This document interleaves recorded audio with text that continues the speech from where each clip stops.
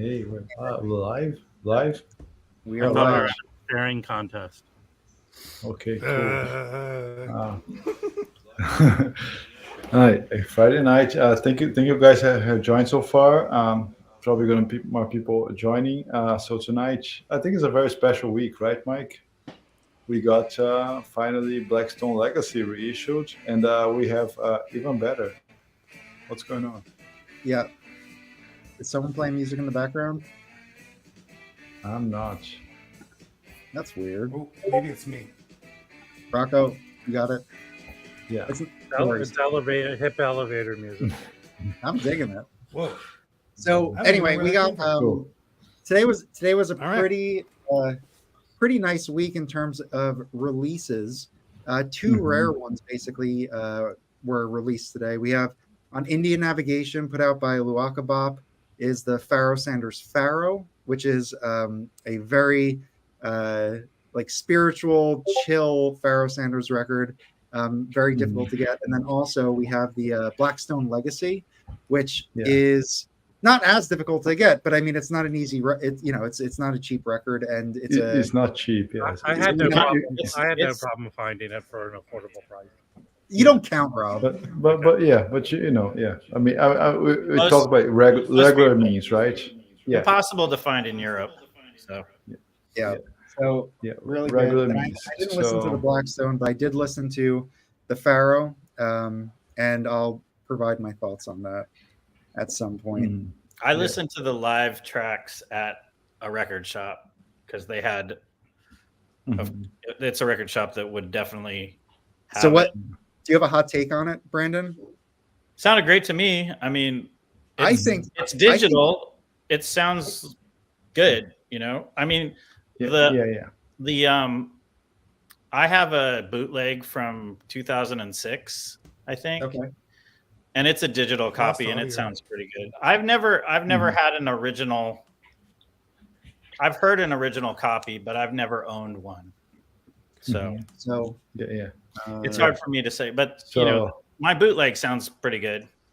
So just a quick hot take, and we can talk about this in more detail, but it is, I think it's unfortunate because if you have an original copy, you probably think, well, I have an original, so I don't need this reissue. I actually think this is like even cooler than the reissue. This is so good. The reissue is fantastic as well, but this really, I thought this was awesome to listen Well, to. explain what you're You mean holding. You're talking What's about the live sessions that weren't on. Yeah, I'm sorry. Yeah, so this is the live. So people know. So it comes with a live. Okay. There's not much time. It's 10 minutes on one side and 18 minutes on the other, and it's just really good. And I think it's the Okay, same. okay. I think it's the same band. Shall As- I make an interruption? What's up? Okay. Shall I just yeah? He just dropped. He's gonna come back today. You have a special guest, first time, Rocco from Pieces of Vinyl. He's gonna bring another guest. He's gonna talk about other stuff later. But yeah, we had these two great reissues this week: Blackstone Legacy and the Pharoah Sanders.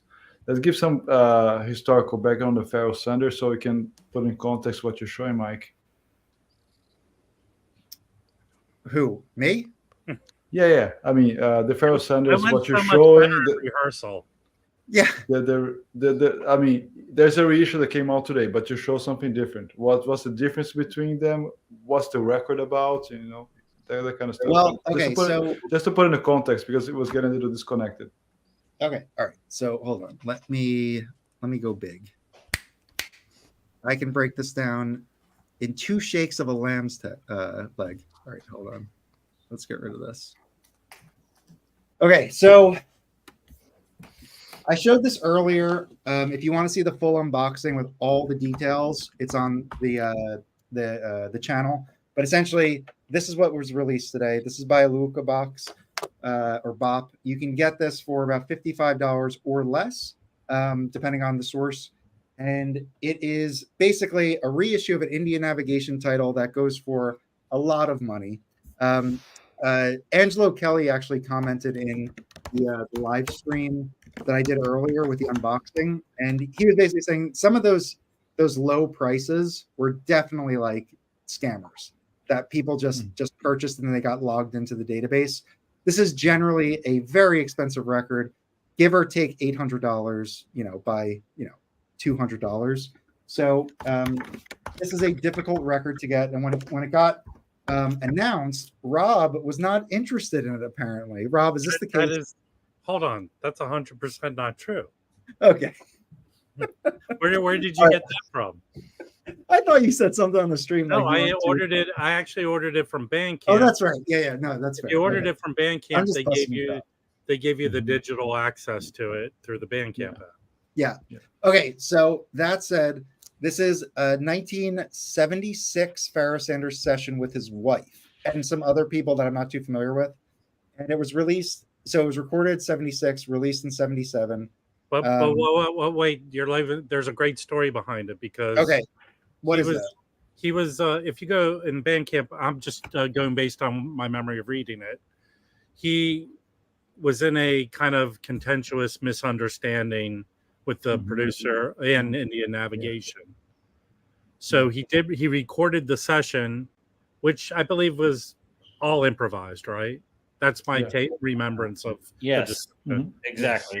And it was a misunderstanding. Like it was very haphazardly put together. He was supposed to do it, and he didn't know the band. He didn't know the band. They all just showed up. Yeah. So the fact that what you get, which is outstanding music, just happened by happenstance. Yeah. I think puts more of a lore on the album itself and why it was so. Exactly. And then maybe also, I don't know this, Indian Navigation was not 100% behind it, and maybe that's what led to it being limited, it not being able to. You never know. With Indian Navigation, it could have just So it's a very small label. I've been talking. I mean, I told you about this record. This is one of my favorite records. I only have the bootleg from 2008, and this Brandon, is even hard to find. Can you speak about the difference, or if there isn't a difference, in its style compared to the earlier Impulse work? Because he put out like 10 records on Impulse before this. It's actually nothing like the Impulse stuff, which I love as well.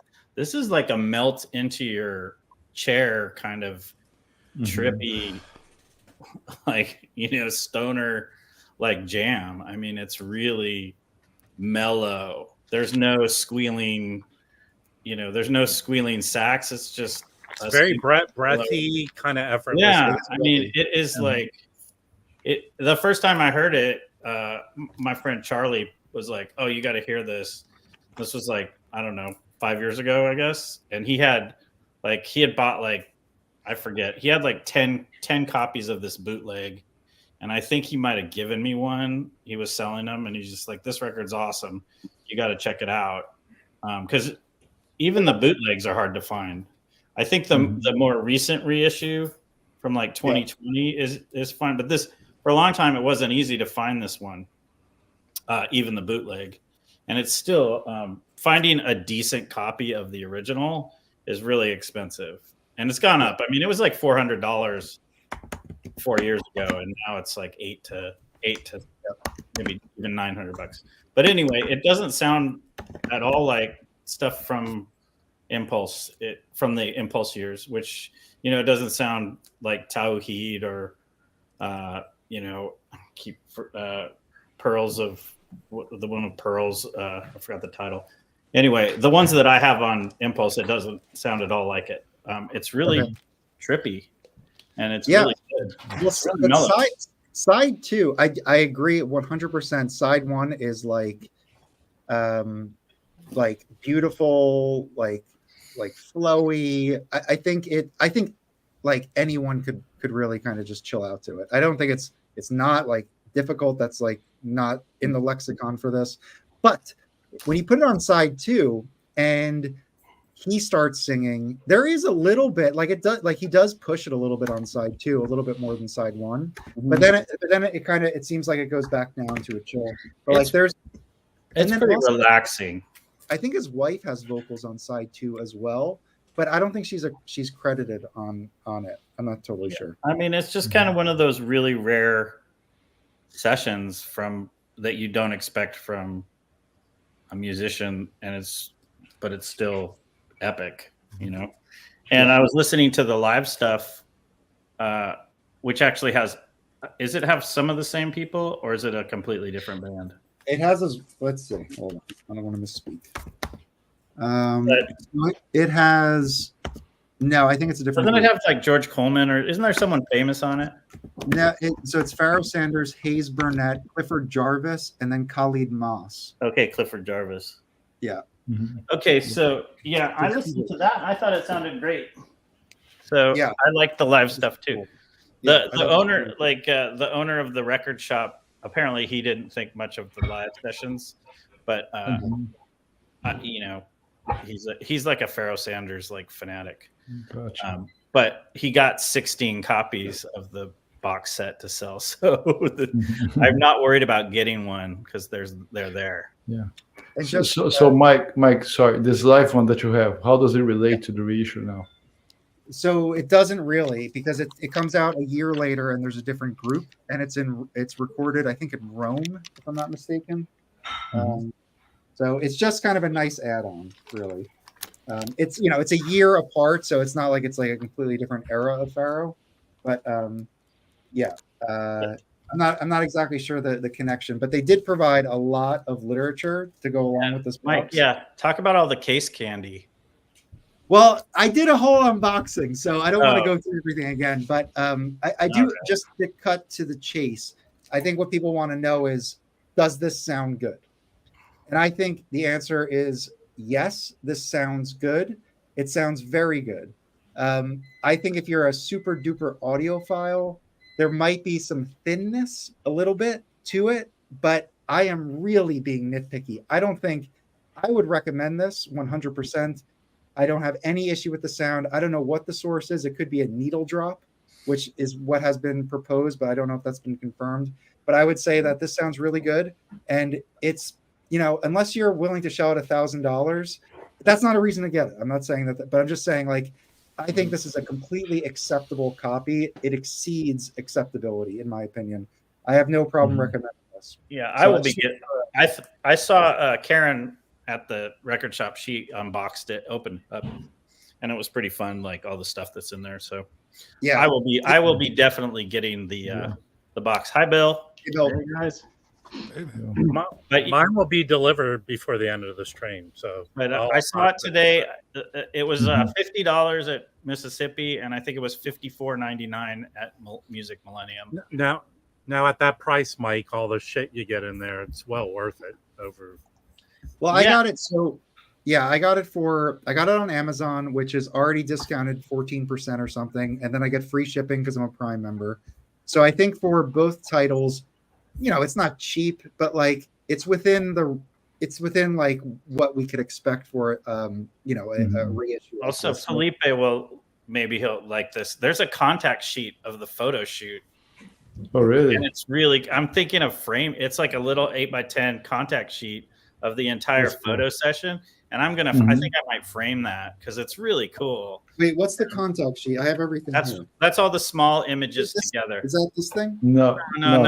It's the contact sheet is in it's like the negatives. Yes. Yeah, that's it. That's the contact sheet. It also comes with the charts. Yeah. And they put a lot of stuff in here. And $55 to get all that. To Baggy. Baggy's gonna play it. Well, the thing is, I'm okay if I never got this, but like the fact that they threw it in, just the my two favorite things are they give you the ticket for the night, and I don't know if this is a little like, but and then they also like a coupon for a free back. I like those things. And then they also give you cool. they scanned a review, and I don't know if this is of the show or if it's of the album. I haven't read it yet, but like it's even cut like somebody cut it out. So I thought that was a nice touch. That's cool. Nice. So does it read like Norma Mailer on the back? What's that? Does it read like Norma Mailer on the back? Looks like yes, the paper cut. Oh, right. The article. It does. All right. So we have welcome Bill, welcome Brandon, Rob, and we have special guest Rocco, Pieces of Vinyl. I'm what's going on, Rocco? Nothing much. Not really anything special, but it's glad to be here. I've enjoyed your guys' show a lot, so it's pretty cool Yeah. to be on here.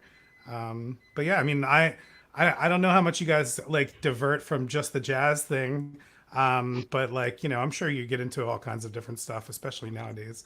I mean, I know Felipe, you like even a lot of the new third man stuff. Like you're a big third man collector, right? Like you like Jack White a lot, right? Oh yeah. Yeah, I mean, I'm a huge White Stripes fan from the beginning. I subscribe to Okay. Third Man from. I have almost all the vaults. Yeah, that's So- actually because I've been subscribed to the vaults. We could talk about that a little bit because I like that Miles Davis vault. That was really nice. It is really But good. Ooh, what was in that? What was in that? yeah. That was It's, the it's a- I should probably go get it. Yeah, go ahead, talk. Yeah. It's 7071 Rocco. I think I forgot. Yeah, it's the basically exact date. just like the Black Beauty. Have you ever heard of Black Beauty? The Fillmore, I think it's Fillmore West. Yeah. And so that Black Beauty Fillmore West, it's That's I think from- I think it might even be before that. Like it might be one of their very first shows. It's with like Chick Corea and Herbie, and they put it out. It's on 3 records. I guess 2.5, right? Because one of them's etched. One of them is etched with a trumpet side. Yeah, great. Yeah. It's a I pretty think nice those ones package. are from July and these ones are from March, right? Yeah. I think so. It's funny. The last time cool I was thing on a is that- live stream, I talked about this too. And the cool thing is that they have there's an extra 7-inch of Muriel Grossman Yeah. playing. I have that right back in here, a yeah. silent way. Miles runs the voodoo down. It's just the thing is amazing. I mean, they put great packages. This week I received. They repress. If you guys are into and want to get a good Caetano Veloso Tropicalia, which is like crucial, very important turning point in Brazilian music. If you want to get the record, they repressed it in 2019. It came back in press this week, and I got it's like a thick, heavy, and really well done mono pressing. It's really well done. It's done by the same guy that's doing the Blue Notes Third Man, Warren the Fever. He's the same master engineer, and it's a mono pressing. It sounds amazing. Recommend everybody and to that's get some of Brazilian that. jazz.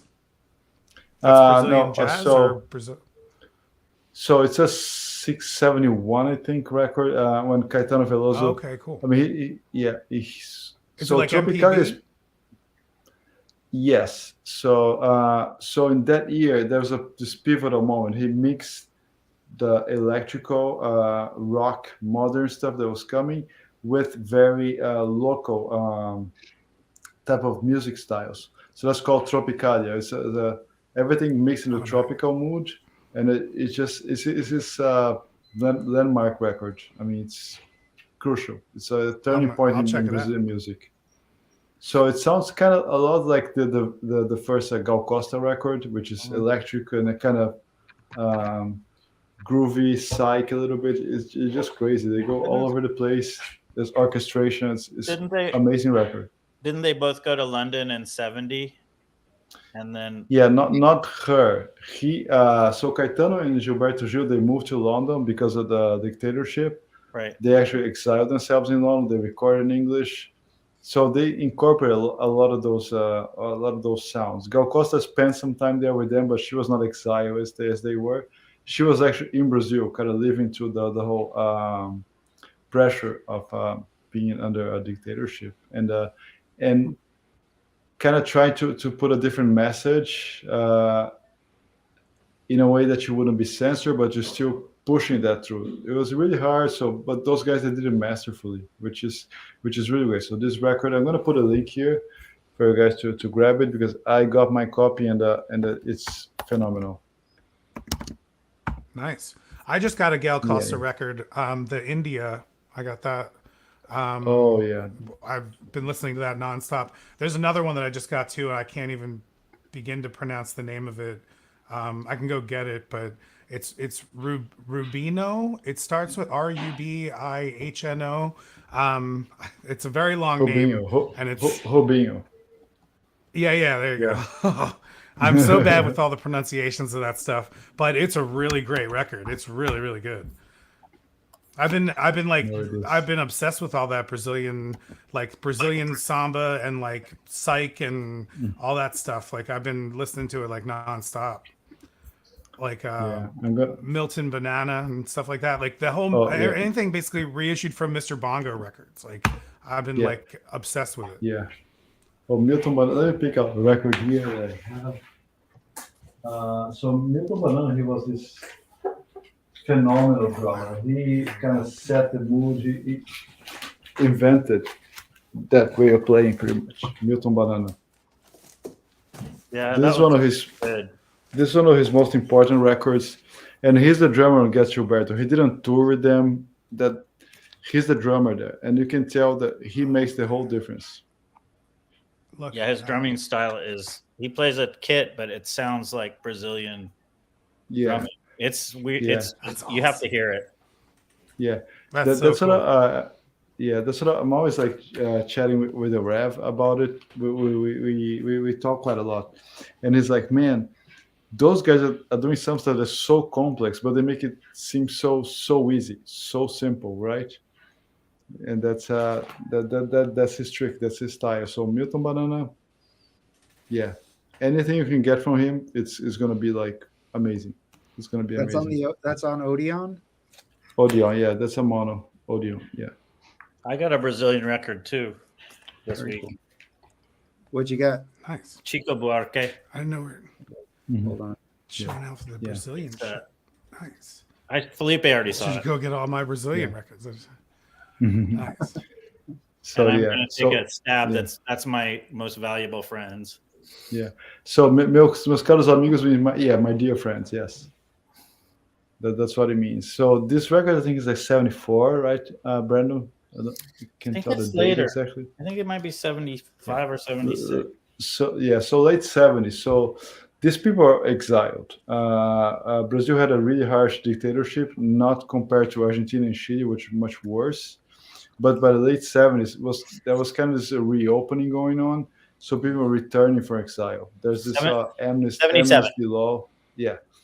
So and he's just talking about my dear friends, please tell me how things are going there. Here I'm outside, but we're still like following soccer, listen to songs, and that's the whole vibe of the record. The lyrics are very smart and good. So yeah, it's just amazing. So Felipe how did you told like me this one, Rob? Walter Felipe Wanderley. told Yeah. me this Brazilian record's pretty shitty. Yeah, I won't say shit. It's just like standard, like lounge music. It's not like so breakthrough, but it's a good one. It's on Verve, you know. Yeah, I like that. I mean, this is one of my earliest like CTI pickups and That finds. Tamba. This is the Yeah. yeah Samba Blim from Tamba 4. If you can see it Yeah. there. yeah. Tamba 4, yes. So Tamba was a trio, Tamba trio, and sometimes Right, they I had have a that one guest too. who plays Tamba 4. Yeah. I just love these covers, man. This cover is so beautiful. Like, look, I just love that. Yeah. Yeah. That Yeah, might be a it's Peter. What's his last name? Yeah. Yeah, photographer. Pete Turner. Pete Turner. Yeah. His Yeah. stuff's I actually awesome. don't. He I did all actually don't have this one, Rocco. This I one here? actually do not have this one. This is a great record, I know, but I don't have it. Oh, nice. I haven't I actually found have it one you don't Yeah, have. I've never seen that before. No, this one's great. There's this one, and then there's another one. There's two that they put out on the A&M CTI. I got obsessed with all of these. I got obsessed with all of these. Like, I got them just initially like for the Pete Turner covers, and then obviously the music's great and stuff like that. But you can get them pretty cheap. I mean, this one's a little hard to find, or at least it was when I got it. But now, like, stuff seems to be a little bit easier to find with CTI and A&M stuff. I feel like that one's gone up though. It used to be $5 and now it's like 12 to 15. Right. Yeah. Wow. So, but still, I mean, 12 to 15 But bucks. still, is pretty awesome. yeah, I know. Yeah. It's Let just it pick for a up long some time CTIs were numbers, just yeah. dirt cheap. Yeah. Pick out some stuff here. All right, well, I should go I'll, get that. I should go get that Rubino. I'll I show don't know some what. I don't know how to stuff. pronounce it. You guys want to see some stuff? Sure. Yeah. Let me get you. Better Rocco, be good. if you want to grab those We can Well, show I those. did get. I have my OG and my new, Oh yeah. brand new. I'm still pretty excited that they did this. And Is your label on the OG green? Is it dark green or is it no, yellow? I have the yellow. It is, okay. Was there a dark green? I think it just came out as yellow. On my live stream at the end, somebody said theirs has a dark green label. I think they did a few different. They're all the same, but Yeah. they kind of did different labels for it, just to like one came out in like the beginning of 70 and one came out halfway. Anyway, it's got the yellow label, but that's the same thing they did with the reissue. And it sounds great. It's nice because I've played this thing to death, so it's nice to have a clean copy. So did you listen to the reissue yet? Yeah, they sound the same. They both sound, I mean, the original sounds fantastic. They sound the same. There's not much to improve on. You know? I'm gonna wait till it drops. The cover's better though, right? Yes, come on, that cover's There's amazing. less. Yeah, what? Who is that? I couldn't. I like the. There's less detail. There's less detail in this, but I like that they laminated it, which is nice. And they did. Brandon, They did a good job on the interior photos. Brandon, can you just give a quick update of what record that is and the title? Oh, this is Blackstone Legacy, Woody Shaw, 1970, I believe. Oh no, 71. Sorry. 71. Yeah. It's his first. I think it's his first. It's as his a band first leader. Yes. And it's a big group. It is Woody Shaw, obviously, Gary Bartz, Benny Maupin, George Cables on piano, Ron Carter on bass, Lenny White on drums, and Clint Houston on. What's Clint Houston play? Clint Houston plays bass. Some of the bass. I'm trying to remember if there's two bass players on some of the tracks, but it's Ron Carter and Clint Houston. It is a phenomenal record. This is, and I'm just so stoked that everyone gets to hear it. That even though I have an original, it sounds great. As far, I think it's a pretty equal as far as the cover quality, because you can see more detail in the original, which is pretty normal for scanning. But I like the laminate, and they did a really good job with the interior photos. So I'd say it's pretty cool, and it feels pretty solid. So they did a great job overall. I think that's a Stoughton jacket. That is like exactly like a Music Matters jazz jacket in terms of. It is pretty thick. Yes. Yeah. It looks really nice. Yeah, it's really good. But yeah, to your point, Anything Brandon, with Ron Carter and Lenny White. The photography on the original probably is much better. No, it just has a little more detail in it because they had the original negatives when they did it, and this was obviously done from a scan. So you're going to have some loss of quality. But the fact that they did a laminate cover, nice thick cardboard, the laminate cover is key, I think, and that they did a really nice job on the interior. And you got your I don't know 160 gram vinyl or whatever it is. And it's nice and solid. My copies are flat. I've played this record a million times. It sounded just like the record always sounds, fantastic. So they did a great job redoing it. I don't think Kevin Gray did very much. I don't think he really had. He didn't do anything. Huh? No, he did, yeah, they totally missed the label. So look at Bernie Grundman. Whoever did it, I don't think they had to do I'm much. just joking. So the hype sticker says Kevin Gray, but the dead wax says BG. So there's a discrepancy. Well, maybe they did it. Scandal. Yeah. Maybe it's their love child. Yeah. You can just hear someone getting fired over a craft. I checked the Discogs page, but there is already a correction. They're saying this is a misprint. So probably this is going to be the rare misprint first press, right? But what's the misprint? The misprint is it? The hype sticker is absolutely wrong. It's totally wrong. Okay, so Grundman did the remaster. Yeah, it was mastered at his facility. Did Grumman do the original? No, I don't think so. I mean, he was at, but he was. It'll have a BG, right? That's a good point. At 71, he probably wasn't there anymore, though. Yeah, but he wasn't putting his initials back then too, right? Yeah. I don't know. Bernie Gray. Angelo says Bernie Gray. Yeah. Felipe, But, this is that yeah. this is that Brazilian one I was talking about. Oh, this is the Mr. Bongo, right? That's a good record. That's Yeah, a well, really good record, Rocco. It's a reissue. Yeah, it's a reissue from Mr. Bongo. I thought you said Mr. Bungle. I was about to get all excited. I thought maybe people were Mike Patton fans. Mr. Bungle's sick. I'm a Mike Patton fan. I like Mr. Felipe Bungle. is. Me too. Yeah. Seen him many times. Awesome. Felipe is. I'll Felipe talk and about that in a Mark. second. Yeah, we could talk all night about them. This from my cover is so ridiculous, though. Look at that cover; it's so It ridiculous. is. It is Like super these guys, weird. Yes. I mean, it's so ridiculous. But like, and there's the backside. It's pretty nice. But yeah, I mean, this sounds really good. It's like acoustic, and I mean, the two of them singing is just really amazing. I've been listening to it nonstop. This one, and yeah, this is a Mr. Bongo reissue from 1972, and it says it's a. I can't even begin to pronounce what. Can you tell us what the name is there? Can you make it a little bigger? Perfeitamente, which means perfectly. Justamente, which means justly. Perfeitamente, justamente quando cheguei. Perfectly, just when I arrived. That's what it means. Yeah. And the Nice. bottom, just their names. Yes. Who is it? Yeah, you have their names. Yeah. So that's Rubinho. Ruben. I don't know. Rubinho and Mauro Assunção. That's what it says. That's they- Rubinho and Mauro. They're probably brothers. And They're brothers, yeah. Yeah. I'm Well, not, this is I'm a really not good so record. good with all the pronunciations, but it's really good.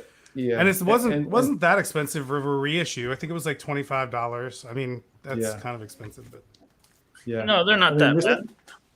And they're like flat and good, right? I have a couple. Yeah. oh yeah, no, that Yeah. was nice. I mean everything came out really nice with that. This is another one. I mean, like, have you guys would probably know more about this one than I would. Oh yeah. Um, That's yeah. one of my favorite records. Yeah, we've shown that. yeah, I mean I've been listening Rob, to this one Rob, a lot right? as well. What's that? I think Rob just picked that up. Was Yes. this same Turntable Lab one? No. I have. No. Okay. Well, this wait. is- I don't know. Did they put out different versions of that? Maybe. I'm not really I sure. have- This is a Turntable Lab edition. It's a half-speed master. If you can see that. That's, Yeah, that's yeah. what that version Yeah, is.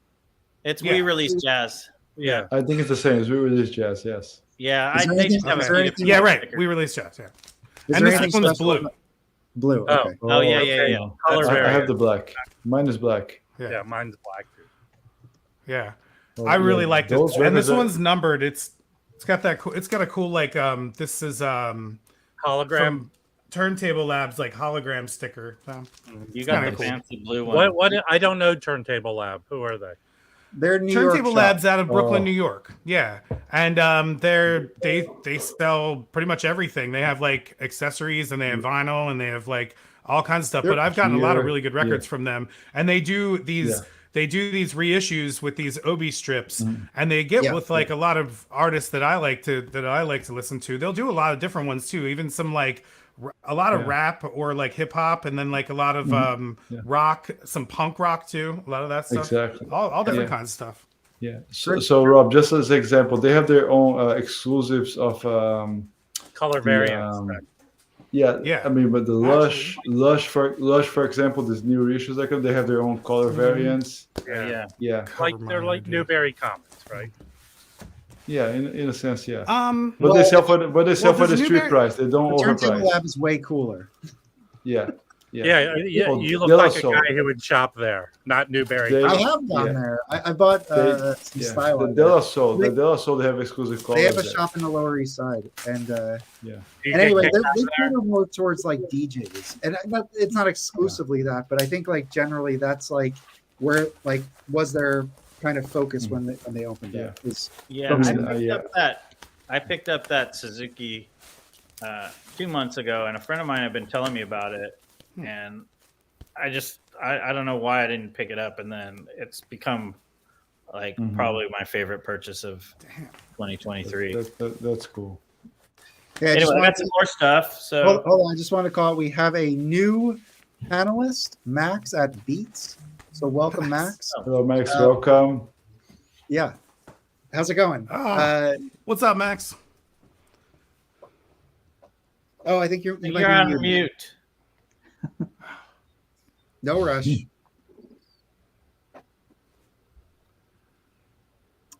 We cannot hear you. Anyway, no rush. Just I was having some you know, issues earlier with AirPods. Yeah. Yeah. Once you get on, just jump in. Let us know. Brandon, did you want to show some records? Yeah, I got a bunch, so I'll try to go through them fast. Okay, hold on. Let me get you. Can we time him? All right. Stopwatch out. I'm not Mike.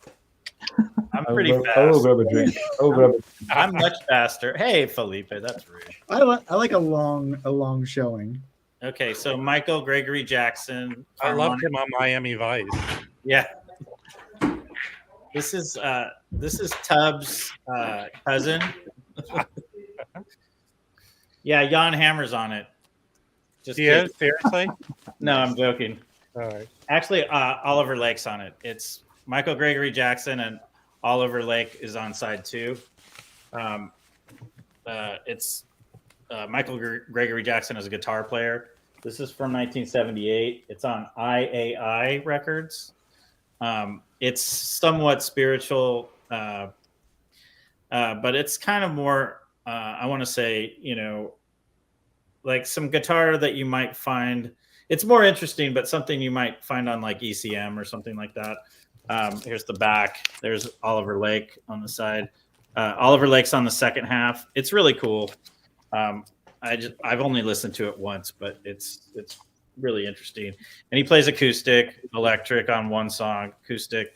He plays Guatemalan kalimba on one of them.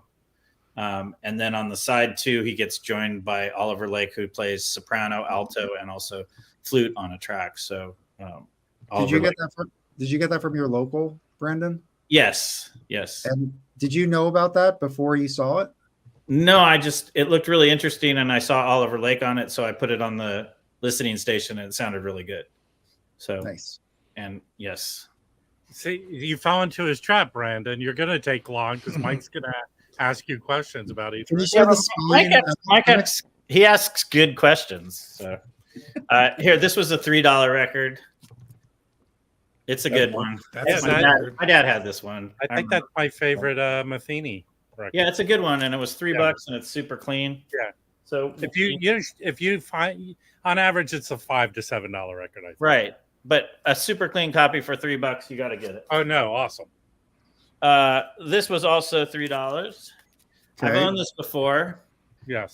This is a good record. This is about VG minus, but it actually plays pretty good. They're usually beat to crap. That was a popular album. This one is VG minus. It was $3, and it plays pretty good. It's got "Bumpin' on Sunset," which is kind of one of his most famous tracks. Oh, it's great. It is really good. This I picked up. Felipe is getting my VG copy. Oh, This is one of my favorite records. There was a mint copy at my local shop for $25, and I was just like, I'm going to upgrade. And so Felipe got mine for free. And when you mentioned that in our private little thing we do, our thread, I streamed it. I'm not a big art farmer guy, but that is a really good record. Yeah, and it's like the first track is the least interesting track, and once you get to track 2, the record just gets better and better and better. So by the time you get to the last track on side 2, it's like mind-blowing. And if you like Basra, this is the Basra group, the same year as Basra, and it's very similar in a lot of ways. It doesn't have Joe Henderson, unfortunately, but Art Farmer's pretty damn good. So here you go. gotta check that out. It's fantastic. Here's another. I have this on CD. It was $4. Huh.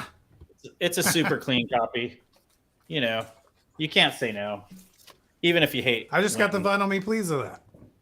Well, $4. I got the Brandon Me Please. Yeah. Hey, I got a No, that's clean, great. I got a clean promo copy for $3 in your It's face. a great record. I mean, I know Marsalis is kind of a dick, but he made some really good music. Yeah, I think it's a really good record. I like it. I think. Yeah, I No, think it's a great record. Yeah. He's kind of an Yeah. asshole.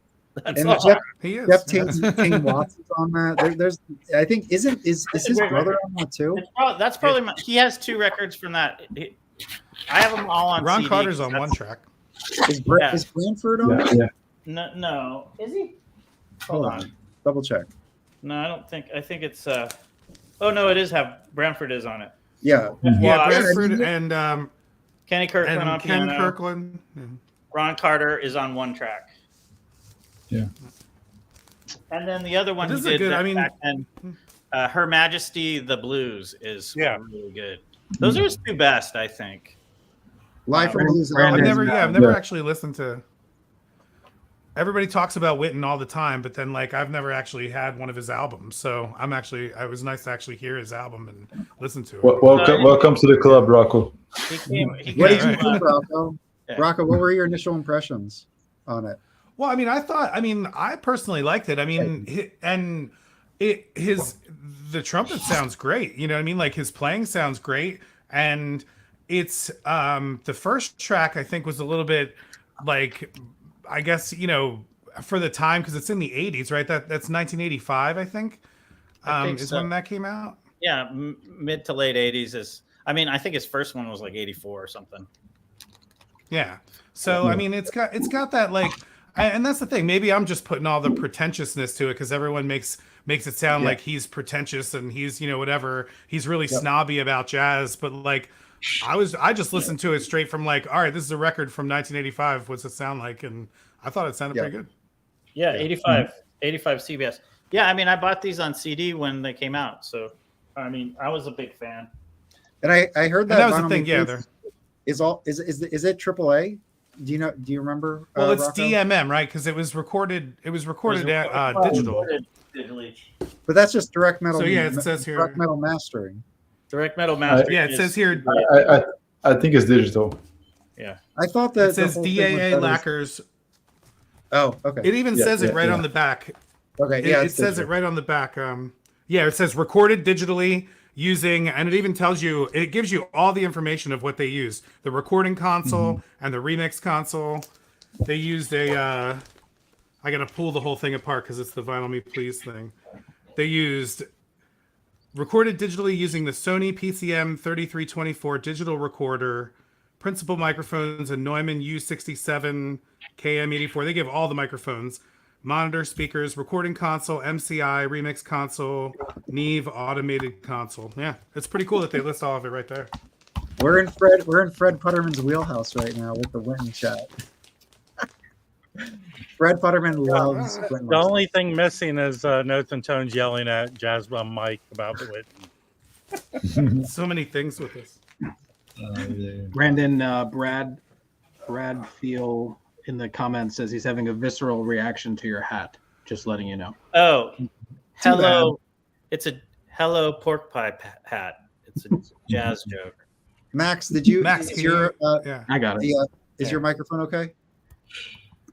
No, Mute your we're mute. still not able to hear Nope, you. still not coming through. Did you go into Oh, the yeah, do you have settings? headphones in? Did Go you to the settings, yes. Go to settings in StreamYard. There should be an audio, and there should be a drop down. You should be able to kind of toggle between your options. Select the source, yes. Or just get some big cards and start Yeah. writing fast. Yeah. Do your Dylan Hopefully best. that's sorted. We're super All right, excited so- to have you. Okay, all right. I'll Brendan, try to you go wanna through. continue? This Okay, was hold on. another. I haven't listened to this one yet, but I've picked up a couple Air records and I like them. Yeah. $4 and it's mint, Yeah. so can't say no to that. Yeah. Can go right What's that? there, right? Yeah. Oh, yeah. What's that on? This is on Arista Novus, Mhm. and Yeah. it was super clean. So I was like, sometimes I go, there's a place, Music Millennium, and sometimes they'll throw stuff out if it's not worth more than $10, they price it super cheap. So. Can you guys hear me now? Yes. Yes. Yeah. There we go. Cool. Thanks for joining. Thank you so much, Max. Yeah, of course. All right. So this is this I really like. This is Kenny Barron Scratch Oh, this is Dave amazing Holland. record. and Daniel Humer, who I don't know, but obviously we know Dave Holland. This is a great trio record. This is and a really good one, Brandon. Yeah. yeah, and look at that cover. How beautiful is that? It's That is nice, a beautiful very, cover. very nice. Is It that just makes me that's feel. not It does ECM, feel right? very. It does feel very 80s. It's 1985. It looks like it'd be a Tori Amos album cover. It looks Yeah, like a it's, famous. It looks like yeah. like a photo shoot from Vogue in Yeah. like the mid 80s. Yeah, Some yeah. Peter Beard photo shoot. It's really cool. Right. But Yeah, this sounds great. it's on Enya. It's on Enya. It's on Enya. Ninja. On Ninja. Thank you. Enya. This is the German copy. There's probably a U.S. copy and maybe a French copy. It's cool. But it's great. That's nice. Oh, here's my one rock album. I showed you my thing. This is one of my favorite records of all time. Oh, I haven't seen that in years. This is Brad Shame. This is Stone Gossard's other band, not Pearl Jam. This is Seattle back in '93 with Sean Smith as the songwriter, lead singer. They only put out like 3 records and they were like really spaced apart. I think like 5 or 6 years apart. But this record's beautiful and it's on. I saw it today and it was $25 and it's Brad, yes. that goes for like $100. So Nice. Oh, Does that have a song? Does it have a song called "Screen" on it? it has Buttercup. I think it does. I think. oh. Yeah. By the way, Green yeah. is the track 4. Yeah, I remember that album. I had that on CD back in the Well, day. that's so cool, Brennan. By the way, I got a sealed copy of Ghoul today, but yeah. Oh, cool. Oh, nice. I love think I that have. one. I have the box set of Goo. I think. Anyway, this is awesome. Mhm. Paul Blake, Yeah. Gary Peacock, and who's on drums?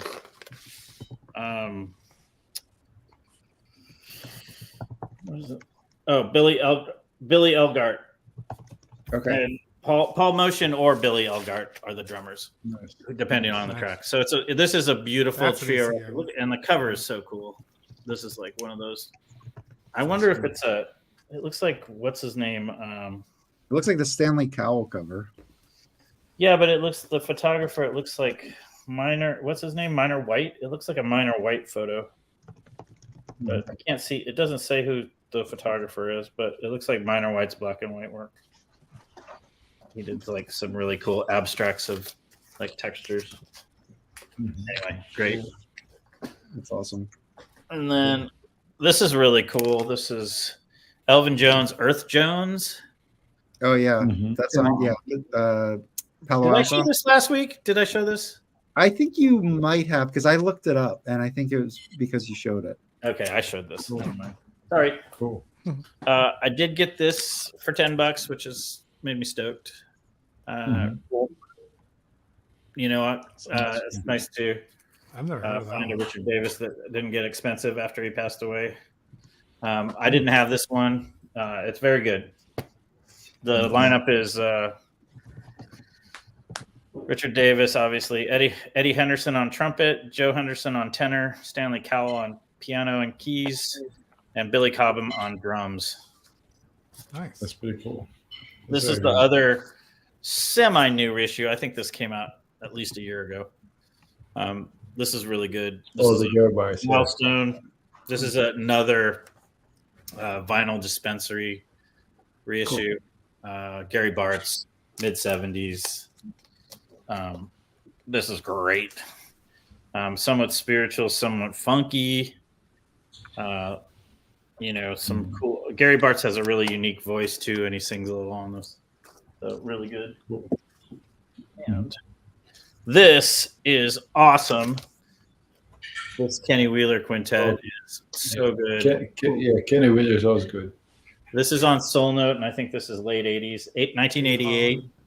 I want to find. It's got Dave Holland and Billy Elgart, who are famous. John Taylor, I'm kind of interested in finding out who he is, and I didn't know who Stan Saltzman is. It's actually Saltzman with 2 N's. They spelled it wrong on the cover. But this is really good. This is very smooth, a little bit spiritual, but just really beautiful and calming and meditative. That's on Soul Note. Does the spine have like that rainbow spine and then like the same label as all the earlier ones? know what No, I'm it's talking kind of pinky. No, the spine is pinkish, Okay. and it's got the standard. It's got the orange label, All right. Yeah. Okay, cool. which is All right. I think that's pretty standard. All right. I just want to take a Hey, beat. George, welcome. We have a bunch of people on the stream here. Want to welcome Mr. Dr. Putterman. Welcome to the stream, Fred. Hi, hello. Good to see y'all. Welcome, Fred. Nice seeing you. Yeah, Thanks for joining. true. And then we have Max at Beats, which I think his microphone's working. How you Yeah. doing, Cool. guys? Yes. You good, Max? Yeah. What's up? So yeah. So Max was kind of brought here by Rocco, right? Made the connection. So Rocco, would you like to drop a few words and then Max takes off? Well, yeah. So basically, I met Max a couple weeks ago, and I reached out to him because he has a really awesome record shop in Philadelphia called Brewery Town Beats, and Brewery Town Beats is on Discogs. So if you guys want to buy anything from them, he's got tons of stuff available.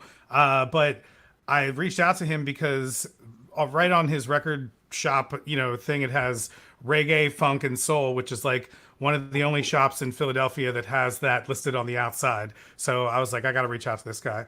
So I wanted to talk to him just about his shop and just about records in general, because I figured he probably knew a lot about Philadelphia records and Philadelphia soul and just soul music in general and funk and soul and everything like that.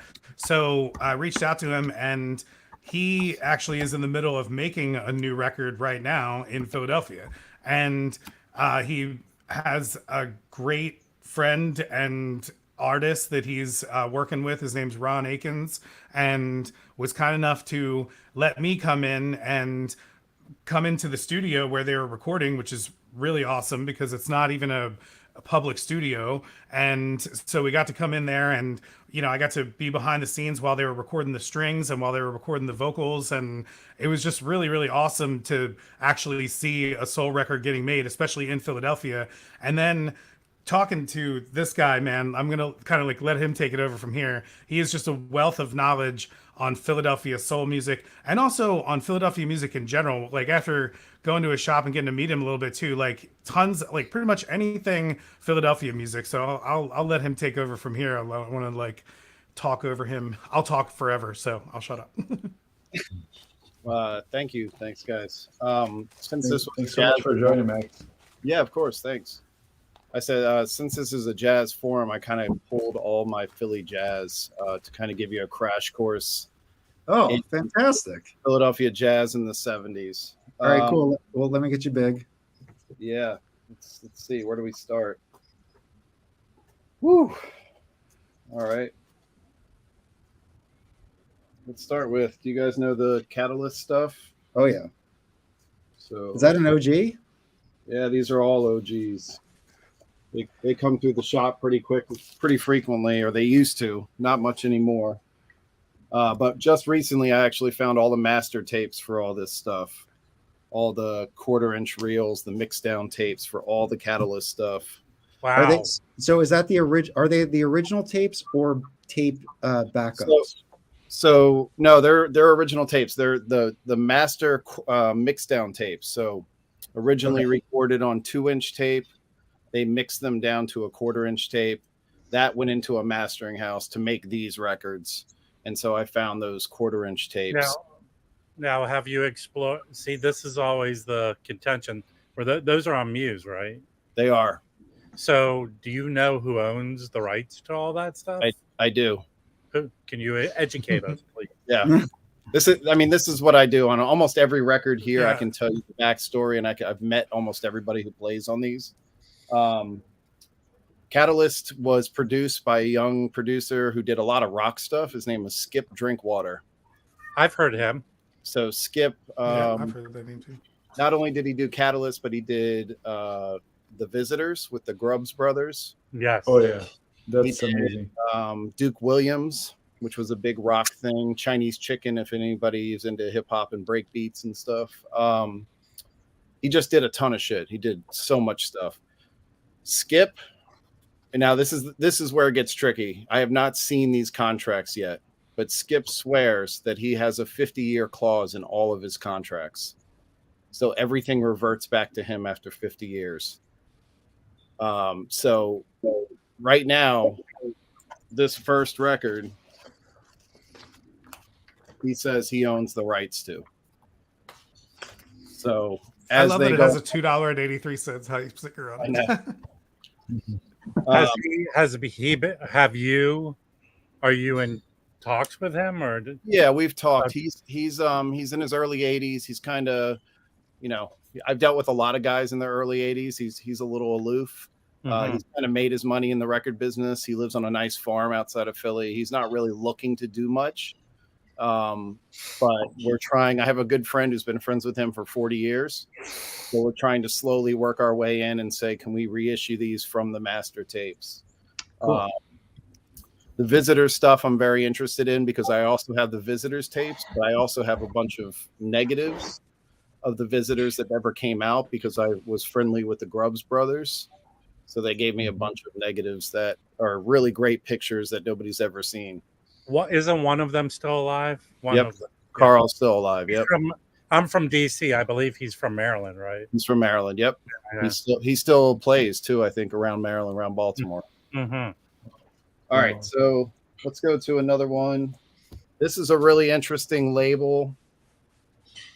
Has anybody ever seen this before? No. So there's a couple on the label. This is another one.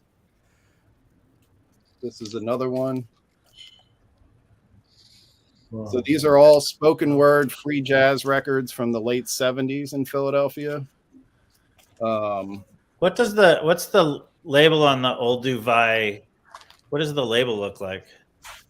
I'll show you. I think I've seen that record. Is Taiwa an acronym or is that just the name of the label? Tiwa was from, it's a African word. It's from, what was that record that Ginger Baker did with Fela? Oh, the live in Africa. What is it called? Yeah. Africa 70. After 77. Yeah, but it's with the Ginger Baker, whatever. He's playing on it. But Tiwa is one of the songs on that record. No, I think it's called Africa 77. Okay. I have it somewhere. Do you have so I pulled up the Discogs. It looks like they released 4 records, at least according to Discogs. Do you have all of them? I do. The other one's back here somewhere. So cool. So Max, be careful because Mike could possibly annoy you. No, it's all right. It's good. All right. That's the other one. Very cool. They had this really great label design. Sorry, I'm all back. I'm assuming that's not jazz, is it? It is. It's all free jazz. It's all wow. very out there jazz. Mm-hmm. She looks like That's she's awesome. free jazz. So this, I think it's this. No, which one is it? This one. She moved from Philadelphia to San Francisco, and she recorded this one out there. So it's now, can you give us an understanding that these are very hard to find records? Well, some are. Okay. So here, I'm just trying to show you, can you guys see any of that? Yes. Yeah. So she plays electric violin, but then all these other guys. And what I just noticed, it says Philadelphia to San Francisco up here, which is kind of cool. Now, is that a hard one to find? This one, no, and it's still relatively cheap. And I've bought about 10 copies. Every time I see it pop up, I just buy it. Can you hold it back up again so people can? What we tend to do here is sell out of copies of our records. Well, there is not a single copy. There's not a single copy of that on Discogs. All right. Well, I'll see how many I have. I might be. No, I'm lying. There is one. You just heard the exact point in time where he annoyed Max. Thank No. you. All right, let's go to a little bit rarer stuff. This thing is really amazing. Does anybody know that? No. Jason, Can you see the top up there? It says Is it more spoken word? so. It's the works of famous black poets, but the lineup is Amira Baraka. I can't even pronounce all these names. Oh, here it is. Music composed by Bill Lewis, who played with Khan Jamal. It's Can you show really the great. logo? It's a free jazz record. When I found Formed by this the copy, Contemporary Jazz Society.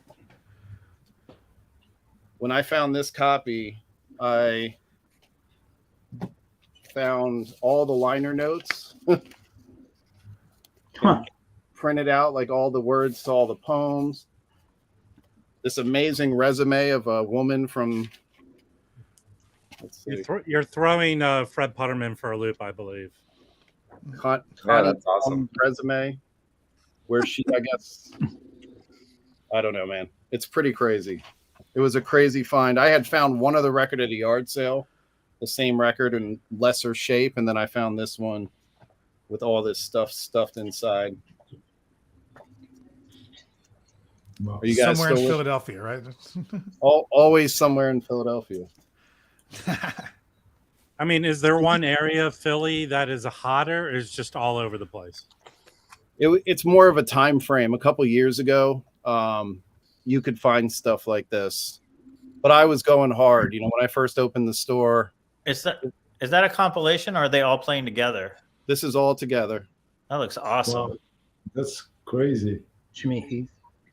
That is Really not large. a 40. Oh, That's Buster a big Williams. band. Nice. That's a large band. Is That's a large- a Lawrence just crazy? And then so this was a record store down on 3rd Street called 3rd Street Jazz. So this is the one and only record that they put out. Wow. And and there you go, Rocco, the $3.99. Yeah, right. And for a $3.99.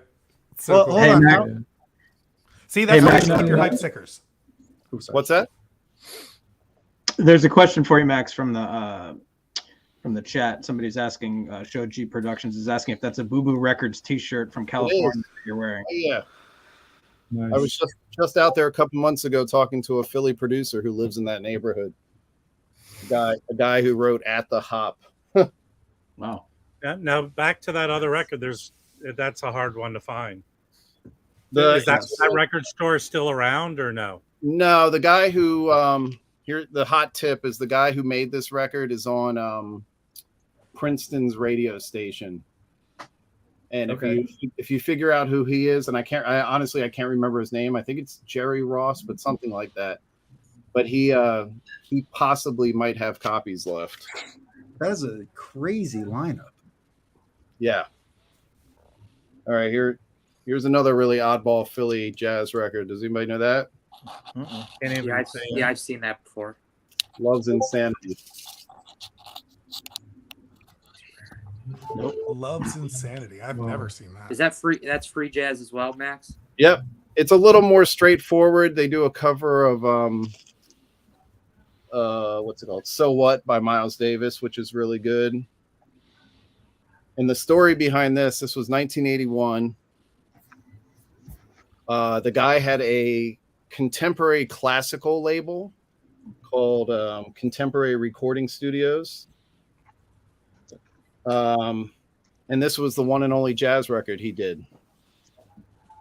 And I went to his house. I spent an afternoon with him. I bought the remaining copies of this, which he had about 10 to 20 of them left. I just bought them all.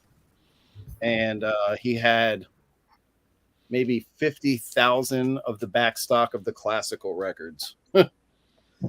He had an entire garage, floor to ceiling, of just classical records.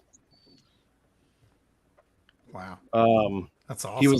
He was amazing, except I made him an offer on the entire label to just buy the rights because he had the tapes on that jazz record. And he came back with like 5 times higher than I offered. And nobody's ever heard of his label or anything like that. And I got kind of mad that he did that, so I stopped talking to him. Max, do you have one shop in Philly, or is it more? Do you have additional like locations? No, I have one shop in Philly, and I've been around for about 9 years, and I'm just the retail end of things has been harder and harder. I don't know if you guys have noticed, but there's been a lot of stuff going on with Discogs. Prices on everything are through the roof. People aren't getting rid of collections. I haven't been in people's houses. Prior to the pandemic, I was in somebody's house 3 days a week buying records, and now maybe lucky twice a month, 3 times a month. So Max. it's been a lot harder, man. The whole game's changed. I'm focused on doing this soul record.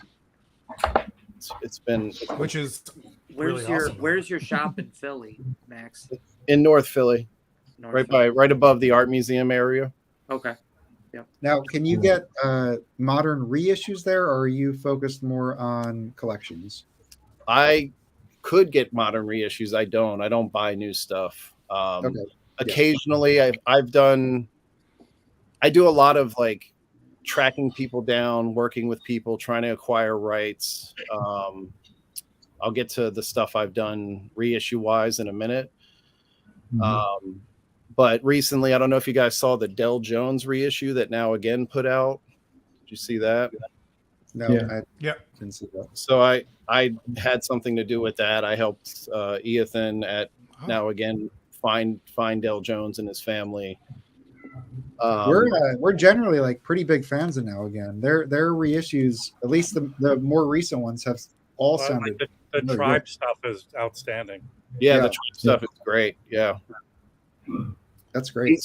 He does a lot of really good work. I know there's been some controversy with him recently, but he goes over and beyond with all of his releases. You know, he's incredible. So What's the controversy? We don't have to go into it, but just Talib Kweli called him out for stealing MF Doom's rhyme books. that was the controversy. Wow. All right. And Okay. called him out publicly, and people just went ballistic on his Instagram, and he had to shut Shit. everything down. Oh, damn. Okay. Yeah. So Max, what you're working on now? What's going to be released? I'm gonna end up doing an album on him. He's actually Rocco's been doing this amazing documentary series on the guy because, you know, early on he was signed to Stax Records. He was arrested and incarcerated throughout the 70s, where he do you have that Rocco? Yeah. The So record. this is Power of Attorney, and this is a Japanese reissue. But I also have another OG too. He's got the OG there, and then here's an OG also of the same album. But hold on. this I got was you. yeah. Go ahead. Hold on. One second. There we go. Oh, so yeah, this is the Japanese reissue, which I really like because of this awesome OB right here, and this is like in immaculate condition. I just got this a couple weeks ago from Japan directly from this place called Rising Sun Records on Discogs, and it's literally the cleanest record I've ever bought, and it's from 1989. And like I barely even had to do anything. Like I took it out and it was just in immaculate condition, and the cover is in immaculate condition too. But here's the back of it, and the guy in the middle here is Ron Akins, and that's the guy that we're talking about that Max has been working with. And this record, these guys are all in prison. We're all in prison, and most of them are lifers in prison as well. Wow. And so Max can take over the story there too. Yeah, Max, so yeah. I had a question. I hope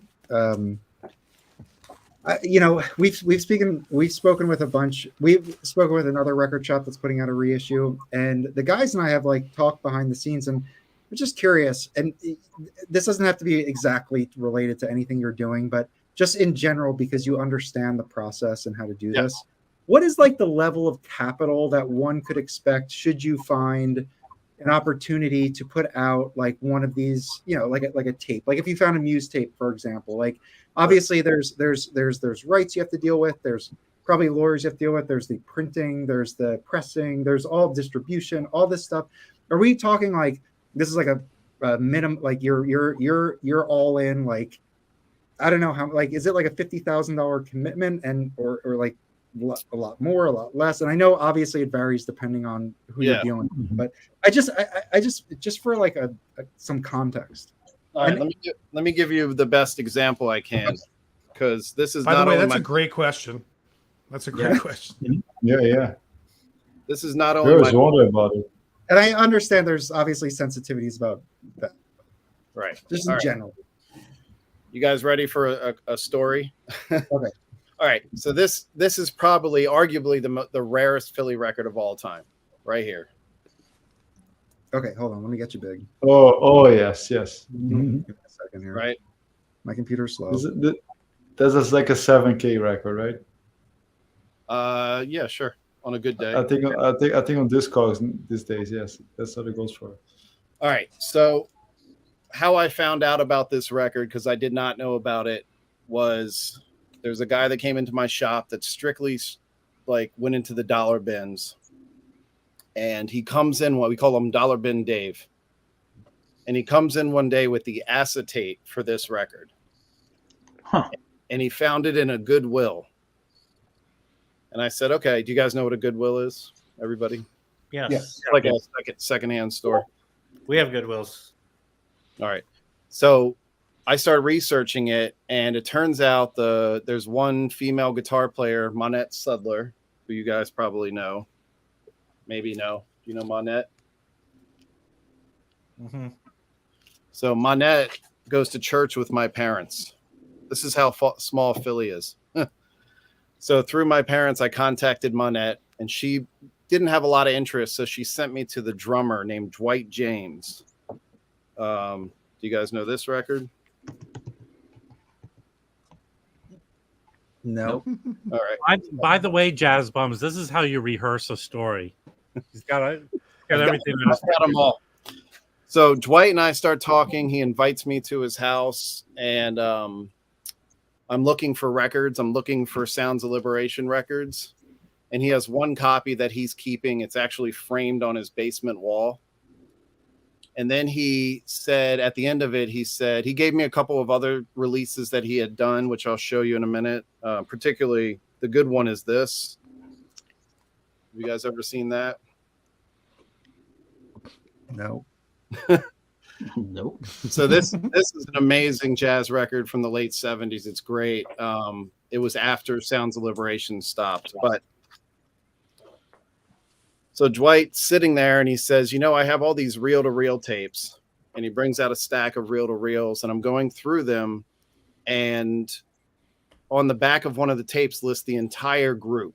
Everybody from Conjamal, Monette, Bayard Lancaster, everybody. And I asked him what it was, and he said it was one song that they were brought back in to do after this record came out. But it's from the year after this was released. So I said, can I take it and I'll transfer it? And when I transferred it, there were 5 songs on there that they hadn't heard since they recorded it. So I called Dwight and I said, do you think we can get everybody together in the same room? And he was able to do that. So I got Conjamal, Monette, Omar Hill, Billy Mills, who was the bass player, and Dwight James, everybody in the same room. And I played them off my phone. I played them the tape that I had just transferred. And it was great. It was 3 hours of them reminiscing and talking about it. And then I asked them if I could reissue that record and put it out. And they said yes. It came out looking like this. Cool. Right. So what the process was with that, I'm trying to, speed up here a little bit. The process It's was, got a cool Obi strip too. You're good. I had Max, to, is the record available still? That's yes, this one I'm here. very, This I'm reissue. very limited on that. I made 2,000 and I'm down to my last 50 on that. Do we go to your? Well, you probably just sold them.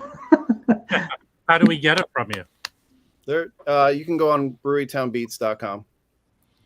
They should be there. If they're not there, shoot me a message and I'll put them on after I'm done. So anyway, I hired a lawyer.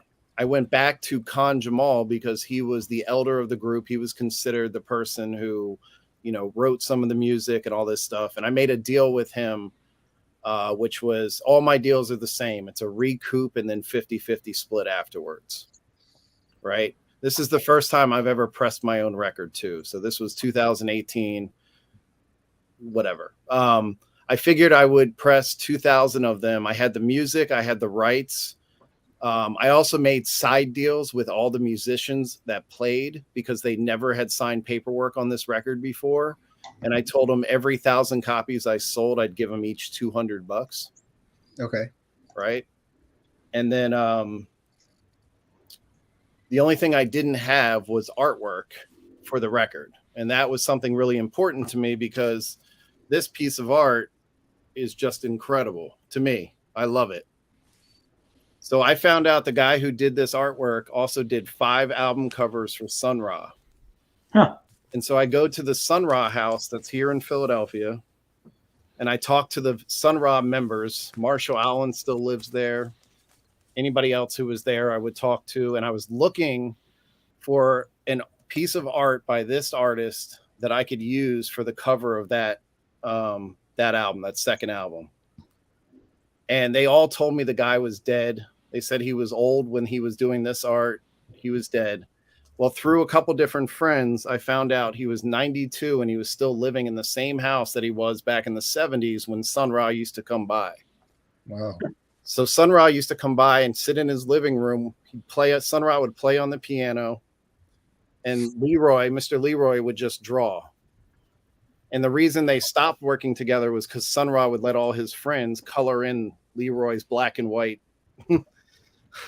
all the black and white stuff that Leroy did. So this piece, when I met Leroy, he was 92. He brought me into his house. We sat for 3 hours, and he actually gave me this piece. It was behind a radiator, and it was just destroyed. But I was able to restore it and use it as the cover. And I went back and I made a deal with him to give him, I think, $500 for usage rights on this. Okay. So that, we're talking maybe $12,000 to $15,000 just off the top. Okay. Before pressing the record. And then I pressed 2,000 of them. And it's still 2018 till now. I still have about 50 left, even though it's sold really well. Okay. I've recouped the money. I've paid the musicians for the first round. But after that, it's just kind of sat for the past couple of years. It's an incredible record, though. That's a great story about the artist. You sell out, or are you going to do another run? Or I'd like to. I actually have the rights on this one, too.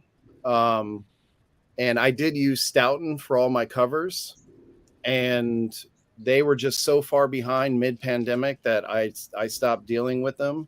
And you have the lacquer for that one? Yeah, I've got the masters on these. The other thing, one really cool thing that the artist and I became very good friends, and I don't know if you can see this, but I actually found sketches in his house. And then I think even cooler than that.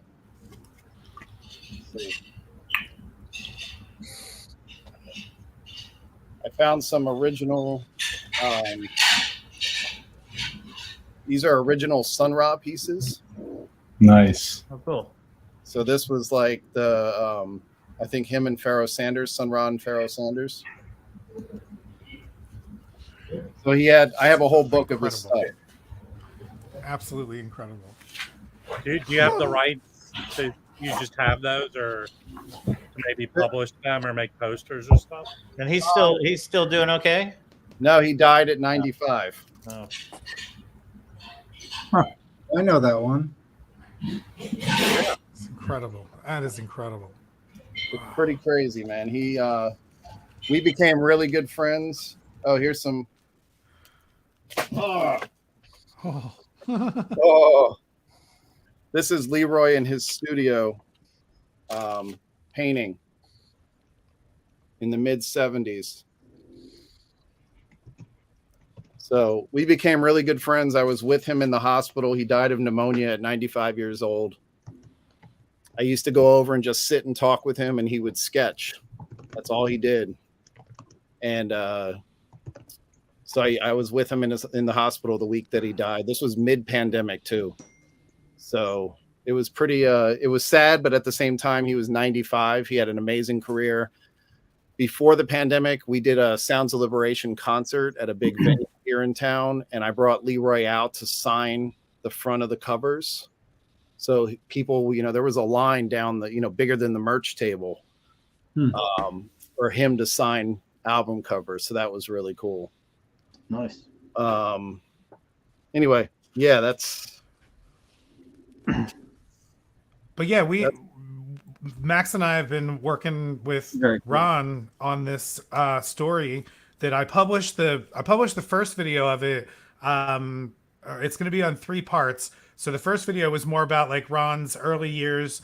Ron Akins again. This is the guy that is currently recording with Max with Brewery Town Records, and that's the one that is on this Power of Attorney record. And this record is a really good funk record and soul record. I mean, like, I have no idea how this passed me over after all these years, because I mean, you can go on like Apple Music and get it. It's not like it's like super rare to find the actual like music of it. Maybe the vinyl's a little bit harder to get nowadays, but like it's amazing. Like the story is, I mean, Ron basically, got incarcerated, and at the time that he got incarcerated, this all came up in the first video. He was with a group called United Image that had tracks that were given to them by Edwin Starr from Motown, and they were a Philly group, and they signed with Stax Records. So they were like about to blow up like big time. And then all of a sudden he has to go to prison, and it's a sucky ordeal. But while he's in prison, he is at a talent show, and his band is able to come on, and his band's able to come in and perform with them, which is just astonishing. First of all, like the fact that you would even get a chance to perform with your outside band while you're in county jail waiting to be, sentenced to your state prison. And then he goes from there to his state prison, and there's a manager and like who's actually the activities director of the prison, and they have a band called Power of Attorney. And Power of Attorney is this like really good funk band, but it's made up of a bunch of guys that are lifers, and they recorded this record. And this is another one that Max has the official rights to and everything. This was their first 45 and single that they made, which was from this was recorded at Sigma, right? This one here is recorded at Sigma Sound. Yep, that's recorded at Sigma. Yeah. So this is recorded at Sigma first, and then what he's showing there and holding up there is the LP that comes out later after this. And basically from this, they got a record deal. But the thing is that this whole band is in prison the entire time, and they're recording this record in prison. Like, this is 1974. They're letting them come out of prison to go record in New York and Philadelphia. And the prison's in Graterford. It was Graterford Prison, which is in Skippack, Pennsylvania, which is I'd say about an hour and a half outside of Philadelphia. And so he got specifically transferred, that Ron Akins got specifically transferred there so that he could play with this band. And the fact that even happens in prison is ridiculous. There was an entire program going on in the prison to like rehabilitate the prisoners at the time. They had other programs too. They had like education programs. They had like, he was even talking about, there was a bishop program where a guy was becoming a pastor. They would go, while these guys were getting ready to go out and do tour dates, that guy was getting ready to go out and like, work at churches and stuff and become a pastor. So it's amazing that like this was even able to happen. And then Ron gets out of prison and ends up trying to, do his own thing in the 80s, and it doesn't really work out. And he ends up singing on the streets, and that's where Max runs into him. And he originally had the original master tapes for this. So he approaches Ron, and like, I mean, I'll let Max tell more of the story here because it's just incredible. I mean, like, especially with these master tapes for this. Yeah. I just want to interject. There are requests in the peanut gallery. Max, how can people get in touch with your shop and you, like an email or a hold website? on, I'm there right now ordering shit. When I'm done, I'll post the link. All right, thanks, Rob. All right, okay, so move on. everything's under Brewery Town Beats. I gotta say, I did two jazz. Well, I did a jazz record. I did the Sounds of Liberation, and these days a way to make money, kind of behind the scenes, is sync licensing. Does everybody know what that is? You know, I do not. Like you're shopping your music to television shows and commercials and all that stuff. So I do this jazz record. Everybody's interested in it. And the sync licensing company came back to me and they said, you know, free jazz is cool, but it doesn't really get a lot of syncs. Why don't you do a soul record? So I ended up switching my lane to do soul because, you know, even after selling almost 2,000 Sounds of Liberation records, you know, it's great. I got to become really good friends with the band, and I brought Khan Jamal, who was sick and elderly. I brought him on stage in front of 2,000 people, and everybody's clapping for him and all that stuff. But I didn't walk home with like a lot of money after it. So I needed other things to kind of keep it going. And I'm not expecting to get super rich off of this by any means, but I need money to do more projects like this because I have a tendency to dive deep into stuff and then try to figure out how to fix it afterwards. You know, so I'm like, I've already got these Catalyst tapes and Visitors tapes and, you know, tons of other stuff that I've been collecting, and I want to complete these projects, but it's all comes down to like financial. Some of those Catalyst records are pretty pricey. They're not cheap Muse records. Yeah. Yeah, no, they're not cheap. So Muse is actually completely dissolved. Muse has like been bought a few times, and as far as I understand, the rights were purchased in the early 90s, I think, and they just kind of dissolved. You can actually find the music online. It was licensed to another company, but Lord knows where that money goes. Again, if the producer is telling us the truth, he has a 50-year revert clause, which means that in all of his contracts, everything comes back to him after 50 years. So we're hoping he's telling the truth. The only thing, I can't move until he shows me a contract. Now, Max, did he inform you that was the case with most Muse records? The producer? No, he actually had it written in specifically for him. Okay. So but he has a lot of Muse records. He has the Wayne Henderson records. He's got like several really great Muse and Cobblestone records. I don't know the Wayne Henderson. If you look on Discogs, you'll see, and go to Skip Drinkwater, you'll see everything he's done. Yeah, his name is, I've heard it before. One other question, Max. What was the other jazz record you did? Well, I did those two Sounds of Liberation. But let me show you. I want to. There's only one Sounds of Liberation on your site, though. What was the other? The other is the first one. Yeah. That I showed you the artwork for. Yeah. You don't have any more of those. Again, Stoughton was in a place the last time I contacted them where they were like an 8-month delay, and I just couldn't spend the $2,000 or something to get the covers. I still have the Sounds of Liberation records, the first record. Yeah, I just don't have covers for them. Max, hold on. Trying to help this guy make some dough, Mike. Yeah. Can we reach out to you to buy them without the covers, or no? Yeah, sure. I mean, that's fine. As long as I can keep Rob, track. Yeah. Rob, can you drop a link to his site just so people I am, and I'm gonna order the one record and then reach out to you about buying the other one. Sure. Well, Max, I did want to ask. So, like, you're reissuing titles. Do you have is it for the shop, or do you have like a marketing budget? Is there? I haven't been to your website, obviously, since we're on the stream right now. But like, is there an effort to promote this as a label? Like, is there, or is it really more just like this is your baby and you kind of keep it at your shop level? I'm actually kind of, for the past 2 years, I've been like trying to figure out what to do. The retail end of it, I had to move off of the main strip into a warehouse a couple blocks from the original store.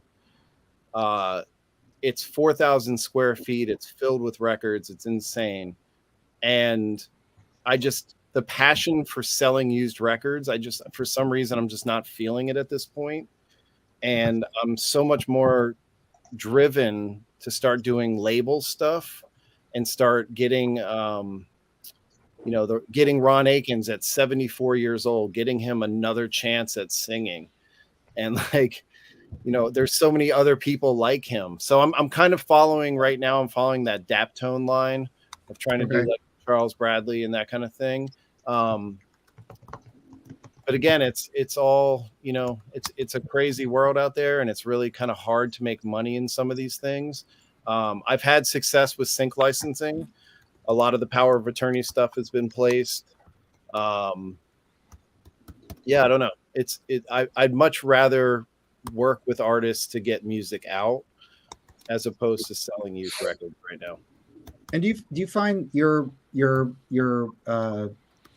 acting on opportunity, like as like a tape, you know, as you discover something, you basically take it? Because I think honestly that story about how you connected with that artist, the Sun Ra artist, like that is something of like that goes beyond above and beyond like just a general reissue. Like obviously you care about this, you're thinking about it, you're obsessed with it, you're trying to like connect the dots and all this stuff. And I think there's a level of care and appreciation that goes into it that I don't know. That's, as a collector, that's the stuff I like to learn about. I mean, I think that's really cool. Yeah, I mean, look, man, it's me and Leroy. Leroy and I had a very special thing. I used to just go to his house on a Tuesday afternoon and sit for hours.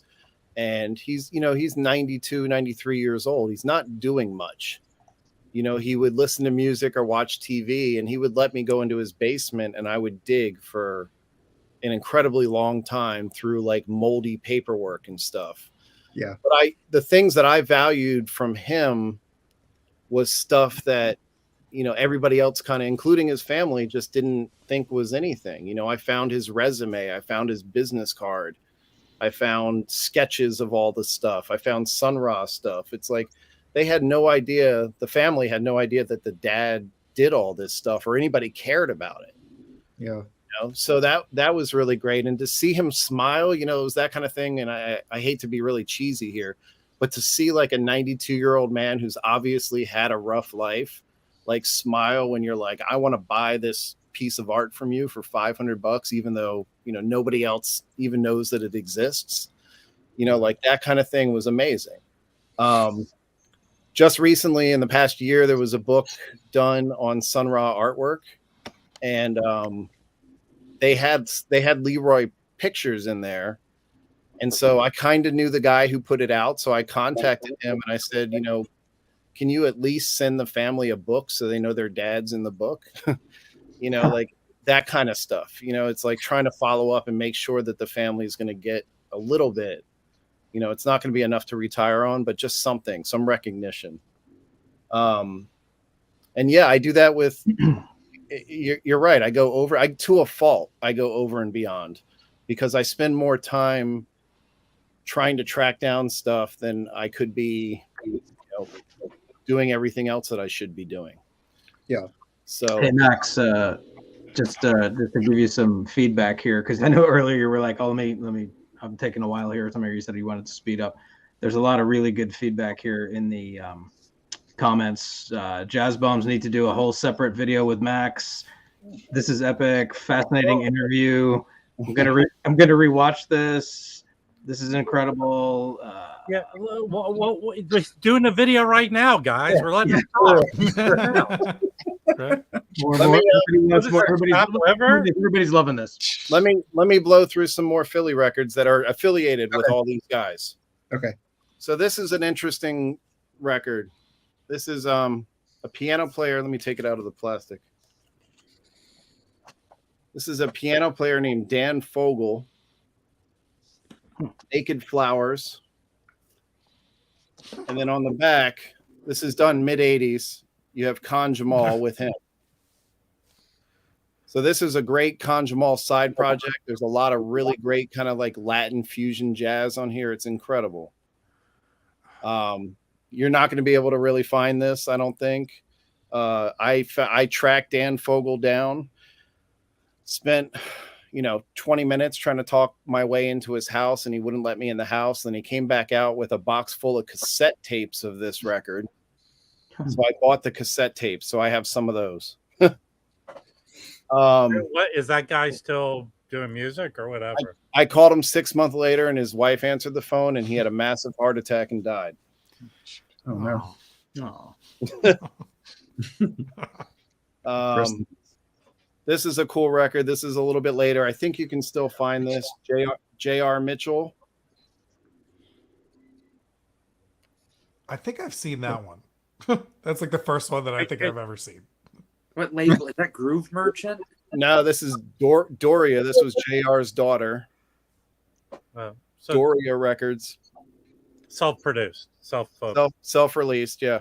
And his connection here is that he and Bayard Lancaster did one of the 3 Dogtown records. So the Sounds of Liberation was on Dogtown Records. J.R. Mitchell and Bayard Lancaster did a record together that was also on Dogtown. Max, did you say that that Sounds of Liberation one that you have for sale does that have Bayard Lancaster on it? Because you mentioned that, but is that the one that you said that was super rare that you just have the vinyl for? That one features Bayard Lancaster, but also the 2000 copy one that you have also has him on it too. Yeah, this is the back of this one. Okay. So this is everybody who's on the record. Starting, I guess, on this side, that's Billy Mills. He's still alive. That's Khan Jamal next to him. He just passed away this past year. That's Monette Sudler, and she passed away this year. Bayard Lancaster right there. Dwight James, who's the drummer, and he's still alive. And Rashid Salam was the player. He played with Sun Ra, but he also played percussion on this record. And he passed away in the 70s. He was a heavy drug addict.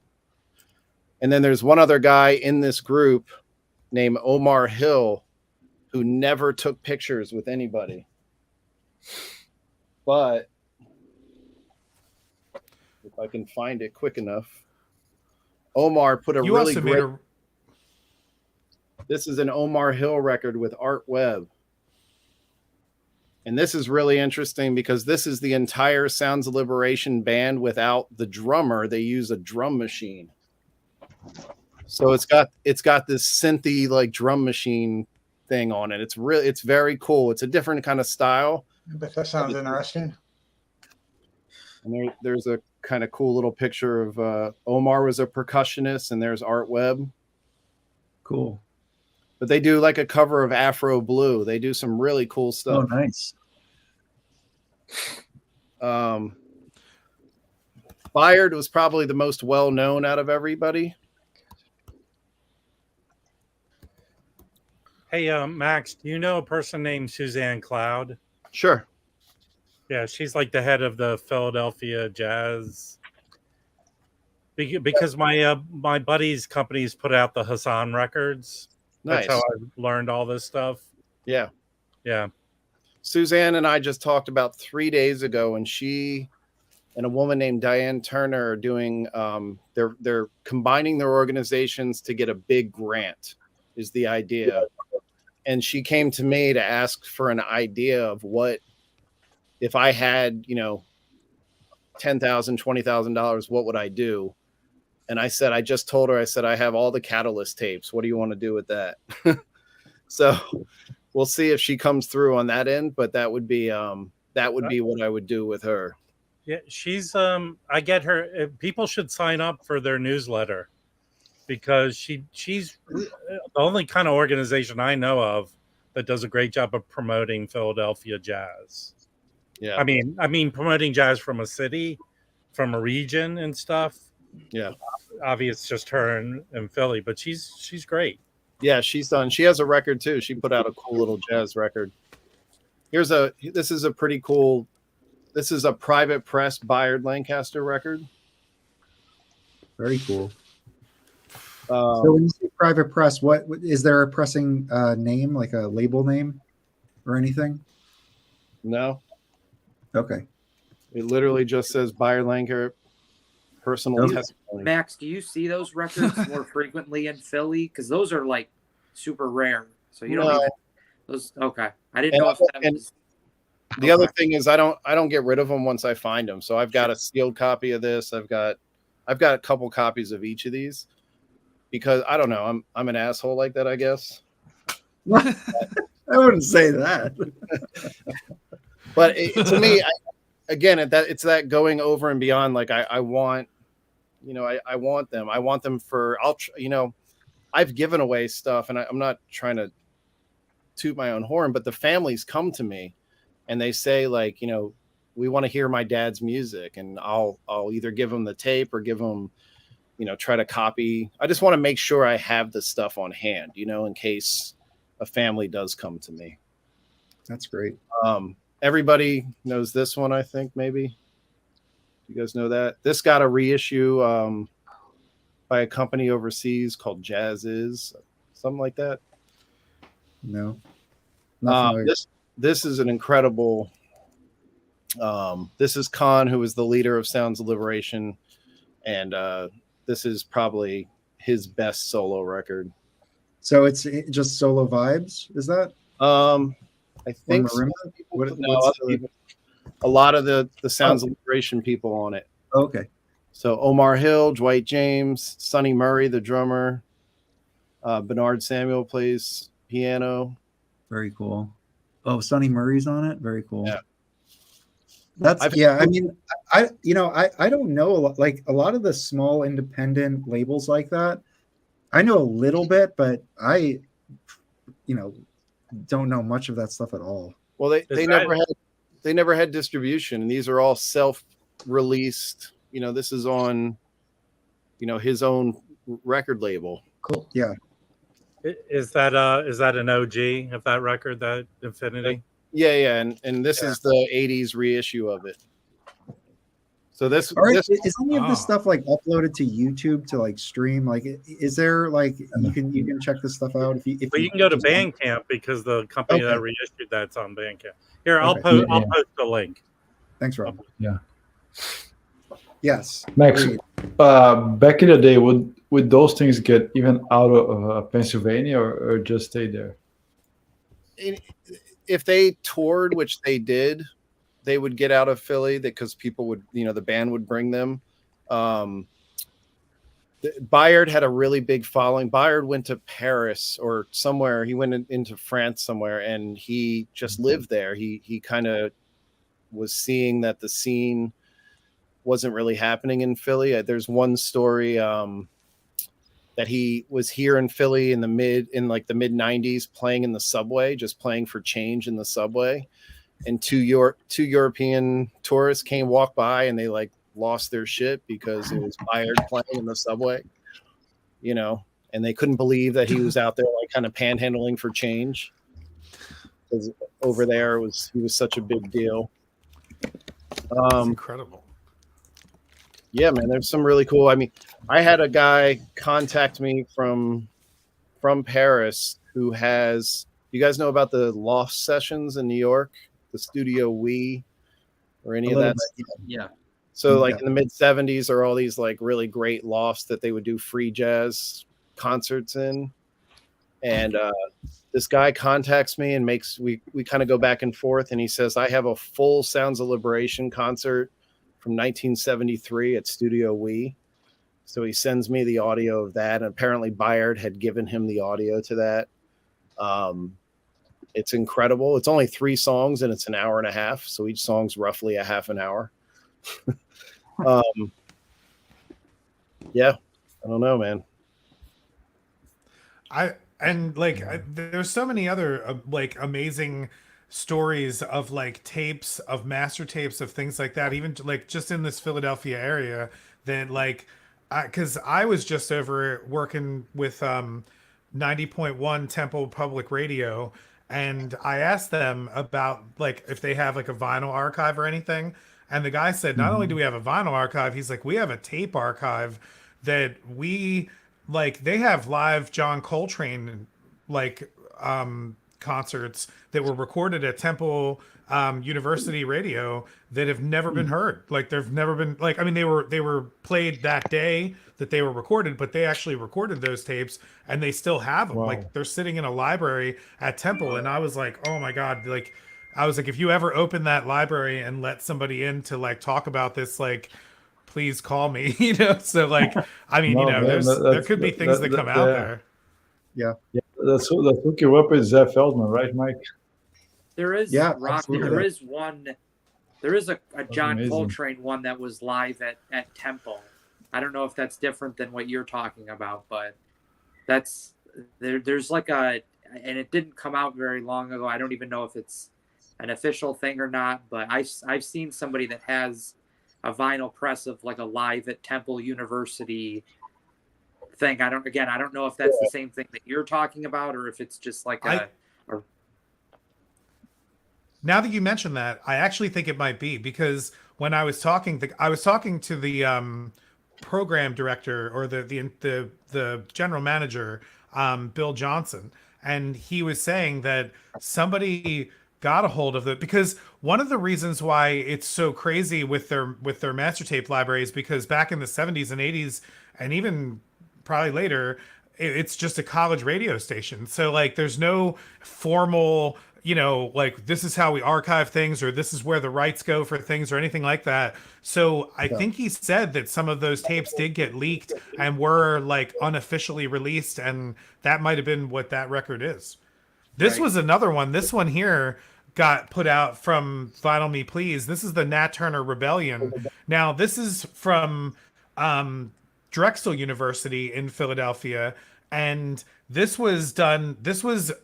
have a vault of master tapes from Sigma Sound Studios that Max could probably speak a lot more to, or with a lot more information to, but like they had to transfer all their master tapes from Sigma Sound out of there when they like closed down the studio. So all of their master tapes are sitting at Drexel University.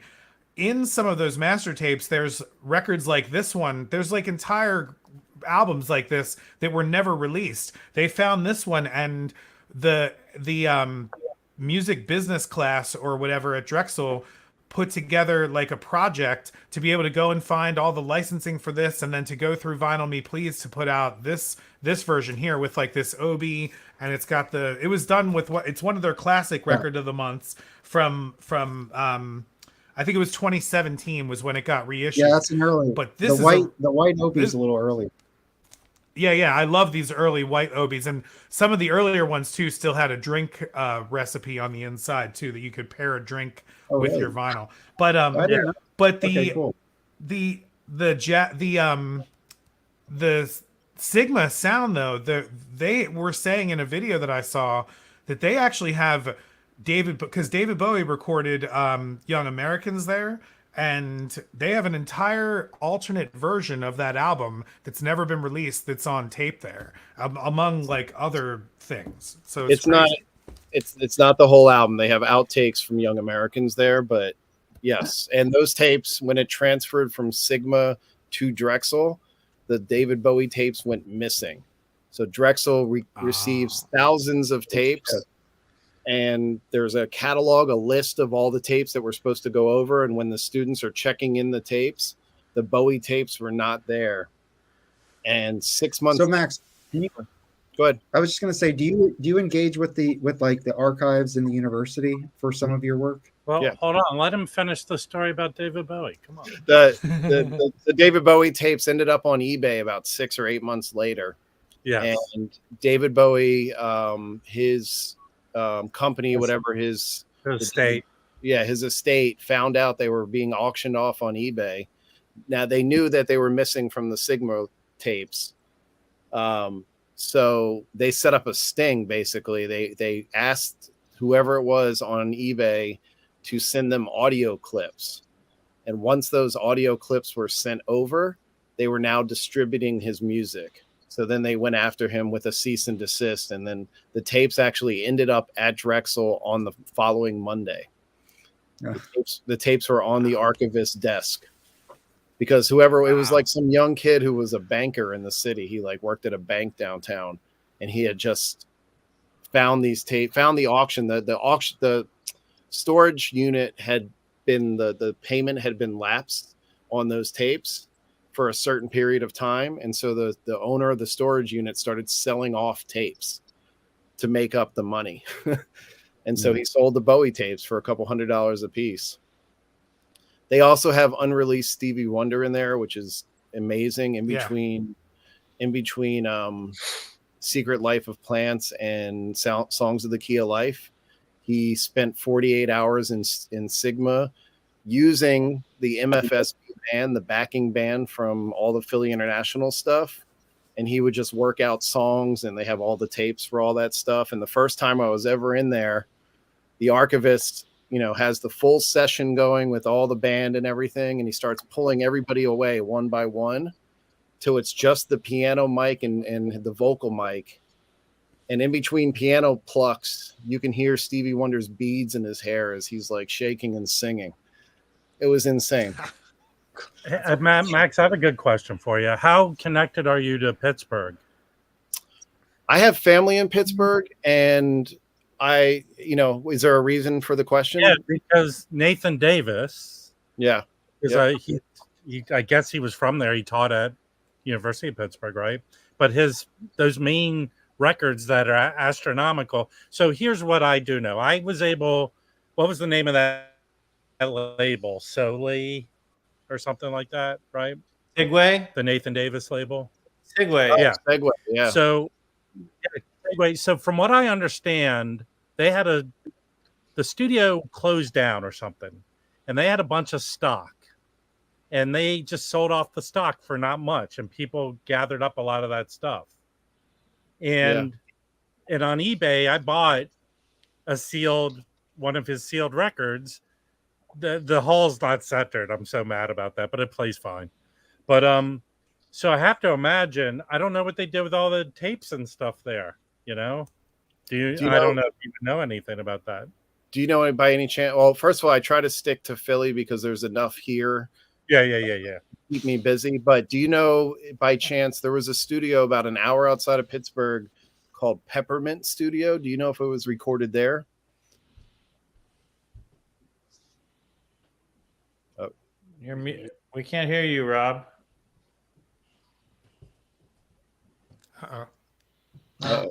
Now you're muted again. Well, if you can hear me, Peppermint Studio has had a resurgence recently by a Philadelphia guy. So I can't remember his last name. His name is Anthony D, so Italian guy, but he's in the War on Drugs. He's the guitar player from War on Drugs, the big rock band from Philly. He grew up in Youngstown, Ohio. That's where Peppermint Studio is. And he's been going through all this like studio tapes and putting out these amazing records on the Peppermint label. So it's something, I don't have anything in front of me, but I know there was a compilation album, the first thing they put out, called Rat Race. And it's got all kinds of different music on it, but it's a really cool release. And it's somebody, they're going through all these tapes at Peppermint Studios, which is right outside of Pittsburgh. So very cool. Let me show you another great Philly record. Yeah. You guys know took that? over the jazz bumps. Yeah. Have you guys ever seen this record? No. I never heard of that guy. I like your casualness. I like your casualness. Like we know what we're talking about. Yeah. So Colin, this is another Private Press Philly. This is a funky jazz record. Oh, I want that. It's got some really great players on it. It's got. Now, how would you find that? Is that part of a collection, or does somebody bring that in, or how does that end up in your hands? This has come in the shop once, and then I've bought one from another store. Okay. So when I bought it years ago, it was like $400, and it's probably triple that now. It's insane. He put out 45s, which you don't see a lot of jazz 45s, but these are. Yeah. He put out 2 45s on the Treetop label. He actually put this on streaming, so you can find this on YouTube. How does that 45? Is that like on polystyrene? Does it sound good, that 45? Sometimes they can sound a little noisy, the older ones. Yeah. No, this is on vinyl. It's pretty. Okay. It's loud. It's just long. The song is I think that, oh yeah, 4 minutes and 36 seconds. So that's a little long for 45. Okay. So do you guys know that? Oh, that's badass. Look at that cover. Rashid Ali, yeah. That is an awesome cover. Is his other one, Max? Do you know if that's also on? Is that a Philly-based label? The one that's with Frank Lowe? Yeah, I have that one upstairs too, I think. Yeah. Yeah. Let me tell you, this will be my last long-winded story, but it's well worth it. I live about a couple hundred yards from the John Coltrane house in Philadelphia. So where John Coltrane lived in the 70s, maybe even earlier, maybe 60s. What's that? I said, very cool.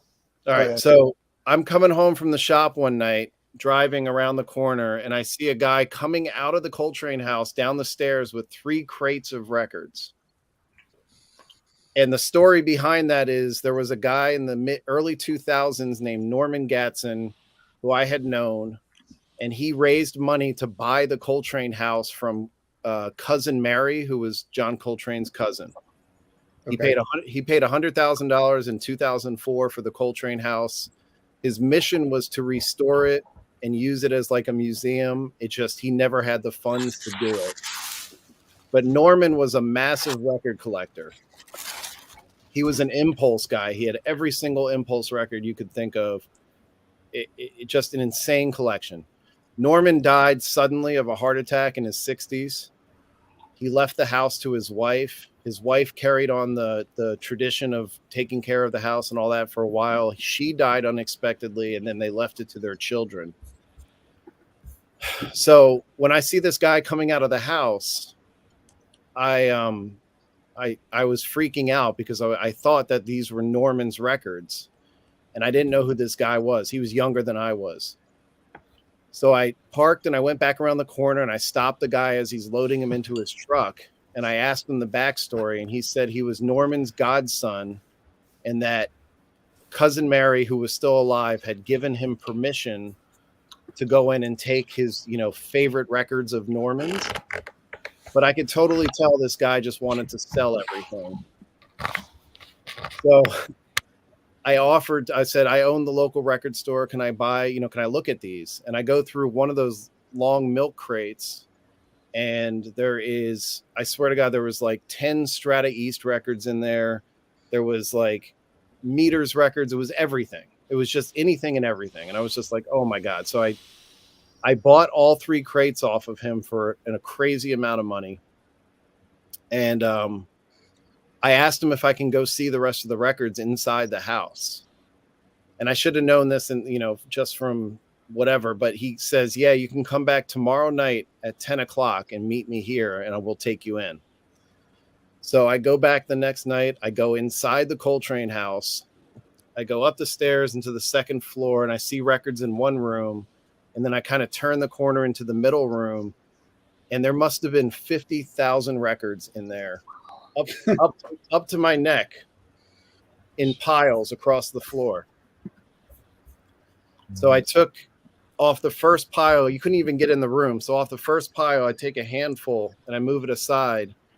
And there are 2 copies back to back of the Private Press John Coltrane, Alice Coltrane record. Oh, the cosmic one? The first, the silver version. Yeah.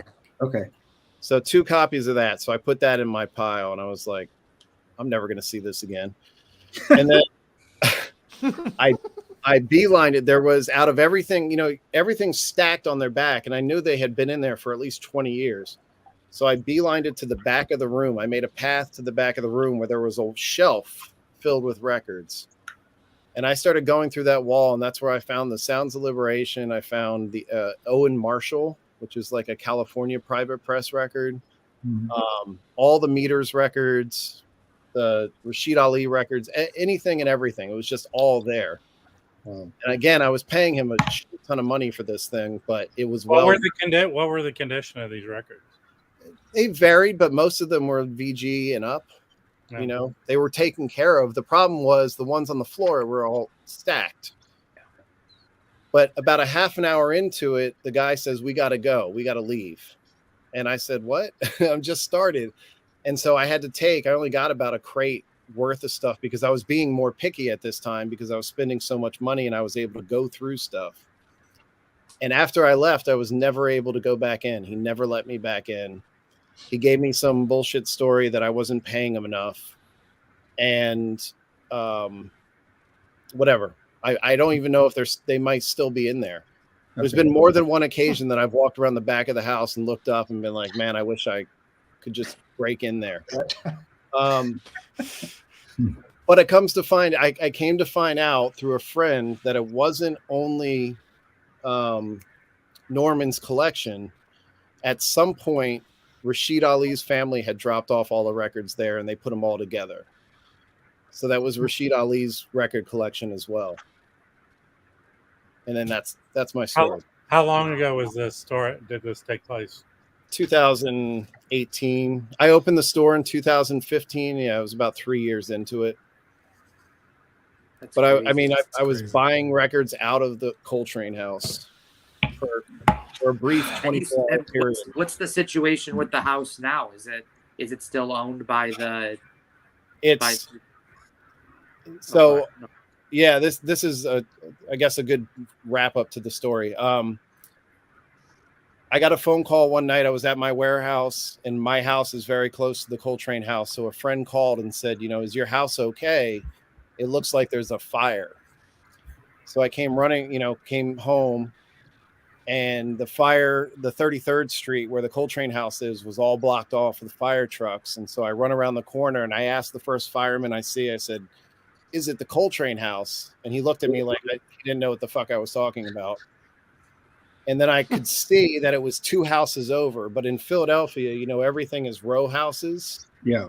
So they were knocked out all the windows of the house that was on fire. And they had knocked out all the windows of the house that was between that house that's on fire and the Coltrane house. It's like the Library of Alexandria. And so they're spraying hoses. They're spraying hoses all over those 2 houses where the Coltrane house is like right here. Wow. And because that happened, I contacted a guy named Homer Jackson, who's he has a Jazz Lives or something, some jazz organization here. He was friends with Cousin Mary, so I contacted him. And this big situation happened where I had a developer come to me and say, I've made a lot of money in that neighborhood over the years, and I want to buy the Coltrane house and turn it back into what it should be, and da-da-da. So we put together this big proposal, and we took it to the local CDC, which is the Community Development Center. And they pretty much shut us down. They said, this is not your house. This is privately owned. There's no way you can buy this, blah, blah, blah, all this stuff. And so we decided to try to circumvent that by going to Coltrane's family. So we got Ravi Coltrane on the phone, and So we had does Ravi control the estate now? Is he kind of the point person? so there's 2 kids left. There were 3 kids, and Okay. one of them passed away. So there's Ravi and his sister. Ravi's, I guess, the main one controlling. He didn't do the Dix Hill house in New York, but he was definitely, an advocate of it. And so we were trying to get him to be an advocate of this house and take it over, because we had also done some research and found that in the living will of John Coltrane's mom, whose name was Alice as well, she actually left the house to the grandchildren. She gave permission for Cousin Mary to live there. But then after her passing, the house was supposed to be split evenly between the 3 grandchildren. It's in black and white in her will. It's also in the deed on the house. So when Norman bought the house, he must have gotten a false title or something and was able to purchase the house. So the last thing that happened was about 6 or 8 months ago. Ravi Coltrane actually brought a legal suit against the Gatson family. And now it's in this, tied up in the courts. Okay. So hopefully they can just see that, the deed and all that stuff and say, this was, not supposed to be sold outside the family. And yeah. So now the weird thing about all that is that, and I'm not trying to talk shit on Ravi Coltrane, but I have a Get him. I have a friend who He doesn't watch the stream, so don't Yeah. worry. Yes, well, I have a friend who's dealt with him. My friend runs the Wakabop. Do you know that? They They did they just did the Pharaoh. We just reviewed. Is that what's his name? Is it David Byrne. David Byrne. David Byrne doesn't run any. He gave it to Yale Evlov. Yale? Yeah. Yes. So Yale did the Alice Coltrane reissue, Okay. and Yale said when he went to Ravi to get the rights or permission to do everything, Ravi was sleeping on a couch without a cell phone in somebody's apartment, and he had no idea where any of his mom's stuff was.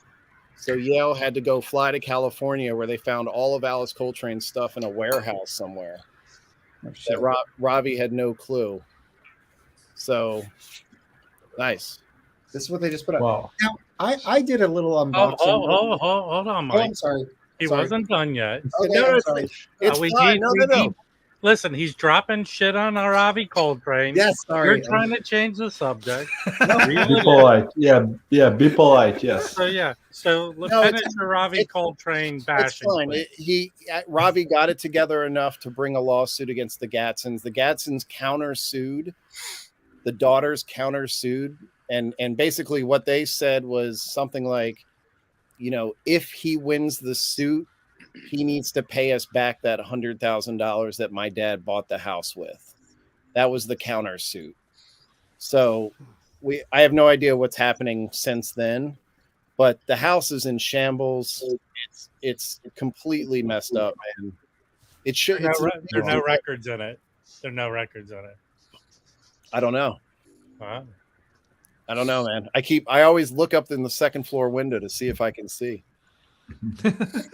All right, now attack him, Mike. Yeah. Go ahead, please. No, I just had a quick question because I did an unboxing of this, and for context, I pulled up the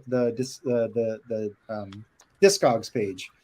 A quick question: as a record store owner, if this were to come into your shop in a VG Plus condition, what would be would this be? Because my assumption is this is about an $800 record, maybe more. Is Original? that Yeah. original 1977 in very good condition? What do you think a fair price would be for that?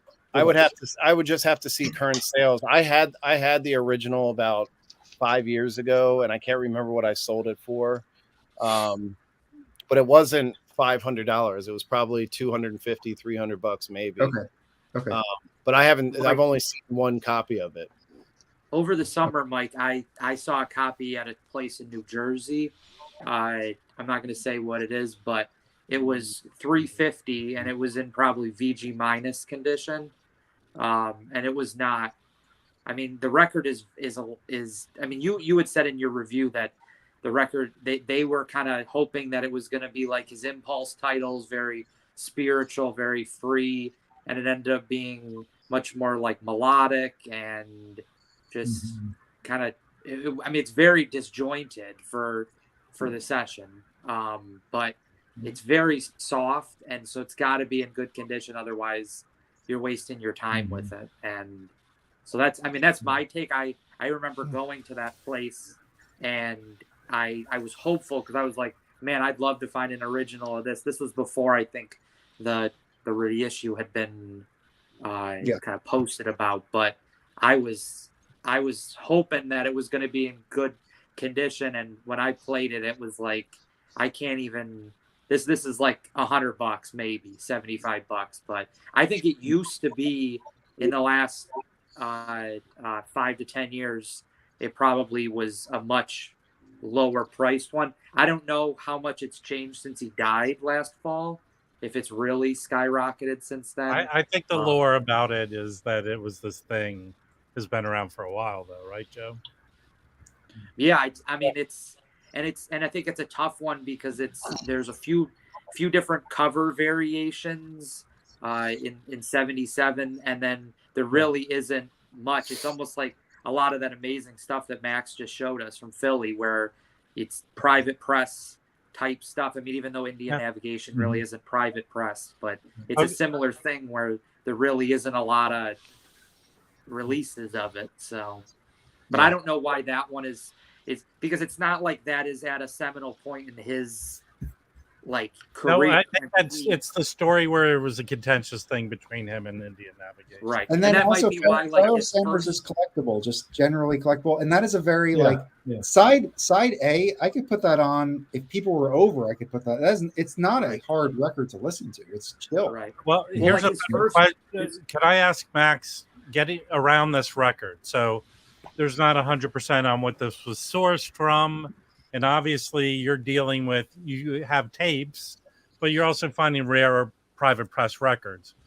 From what I understand about the Strata East stuff, all the musicians were kind of given the master tapes. That's why it's hard to find these tapes to do reissues. So what's your sense of like the default of going to a needle drop? Do you have any understanding of that kind of stuff, or? Yeah, I did a record. You talking about ripping it from a vinyl? Well, Yeah. when they can't find, it seems even the higher level that we know of, like acoustic sounds, they'll defer to a really clean copy of the record. Yeah. And just to build on this, the reason why I'm interested in this is I heard that this Luaka Bop might be a needle drop, and I will say it sounds fantastic. That doesn't. Yeah, who knows what the situation is with the master tapes with that either, though. No, but as someone who's dealing with this firsthand and someone who has tapes and stuff like that, he's finding a lot of these kind of rare records. So I'm curious. I'm gonna ask Yale. Hold on. Can I show some records just quick because I got to get off in a minute. But yeah, go please. Yeah. Oh, and if you can get it from the horse's mouth, how it was done, that'd be great. And Joe, these better be good records. I don't think you're is Yale based in Europe because it's a little late there now. Yeah. Are you talking to me? No. Max. Let Joe Yale... show his records. Okay, jump in, Joe. So I have a friend that lives in Buffalo that found this artist at a place that is kind of under the radar, and he had gotten in this like free jazz type collection, and there was this artist that he had that really the cover itself really intrigued me. And so in the last few weeks I looked, there was no copies available in the US. It was a Swedish based label. The artists were all from Sweden, and it's the name of the artist or the group is called Locomotive Concrete. Like I said, this is the one that my friend had. It's I don't know if it says on the back. I don't know how well I'm going to be able to show this, but that looks pretty good. I actually just saw that one. Oh, really? So yeah.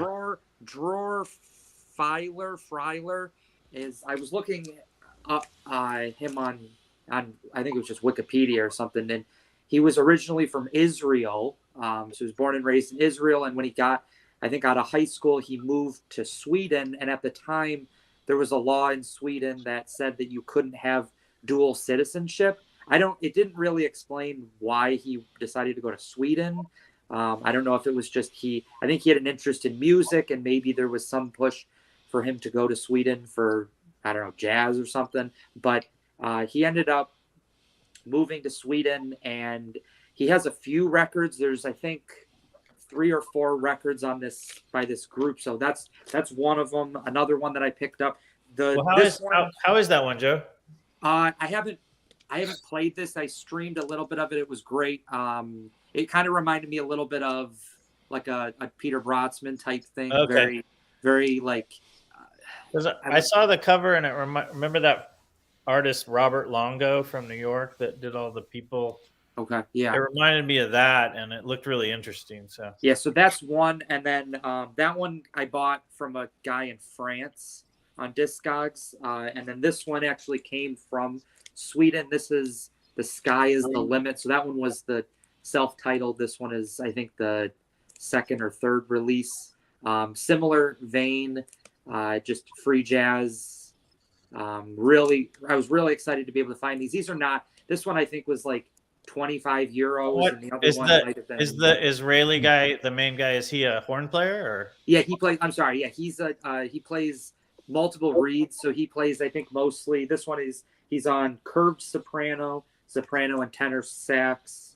And then there's a guy on drums, bass, and cello. So yeah, he mostly plays just like tenor sax, soprano sax. Joe, can you show the label of that? And did Sure, you say somebody's playing drums, bass, and cello? Like no, one I'm sorry. No, those are the other musicians. Okay. Yeah. So there's a few different ones. This one is a different label. This is on, it's called Organic Music. So there's that one. But they were all part of this one label that was called like Urspar. And again, it was like everyone else is Swedish, and then he was, because I was actually thinking of making like a video about him just to kind of like showcase what he was, but there wasn't really enough information for me to really gather like where he came from, because it didn't, again, like reading just his kind of biography on Wikipedia, I didn't really get a good sense of like how he came to music. It wasn't like a lot of these other players where they're like, they had family members that were musicians, or they had an interest in music in high school and then they decided to do that as a career. Like there didn't really seem to be a kind of linearity to where that came from. And again, I don't know why he went to Sweden. Now, how did you discover him? Like, because I know you've been interested in Brotzman and FMP. Yeah, so I have a friend. His name is Brandon.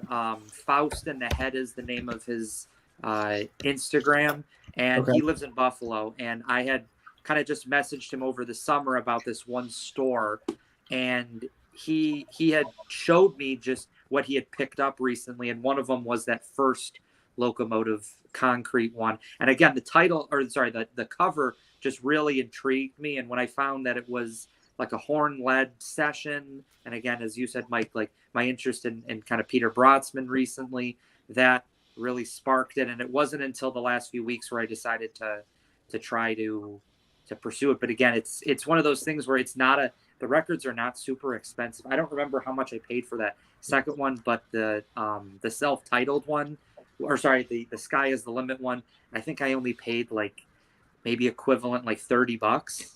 Like yeah, I think the one I saw was 30 or 35. Yeah, so it's not a super expensive one, but it's one of those things where because they're not U.S. based, it's challenging to find in the U.S. So well, I would love to watch. If you didn't do a video, I would love to watch that. Yeah, I might try to put something together with that. Speaking of Peter Brotzman, I did pick one up recently. This is solo Peter Brotzman. I can't get enough of him. I don't know what it is. There's just something about his playing that really just hits me and is exactly what I'm interested in right now. So in this one, he plays, let's see if it says, he plays B flat tenor, E flat alto, bass sax, clarinet, and I think that's it. So he's got assorted reeds again. I'm not usually a huge fan of just solo, especially when it's like brass type, or not brass, but like either like saxophone or trumpet type. But again, I really was happy to find this one. Popped up on Discogs a few weeks ago, and in the US, which was a big selling point for me. But I was able to grab that one. So, and then the other one kind of I'm sorry to be annoying, but can you show the label of that? I like to see. Sure. Like It's on. It's 1977. So it's on the boxed label, FMP label. So, so that's kind of the classic label. Was that Brotzman's label or no? Yeah, he founded it with. There's this. I think let me make sure I remember. I can't remember the guy's first name. His last name is Gebers. Yeah, Joost Gebers. So early on in like the late 60s, it might have been like 68, 69 or so. Peter Brotzman, Joost Gebers, and there might have been a few other guys that founded FMP. And then by like the mid 70s, it was really just Joost Gebers. He does a lot of the engineering for FMP. So when you buy like an FMP one, it's a good, I mean, it might be 50-50, but it might be more like 75-25 likelihood that he was the one that actually recorded it. So I don't think he wasn't like I don't think he was a musician himself, but he had his role was as the producer and the the engineer. So, and I love FMP. I've been talking to Mike about FMP. I love that label. Again, it's just like the Swedish. Hey Joe, stuff. now that you're going down that rabbit hole, do you have a favorite Peter Brotzman so far? Or? So I've got probably I've probably got 17 Peter Brotzman records at this point. Most of them I picked up in the last probably 2 months. I would say my favorite is let me think of which one it is. Oh my gosh. Can you go grab it? Yeah. Yes, right here. Actually, balls. If you want to show all your 17 balls, cool. It's balls. This is a phenomenal one. This is one of his early ones. This is like his second or third FMP, second or third actual release. He's got the classic trio, Fred Van Hove on piano, and then Bennick is on the drums. There never usually was a bass player with them. It was usually just the trio, and then there was a few albums that had what makes that stand out? How come you like that more? It's consistent for me, where it's a lot of just it's prominently featuring like Peter Brotzman on clarinet or the saxophone. Some of the albums can get very like experimental in terms of the instruments that he's playing. Like there's one, see if I can find it. Let's see. It's right here, yeah. This is one of my favorites as well. This is Ein halber Hund kann nicht, and it essentially just means half a dog can't piss. So it's a very, very aggressive title. But this is just Peter Brotzman and on Bennick. So it's Bennick's on percussion, and he's playing percussion. Yes, he's on percussion. Yep. But this one, Brotzman's on soprano, alto, tenor sax, B flat clarinet, bass clarinet, piano, and then Han Bennick plays piano, drums, viola, banjo, bass clarinet. So it's a very like just all over the place type such. This one's really good, but again, there's some tracks where it's just not as much for me, where it just becomes more like sound. They just start picking up different instruments. Yeah, maybe. Like it's just it becomes more about like the sounds that are produced and less about like the actual type music. But one thing I really love about Brotzman is his graphic design, because I think when he went to university, he studied graphic design. He was kind of a Fluxus student. Right. Yeah, he was originally an artist. Dating back to I think probably might have been the late 50s, mid to late 50s, and then he chose to I think move in the direction of jazz and things like that. And he was influenced by like Duke Ellington and Monk and kind of real stalwart type players at the time. But I mean, what he produced was a very unique style of free jazz. I mean, it was really more improvisation and less just kind of traditional free jazz. I just have one more to show. Classic one. I played this one this afternoon. I finally found an original of Journey into Satchidananda. Really, really, really, really happy to have found this one. I held out for an original, and local store in Rochester here in New York had a copy, so I was able to grab that for a good price. Really clean. Pharoah Sanders is phenomenal on that, especially, but him with Alice Coltrane on the harp, especially. I love the harp, and it's an absolutely breathtaking session. I absolutely love that. So that was a really big find for me. So that's great. Yeah. That's cool. I was playing the acoustic sounds this afternoon, Joe, and they just play along so well, right? Nothing is like overwhelming. They just right. Just it's layers very and layers. It's very airy, very spiritual type, and it's not very free. So I think it's much more approachable for those that are maybe going from like a Love Supreme or something like that, where you're not going to be scared away by I think some of the antics that Pharoah Sanders had with Impulse in the early 70s, where he was, especially when he had Leon Thomas on singing the yodeling vocals. Are there chants on that? I can't remember if there's. Do they chant on? No, I don't think there's really any. If there is, it's very Okay. minimal. And don't get me wrong, there's some great albums that had Leon Thomas with Pharoah Sanders, but it's definitely an acquired listen for what it is. So I did want to show one record. Felipe, did you have something? Did you want to jump in with something? No, I have a ton of stuff. I don't even feel like showing them. Well, I'm just going to show one record. I was actually wondering if I Rocco or you or Rob wanted to show something.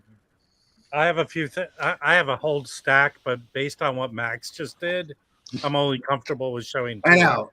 Yeah, well, I got hold on, Joe. I got to get going. But thanks for being on here, Max. Thank you, Joe. for that. That Thanks was for joining, Joe. a great Joe. story. Do you have a way of contacting? Like, do you have like Instagram or anything for your store? Everything's under Brewerytown Beats or emails info@brewerytownbeats.com. Yeah. Okay, because I have family that lives. My in-laws are actually both from Philly, Nice. and my wife and I think are going to try to plan something. So definitely, maybe next summer we might try to. If we come to Philly, we're definitely coming to you. So Yeah, hit me up beforehand. I got to ask about a Rochester record though. Do you know the Nancy Dupree record? Do you ever see that? I don't know. I'm not sure if I have. No. It's a Folkways record. It's kind of this oddball, like funky folk record about she was a school teacher in Rochester, who sat on an airplane to New York City, with next to the guy who ran Folkways, and she convinced him to come to her school and hear the kids, and they do like a homage to James Brown. It's insane. It's an insane record. Yeah, Wow. I'll That's have to. amazing. Yeah, I'm good friends with the owner of the guy at Bob Shop Records in Rochester, and so I'll ask him because he's been around for 40, 50 years with that. She had two records. This one is kind of the darker cover, if that makes sense. Okay. If he I'll let him has know. them, Yeah. All right. Thanks a lot, guys. I Cool. appreciate it. Thanks, Joe. Thank you so much, Joe. Nice seeing you. Yep. Bye. All right, show your crummy record, Mike. All right. Well, now I'm showing two records. I was going to show one, but now I'm showing two. Yeah, could you do us a favor and just like show it, and then if the read the All right. rain, if you So need in my remedial jazz collecting life, this is a big title for me, and the reason why I thought to show it is because Joe showed a bunch from FMP, and they have a certain style of graphic design, and Max, you also showed a lot of independent labels, and they also, I mean, I don't think it's too big of a jump to say like there is similar kind of duotone style, like extreme contrast levels. Yeah. And I have this, and I know this is not as a rare record or anything, but for me, this is a big title to put into collection. I'm really happy to get it. And this is on ESP disc. This is Albert Eiler Trio. This is around, I think this is a early 70s pressing, give or take. I feel like it's kind of hard to pinpoint exactly the reissues, but it's an early reissue. So it's, I mean, the vinyl's like in near mint shape. And the jacket, as you can see, this was from somebody's personal collection. He's not a record store or anything. And I think that he listed it. And I thought it was an excellent price. So I grabbed it. There are a few more ESP. I mean, I'd love to have a lot more ESP discs, but there are a few more that I'm willing to kind of shell out money for, and this being one of them. And I just feel like the cover design with this kind of black and white style, and I don't know, like, is this essentially him? I don't know what he's doing with the saxophone, if he's walking, what's going on with this hook foot or whatever. But it's a it's a classic cover. Now the original is a silk screen, and I think it has pinks and reds. And then there's also a reverse of this, so black on white as opposed to white on black. And yeah, so anyway, I got this. It's a trio with Albert Eiler, obviously, on sax. And I thought he was playing freaking alto sax the way he was playing it. And then it just says saxophone, so I'm pretty sure it's a tenor sax. And this clearly is, you can kind of tell this is a tenor. So I'm assuming it's tenor, with Gary Peacock bass and then Sonny Murray percussion. And I think most people won't like this. Like the average person will not like this, I don't think. But I do think it's got like a earnestness to it, or like an You honesty. mean like to it. Ernest Goes to Camp? No, it's like. I mean, You it's know like what I mean, Vern? no. I feel like his horn really has a voice more than I've kind of ever heard a horn have a voice. If that makes any sense, like you can kind of hear, like it's almost like a movie. Like you can kind of hear how he's feeling and what he's trying to communicate through his horn. And anyway, I think it's I would, it's a free jazz record, so I mean, it is that, so I mean it's not going to be a mainstream title, but I do really love this, and obviously I'm not breaking any ground with that. This thing has like insane reviews. It's a very celebrated record, but really happy to have an earlier pressing of this in my collection. This will be probably my first. It's a mono copy as well, and on ESP disc, and there are a few more ESP discs that I really would like. What label does it have? What's the inner? Well, what's surprising, because I have some earlier ESP discs, namely the what's the trio one that you like, Brandon? Paul Blay. One. And that one has that is like a really stiff vinyl. This one, I can't remember the year. It's honestly, it's the 70s, but I can't remember the year. Like 70s or 80s. The vinyl is a little more flimsy, and actually when it came in, I was surprised by that.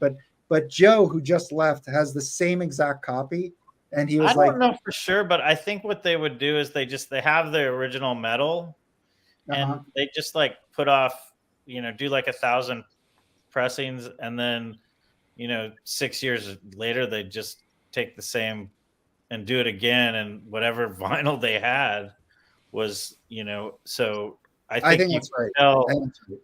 Like it's probably from the early 80s if it looks like that, And also from title to title, the ESP disc labels vary completely. Like sometimes they're silver, sometimes the early ones are usually white. Well, also like sometimes they yellow. have a picture. Well, anyway, I'm not going to pull it out because it'll take me a second. But sometimes I saw that I had that Steve Lacy, the Zoo and the Gardens, or whatever it's called. I actually forgot to show it last week, but the label itself is purple, and it's his picture, and it's like another duotone, like blue and purple label. And anyway, the point is that they're all different. Every one is like treated differently. So I know that I've gotten the God, what's his name? He is the bass player that's on. I can't remember his name. Dave Holland? No, he's the bass player on that. Bootsy Collins. No, he's the bass player. He's also on the Impulse title where Geddy Lee. It's Out in the Afternoon. He plays on Out in the Afternoon. Do you guys? It starts with a G. I can't remember his name. Yeah, no. Jill's. No. Anyway, I don't even know where I'm going with this. But the point is, I got this record. Really happy to have it in the collection. Major title. And then I'm going to show one more because I'm so. You should really get some Dingo Boopa Loopa for your memory. Not Gilles, Grimes. Henry Grimes. Yes, Henry Grimes. Thank you. Well, the reason why I mentioned that is because I've got the modern reissue of the Henry Grimes, which is okay. Thank you, Midago, whatever that. I don't even know how to pronounce your name, but thank you. Oh, geez. My dog is called Lily. Thank you. Anyway, let's move on. Okay, one more title. I wish we could have moved on 15 minutes ago. What? One more, and then you can move on. Sure. Shall I speak for the first time tonight? Here, I'm going to show. I had one record left in my. Okay. In my thing, so I'm going to show it. You're not really getting. My computer's too slow to make it big. Hadley Kalaman projecting. This record's fantastic. Hey, don't worry about me. I haven't shown one record yet. Okay. Hey, I just I have haven't shown anything. record. I haven't shown anything last week. There's I'm not showing always anything one today more, because I'm in courses and asking other people to show their stuff. All right. Okay. All right. I'm gonna show one more. Oh So- my goodness. There we go. So I really enjoy Timeless. And I do like to get the original Timeless when they're recorded in Holland or Denmark or wherever they're recorded. And this is George. Adams with Don Pullen, and they did a lot of records together. Yeah, I have a bunch of them. Mm-hmm. And And I think also Danny Richmond, he was with them too. yeah. So this is Danny Richmond and Cameron Brown, Yeah. and I got this for $10, and this is an awesome record. The idea that you can still get a record of these timeless records are some of the best sounding records in my collection. I'm talking like next level pressing quality. Do you really mean that? Tell that to Chad, okay? Well, I stand by this. If you get this record, the timeless pressing, I got the the Rhine de Graaf modal jazz one. Modal Soul. Modal Soul, thank you. And these records, I'm telling you, are incredibly clear. Like they are just some of the best sounding. I think they're very like Steeplechase. I mean, they're around. They're better than Steeplechase. No, they're better than Steeplechase. They are, in my opinion. Yeah, I have a lot of them. They're as good as Steeplechase. Yeah, no. What year is that? They're good. I think this one's like. Let me see if it says it. Early 80s or late 70s. It's 1980, recorded 1980. But I don't know. All I'm saying is that when I put this on, the sound that comes out of my speakers are the best. I mean, it is above a lot of stuff that everybody else likes. This sounds better. It does. It just does. I don't know what they'll say, but timeless. Do you want people to fight you over this, like physically? I won't fight you. I think they sound great. I am a pacifist, so I don't want to fight. But I will say that you tell me you're going to punch me in the face privately all the time. I feel really strongly about this. I think you want like audiophile quality stuff. Now, look, everything on Timeless I don't like. I actually like just a few records. That's why I only have a few of them. But it's worth diving into the catalog, finding the music you like, because the pressing quality is 10 out of 10. It's the best. Of course. That's a 10 out of 10 on the Jazz Bum mic scale. So can I throw the Blackstone now? Yeah, throw the Blackstone and Legacy at it. Okay. No, I was just curious because before we stream, Rocco was showing some boxes. I think he might have some stuff to show. Oh. But I also have a question for him. He made a really nice video reviewing Love Supreme, the EOHQ wire, right? And just shifting the subject a little bit, but still on the same like audiophile kind of thing. So what are you expecting to get really good pressings out of the Atlantic? Are you getting those Coltranes? And I think it is a question I pose to everybody. Wait, so I'm sorry. What was the question again about the press? No, He's talking first about the new you show some boxes earlier. I'm not sure if you showed all of them. If you want to show some more, please feel free. Oh, and I think you did a great review on the UHQR Love Supreme, right? So what are you expecting from this new Atlantic Coltranes? Do you think they're going to be so good? From the new Atlantic jump things. On there? Yeah, or should just stick with the ORGs that we have? What do you think? So here's the thing for me. I don't have any of the Coltrane Atlantic stuff. In fact, the Love Supreme and the Blue Train from the Tone Poet are the only two John Coltrane albums I own. So for me, like, I'm probably going to get onto those Atlantic ones, although I mean, there's just so many records to buy at this point, like that are out there, and $60 a record. I mean, like, I think the price point's great on them, and I'm so glad that they're doing them as 45 editions and like with you know the Stoughton covers and everything. But like, I mean, I would like to. I'm gonna probably jump on all of the Coltrane ones, just because I want to get more Coltrane records. But I mean, again, that's for me. I would probably just go with those over the OGs, because I find that like I really like having very quality covers and everything. So like if I can find an OG that's in like pristine condition and is in like perfect shape and comes with all of the originals, like if there was supposed to be inserts or whatever, if it's kind of come with all that stuff, then I'll get it as an original. And I'll even pay more for it, especially because that's kind of like, if you were to find, I mean, you guys tell me, I mean, if you were to find a really perfectly clean copy of A Love Supreme, it's going to be a lot of money, right? Like it's like an OG copy of that. I think it's in the 300 range. A really good copy. Right. So Or more. I mean, so to be able to get a $170 UHQR version of it, I think when you weigh the scale in that direction, it's like, because you might find an OG out there for $100 or $200 or something, but it's probably going to be a VG or VG minus or something like that, you know. But I mean, in terms of like new records, this was one. This package just came the other day, and I haven't even opened it yet. Are you guys familiar with the Numero group or the Numero reissues? No. Or I think I might be mispronouncing it. It's Numero. But what is that, Max? It's Numero Group. Yeah, Numero Group. So they do a ton of reissue stuff, just like Max was talking about here. And this is a box of, not very well packed, but this is a box of stuff that they just did. It's like they do these series. This one's called Eccentric. This is the Eccentric Soul Bundle. So there's 4 of them in here.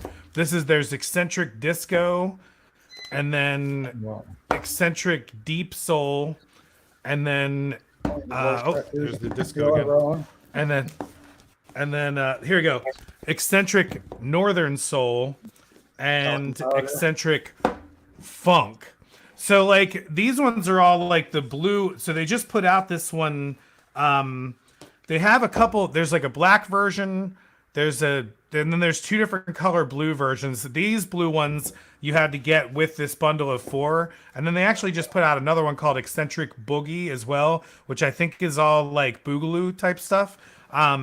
But this is just like these, like they'll find, again, just same as with Max, like all these labels that have never been, or 45s that have never been issued, or master tapes that were lost over the years from all these crazy record labels. And like here's the backside of like the Eccentric Funk one. And like again, it'll say here the only funk records you'll ever need to know. These are all compilations too. But they have, I got onto them because they did like all these different like label reissues, were their first things that Numero Group listed or put out, and I've just been trying to get different ones over the years, and so I just got this one the other day, so it's pretty awesome. And then Max can talk probably more to this because he gave me a bunch of these 45s, but he gave me this Magnum 45, and it's from Magnum is I mean, you've probably heard this. I mean, like it's a pretty popular Phoenix is the original label, I think, that it might have been come out on. But I don't know if this is a this is also a I gotta show this too because it's like a really cool like like a black translucent. But this is the 45 from this record. This is the full LP of it, which is called Magnum Fully Loaded. This is one of the funkiest records of all time. Like this group right here, this grooves so hard. Like they say it's the house band of the legendary KGFJ Soul Search in Los Angeles, and this is a blue version, a blue translucent blue. I see that album, not all the time, but I see that album often. Being here in LA, look, and you have an OG, right, Max? Yeah. That's probably like worth. They're from San Pedro, yeah, which is right outside of LA, and it's the biggest port. Right. It's a And I did that 45 reissue, and I flew to Los Angeles, and I met the whole band. I brought them all together. We all sat down and talked about the reissue, and that was actually the record that I broke free from Jamie Guyton. So you bought that from Jamie Guyton Records, Rocco? I got this. Yeah, this is. I got it used, but or like I got it secondhand from somebody on. But yeah, it says Jamie Recording Company, Philadelphia, and Yes.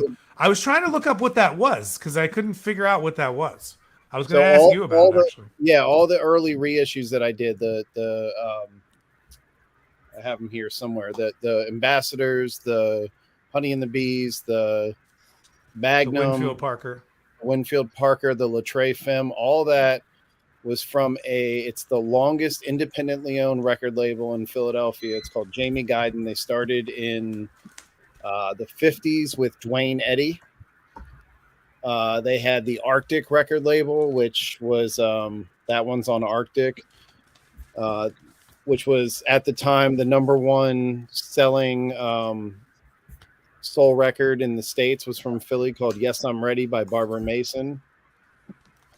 So love those 7-inch sleeves. Are those, who makes those? Rocco? I did all those. Oh, right. Yeah. So these are all reissues from Brewery Town Beats.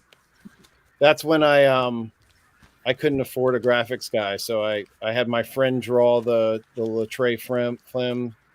I found that one. I had a friend draw that because we didn't have pictures of the band, so I didn't know what they look like.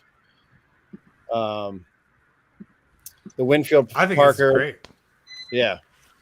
So anyway, real quick story on the Magnum. The guys were really great. They were almost the entire band was there, and I came back from LA and I went to the owner of the Jamie Guyton company and I said I just flew to LA and spent the weekend with Magnum, and he pretty much cursed me out and said, you're wasting all your time and energy on this kind of stuff, and it made me not want to work with him anymore.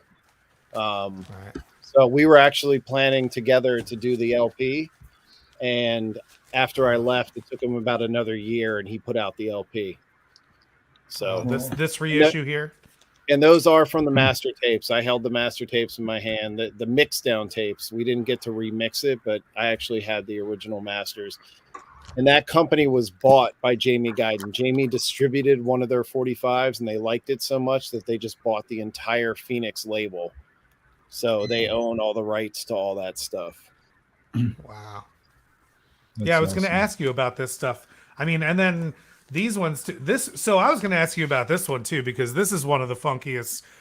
This record right here is one of the funkiest records. And then this kind of ties back to, because, like one of the reasons why I wanted to bring Max on here today is just to talk about Ron and the Hiptones, who is the group that he's producing right now in Philly. And that's who we were telling the story about with Ron Akins. But they're coming out with a new record. But what was cool was in one of the articles or one of the things that we've been going through all these archives with Ron with, he came across this band. This is the Frankie Beverly's, right? Frankie Beverly's Raw Soul. Yeah, this is actually Frankie Beverly from Frankly Beverly and Maze. Maze, yeah. I've heard of that. So this is them. They went through like a short James Brown period. They were like a doo-wop group in the 60s.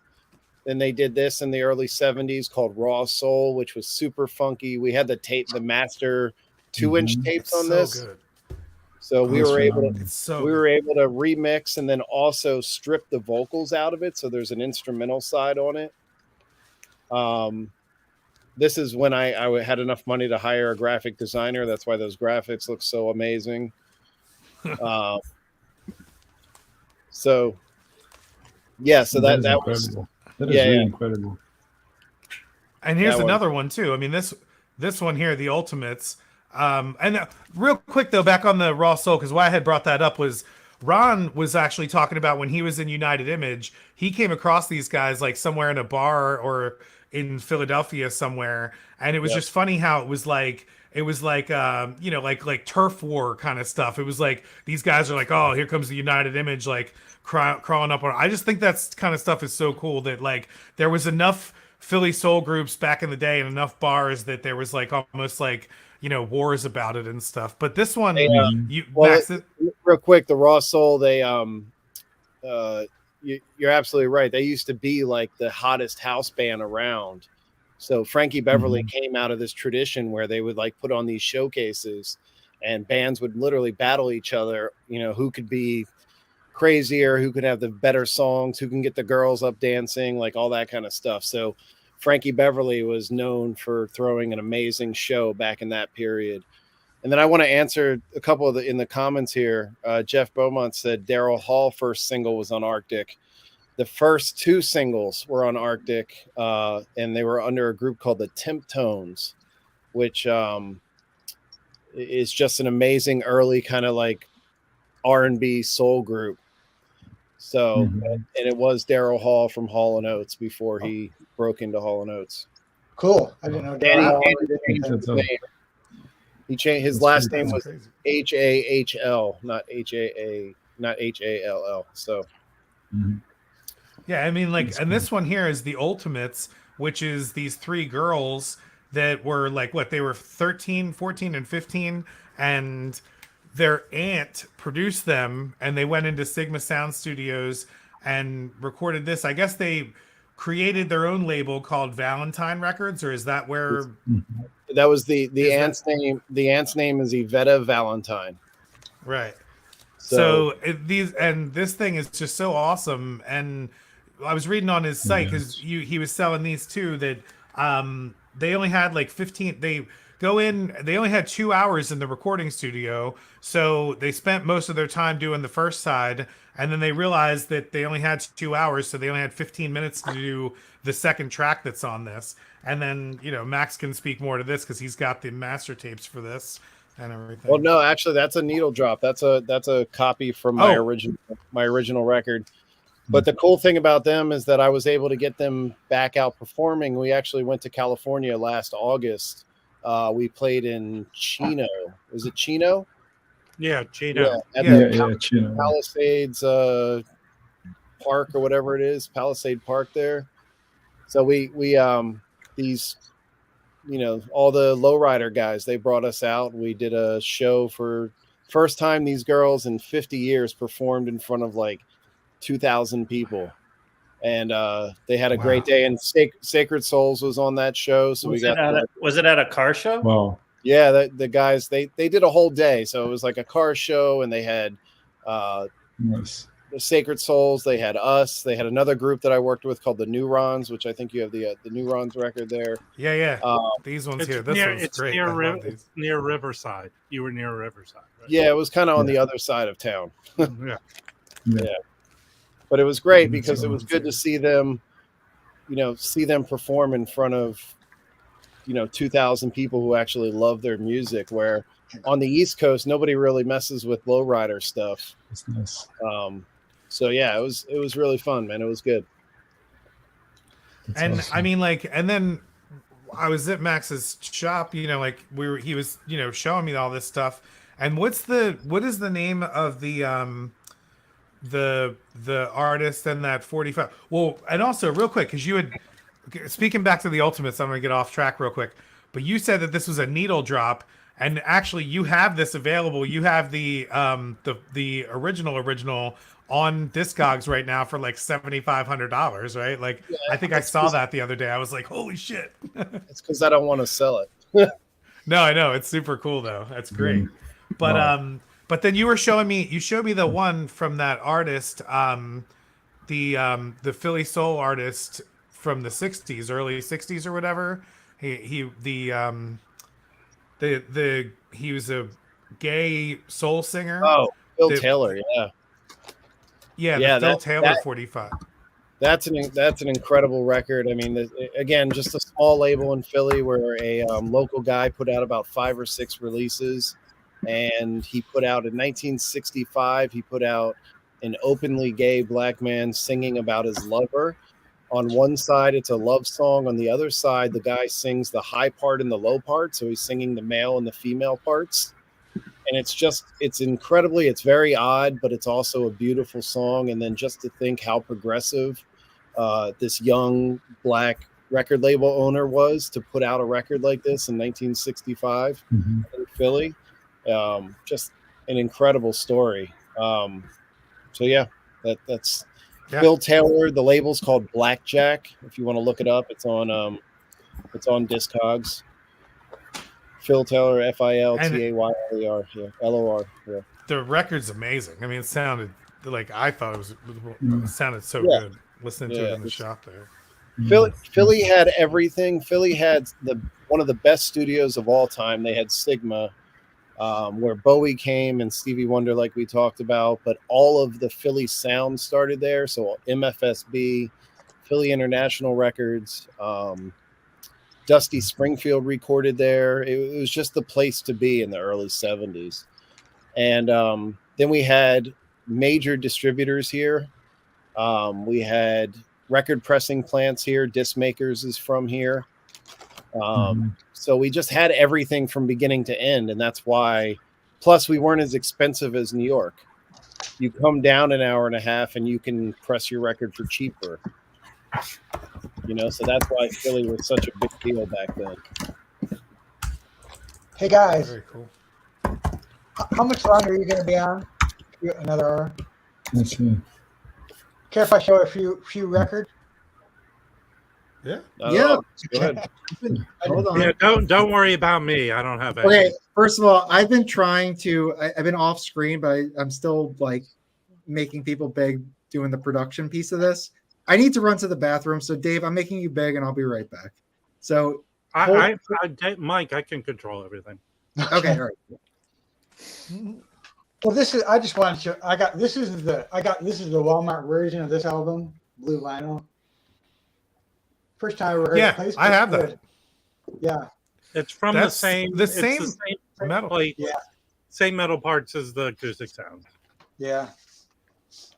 Just as not as good of a pressing. Well, it plays excellent though. Yeah. First time I ever heard that album. And what else?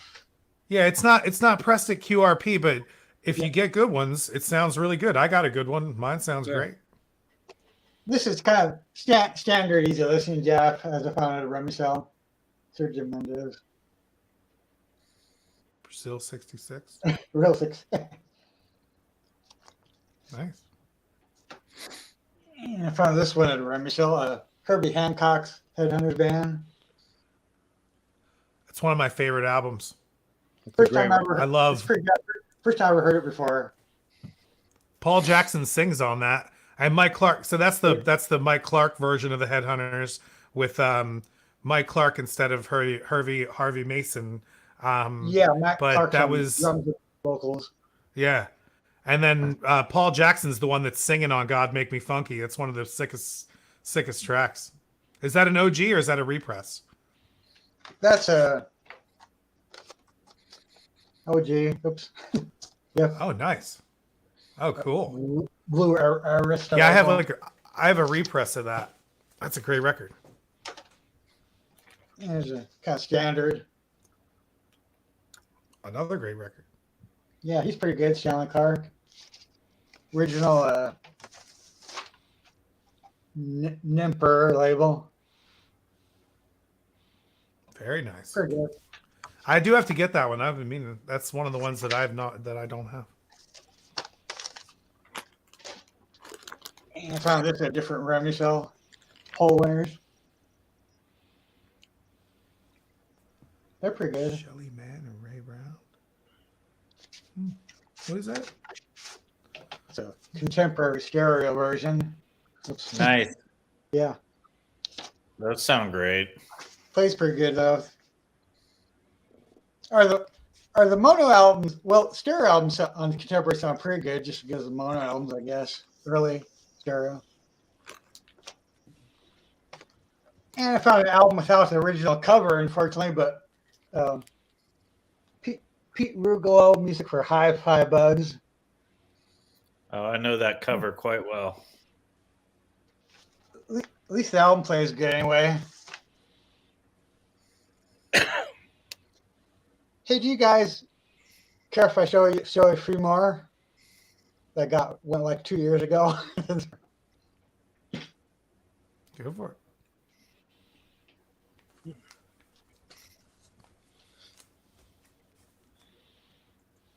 Will make us all big again. Okay.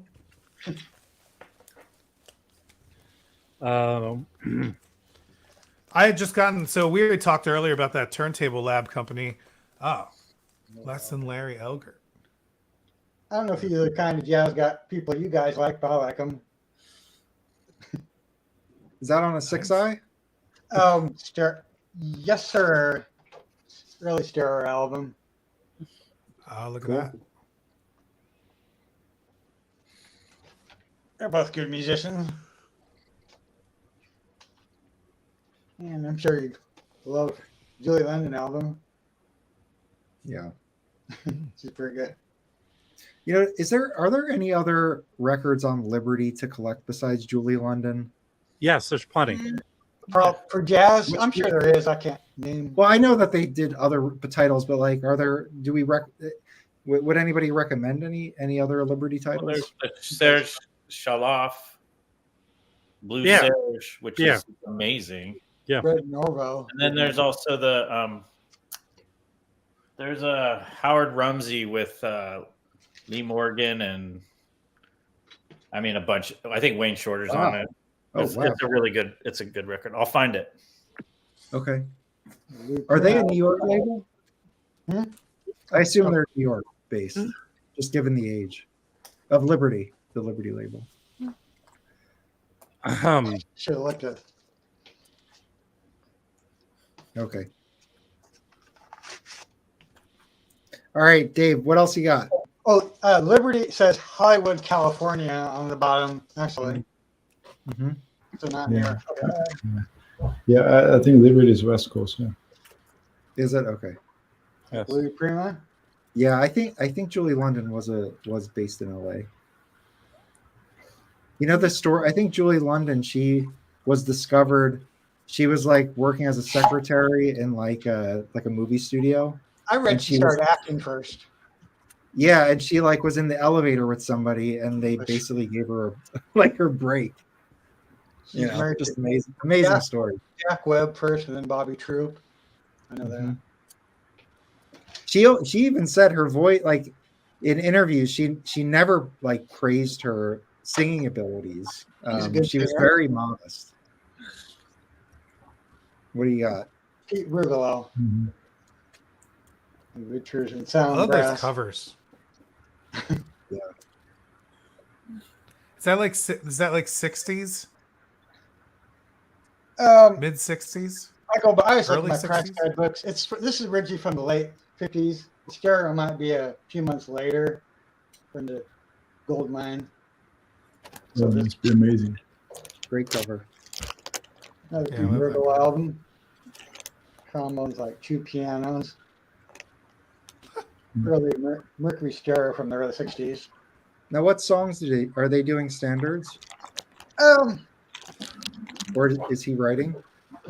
It has some Moon Glowing theme for Picnic. So there's some original instrumentals with some newer stuff on this one.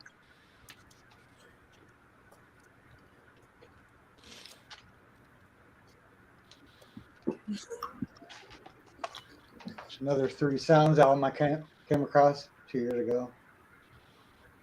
Oh, very cool. It's a Mercury nice. white promo. Nice. And there's a Pete Rugolo jazz TV show soundtrack. Richard Diamond.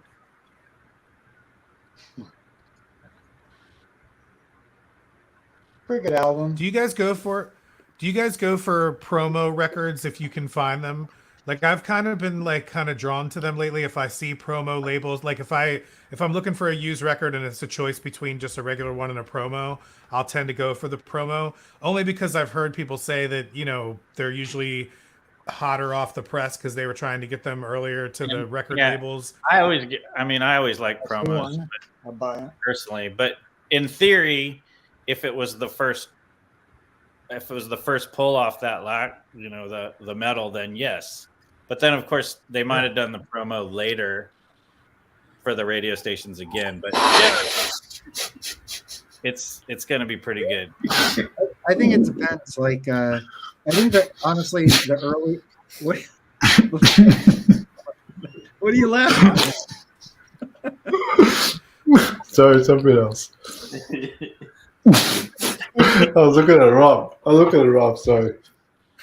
My bad. Can I Can I show some records, please? Only promos. I don't know. No, sorry guys. I just look at Rob's face. We laugh. Yes, I have that kind of face. Let me. Yeah. All right, hold on. I got it. You got it? Yeah. You know, so I've been on this, and maybe Max can speak to how hard these records are to find. I've been on a Sonny Simmons hunt, and his records are astronomical to find. But there was one record, and he played pretty much up to the end of his life. This record that I got off of, thank you. Hold on. Thank you, Felipe.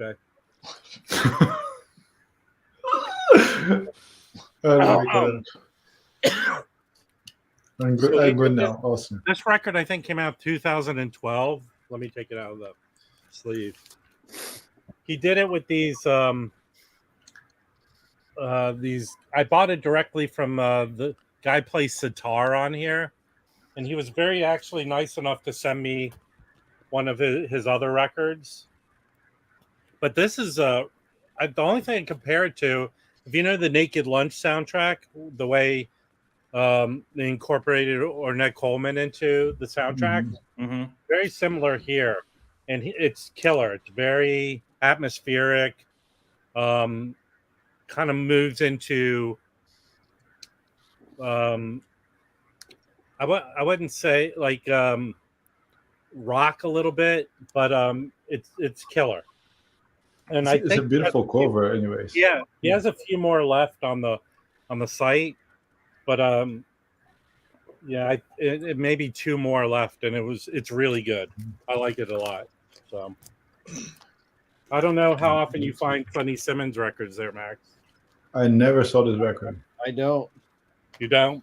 Mm-mm. Yeah, go ahead. I'm sorry. Was he back in the? Was he a player back in the 60s, 70s, 80s, somewhere around then? Or no? Well, he was sort of the part of that group of musicians that kind of ushered in free jazz. Him and Prince Lachey, and he.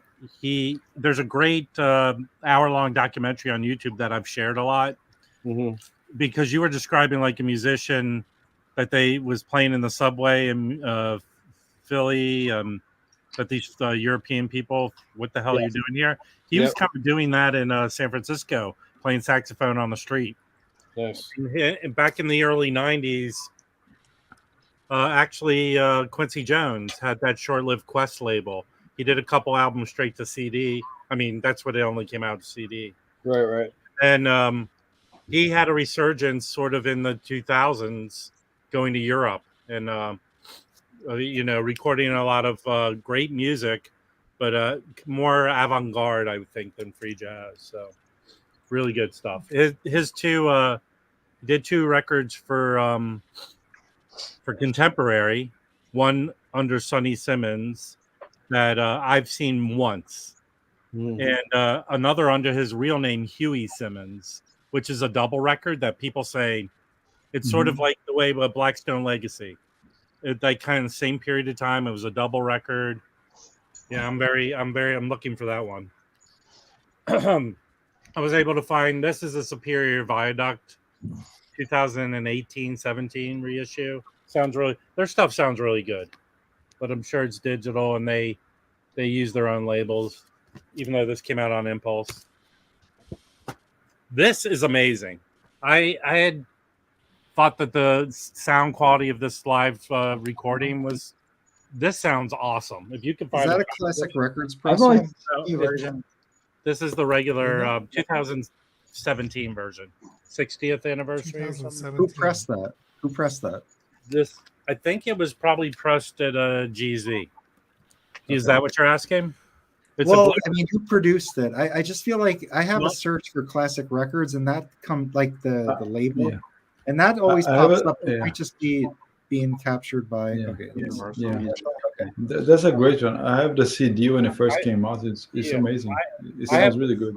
I have the CD too. The Michael Cristona and T.S. Monk. But this is amazing. I've never listened to that If you album. find a copy of this, you will not. It's a beautiful record. Yeah. Oh yeah. I gotta check that out. Yeah, it's really good. I can't believe I don't think I had this CTI. All the That Joe was a Farrell great- CTIs are awesome.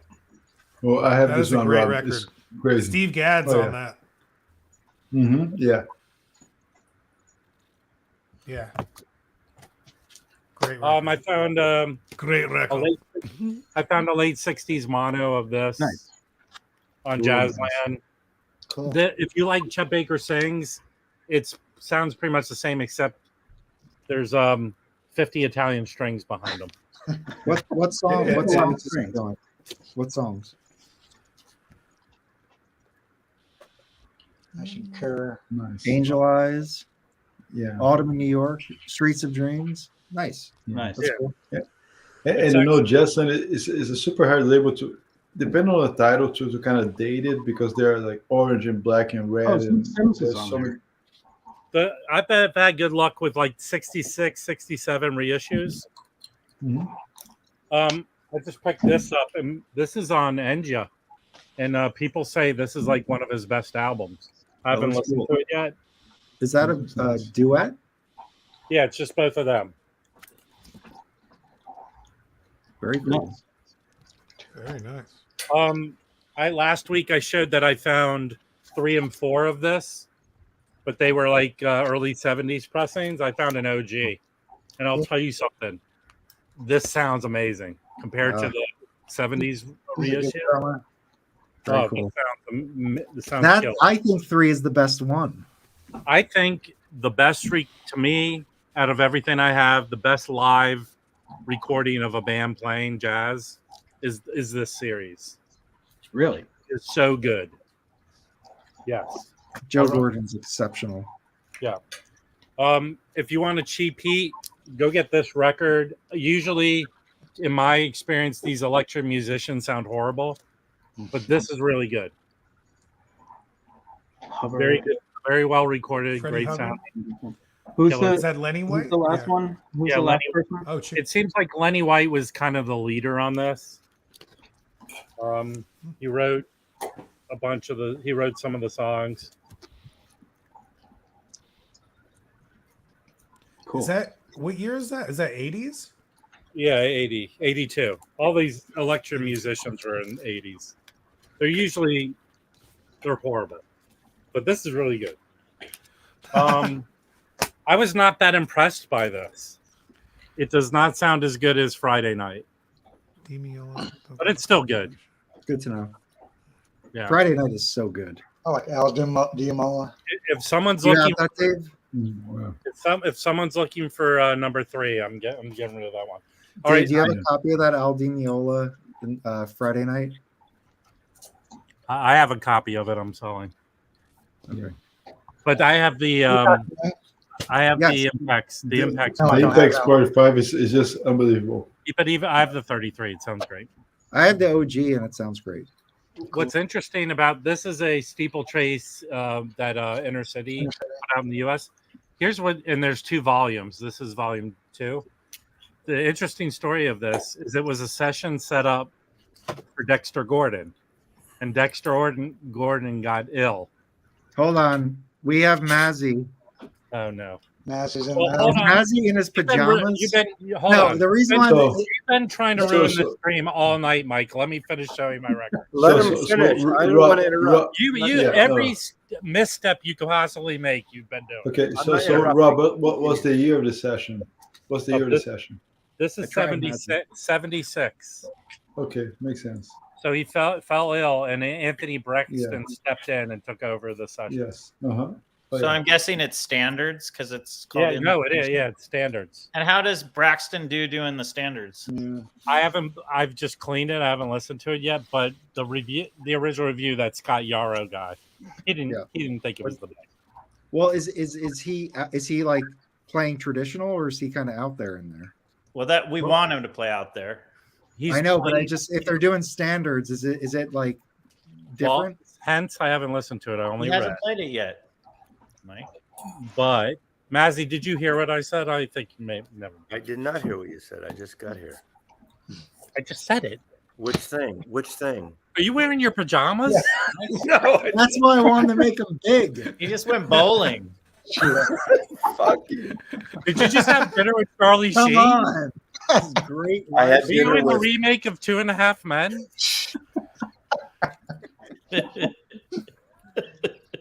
All right.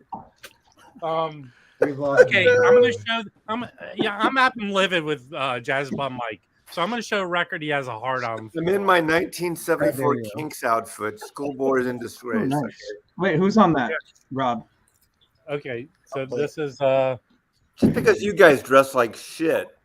Wow. Hey, I got my Hey, hat do you have on. your little fuzzy booties on too? This is really good.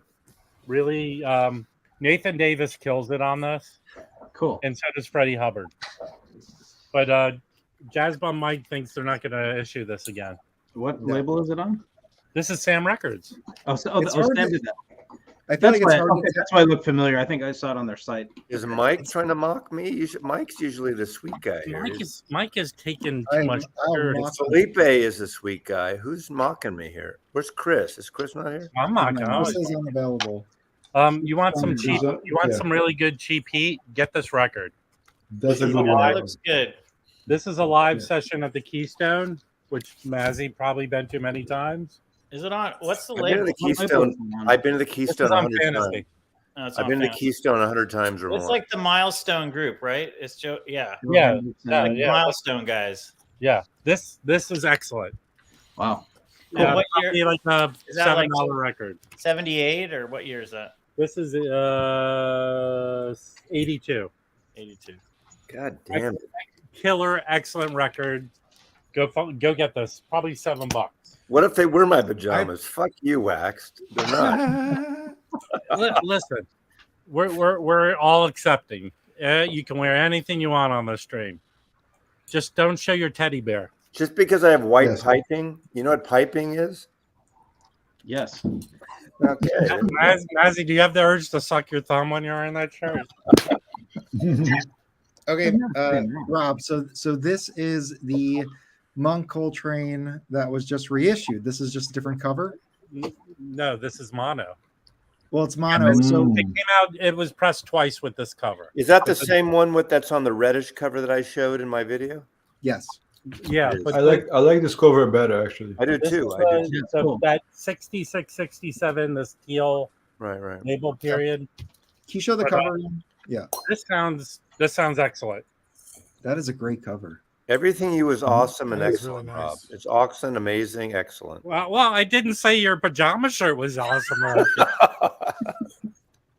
I'm just amazing that John Bandy is surpassing me to be on every stream and every All right, red more than I am. three more records to show. Mazzy can show off his pajama top. I just had dinner with friends. That's okay. Did you have it in a sandbox? No, it was actually after Dr. Roberts' retirement Oh, party. was that at a Chuck E. Cheese? at the hospital. Well, I'm jealous of those. All right, what about Yeah. these titles? So you got two of the same.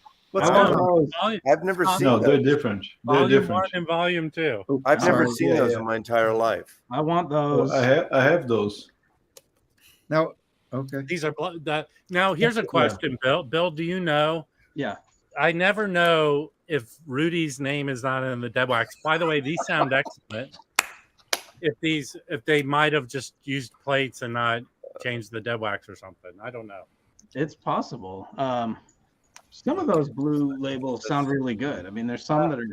Some they reuse the plates. I think Joe knows a lot. All right, this is the last one. I picked this up today. Oh, I have that. I've never listened to them. White label promo. Nice. Oh, nice. Very Nice. cool. That's And cool. That's, And, a, picture, that's a both- picture up in the clouds, Rob. both guys that house full of records. Both these guys in Philadelphia. Nice. Cool. Have you listened yet?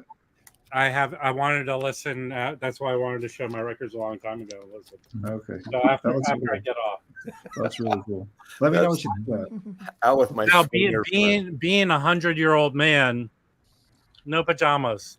So I'll when I go to sleep tonight. I won't Now be hold hurt. on, because Mazzy's here, and I know that he did his video on the monk, which was a great video. But Mazzy, do you have any additional thoughts on that? So you If you picked up. have it turns out I should have researched it a little bit before. The OJC I have is 2013 OJC. Okay. The blue label version I have is 1958, the second pressing. I thought the weakest one was the 1958. It was really harsh. Now it could be it's a 60 plus whatever year old record. What monk is it? Which monk is it? It's let me grab it. Isn't it Brilliant Corners? Oh, by the way, I picked this up for $5 as an FU to that 75th bunch of stuff they're doing. Is that a good record? I see that everywhere. Yeah, but they're putting it out as a 45. Okay. Now I love this record. I love this record. A couple things. As I said in the video, I was surprised how washed out the artwork is compared to the OJC. It's a richer, like African American. His face, it just looks better on the 2013 OJC. It's somewhat of a harsh album, but Danny Kaye mentioned in the video today he has got the reel-to-reel hoity-toity version. He said it's not harsh at all because of the horns and the trumpet and the sax.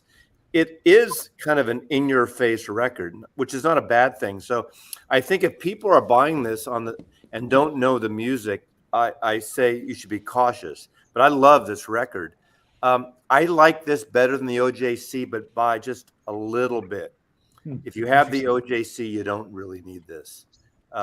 This does smooth it out a little bit, especially in that opening track when the beginning or in the first 2 minutes in or 3 minutes in, when the horns come in that kind of angular way. It's interesting. It could be a little harsh, but to me, it's ultimately I think it's a surprising choice for them for this series. Yeah. I mean, I think What it's is a great that pick. called? Is that One Step? Oh, I'm sorry. This is single origin, small batch. Oh, small batch, single origin. That's right. I do like single origin is my name because I keep getting confused with coffee, Single origin.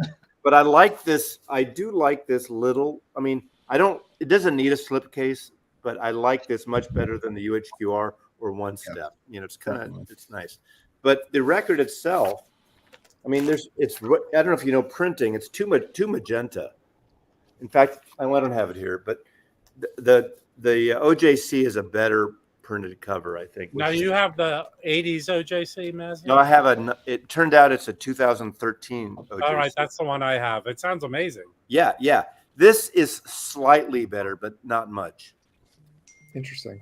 Yeah. This is how it's I mean, for the price, you don't need this if you have the OJC. Yeah, show your color, and I'll show what it really is supposed to look like. Well, I will say, yeah. This is basically a white guy. That's the problem. Yeah, but that guy. That's a joke. So I was watching Wacom Brown's It's review of original. this, and he spoke about the cover art, and he said that even early pressings varied with the term in terms of the saturation. Let me see the one you have, Brandon. What? Yeah, Come on, man. He showed early pressings. No, that looks great. Which pressing is that? It's an original. Oh, that looks amazing.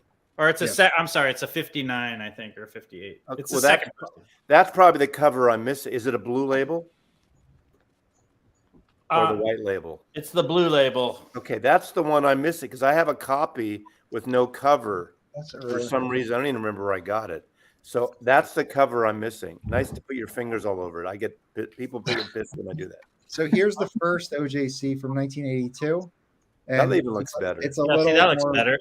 It looks a little. Yeah, Look, it looks even a little more here. saturated. Look how This isn't. But this is definitely like there's some pink in this, right? Like Brandon, on your cover, there was like no pink, right? I've seen this. I mean, I haven't seen the OJC, but I've seen the original of this many times, and it doesn't look pink. I've never seen pink. Your cover looks great, Brendan. So if anybody says that the originals look pink, they're no, wrong. I don't think it. No, I think what so Chris from Wacom Brown, I think he was just saying that even the early pressings, this is obviously an 84 pressing, so it's not early, but even those do vary in terms of like if they're more red to not red. Right, but I mean, Mazzy just showed one and it looks purple. Yeah, that looks too All right, well, magenta. fair enough. There's too That's much probably magenta. Yeah, see, the one that Felipe has looks fine. Yeah, that's the latest OJC that they had on Craft website before Anyway, I think this. they did a good job, one but I think this is a title they probably shouldn't have chosen. Interesting. Really? It's one of the best monks. I know, but okay. I'm coming. The two sides of Maslov here. For the audio, there's a lot. I've read a lot of people that have never heard this, but they buy it because it's quote an audio file, one step or whatever they call these things, and so they just go in and buy it. Some guy in the Hoffman forum said, "I bought it. I hated it. It was harsh. It was brittle." I understand what he's talking about, but he doesn't know the music. I know the music, and so that didn't bother me. But you know, when you're expecting this kind of great audio file smoothness, Well, What? I was, But then But- what monk would you pick? You wouldn't pick monk. probably not. Well, you'd pick a Columbia or a which they can't do. I know. You'd pick even the San Francisco solo piano, the cable car shot. It's more, you know. I hate to sound like So audio. basically, what you're saying is audio files are boring. Exactly. So, Exactly. yeah, but here's the thing. I think usually audiophiles, they care about the frequencies and the 3D and the imaging. They don't know shit about the history of what they're listening to.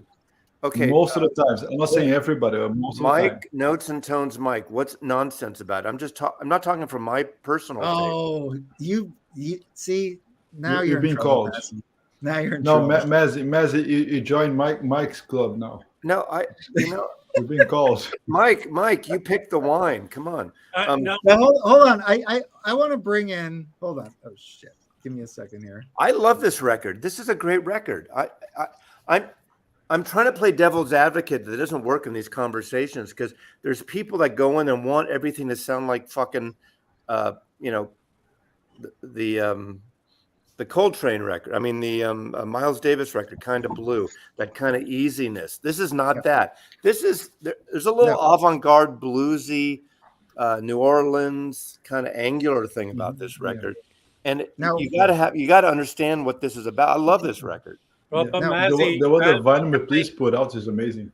Can I ask? Can I propose this to you, and you could say, yeah, that's probably what went into the decision making. They sit in a room and they go, what's our top 20 selling titles? What's our titles that do the best? Well, I'm sure that has something to do with it. I kind of think over the last 30 years or whatever, they're going to say, that's why, I mean, it makes sense. That's why that OJC is in print. Yeah. They haven't done a Bill Evans of these yet. Have they done? Well, No, they haven't. Hold on. Bill Evans, I would have expected before this, but I love this record. I'm not dissing on it. You know? I want to just jump in really quick. So Max, Rocco, and Bill, I just want you to get your opinions on this. Are you guys aware of this small batch by Kraft? And it's basically a one-step. So it's from lacquer to like title, like stamper, or whatever the end product is. So did you buy this? Are you interested in this? Do you have the title? What do you think about the title? I just wanted to, Max, or Rocco or Bill, if you want to jump in. I've seen the. Go ahead, Rocco. Go ahead. I've never heard. I've only seen the Miles Davis one. I've only seen the Miles Davis one released. I think it was the Working or Streaming or whatever it was. It was Relaxing. Relaxing. Yeah, and so Streaming, Steaming is what I meant. But that one I wasn't interested in getting. I mean, like those are even more. They're like almost $300, right? Or were those ones that were the really expensive ones? No, it wasn't like ERC. It was. These are $109. Around $100. These are $109. Yeah. Wait Okay, a second. $109. I'm getting them confused with the. Did ERC? They did do it, all right? No, ERC. I don't think they did Relaxing, but I think Brilliant. Did they do Brilliant Corner? Yes. They did Stuppen. They definitely did Brilliant Corner. That's no way to like It's in a baby confusing. drama top to talk like an old. And they may have done a mono and a stereo. I feel like usually when there's two, they do both. But yeah, I mean, Okay. I didn't get that one, so yeah, you'd have to ask one of these guys. It sounds like the thing people like to hear. You got to take an opinion and go with it and not try to straddle both sides to understand the other side. I try to do that and it never works for me when I do that because people think I'm trying to play both sides. But seriously, I can see why someone might not like this, but I think the problem is they didn't listen to the music first before they ordered it. And that's, you have Agreed. to, it's a great record. I think that's true with the Miles Davis Relaxin', Rocco. Like, people got that and they were like, Miles's horn is really bright. It's like, have you ever listened to the fucking record? Like, his horn is bright as shit on that Absolutely, record. Mike. So it's like, you got to know what you're getting into. Ever hear John Wesley Harding album and how high brittle that harmonica is on that fucking record? Oh my God. Sometimes on certain presses of that record, your dog like jumps out the window. Yeah. Anyway, let me ask you guys because sorry, Ron, I was the just Miles say, Davis. The Miles Davis thing. The problem. Sorry, I'm sorry to jump in, but like the issue with the Miles Davis One Step was that everybody knew Chad was reissuing it like a few months later for $40, and I feel like why wouldn't you just get the AP 33? Like that series is like phenomenal. So that's exactly what I was just going to ask.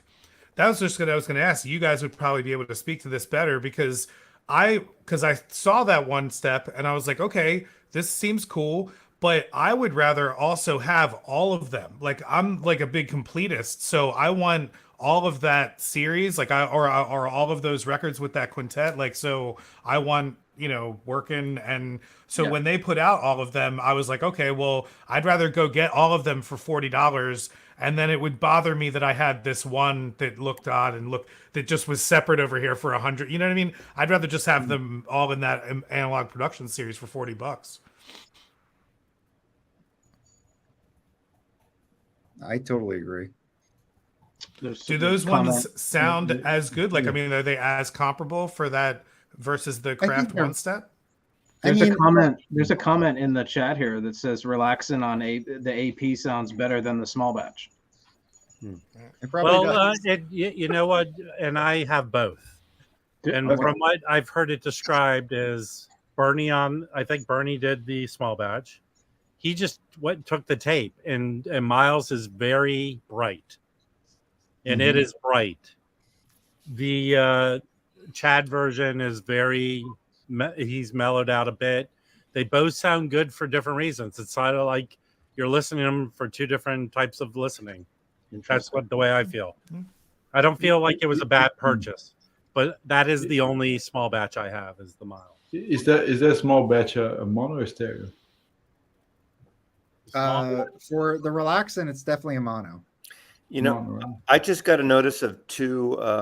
I think the Prestige series stuff shipped, but I didn't see the list. I couldn't see what it was, and I haven't ordered something in over a year. So I think they repressed something at Analog Productions, and it finally queued in for me. So that's always weird when something ships a year late. I have no idea what it is because I didn't get I got the FedEx thing. I wonder what got restocked.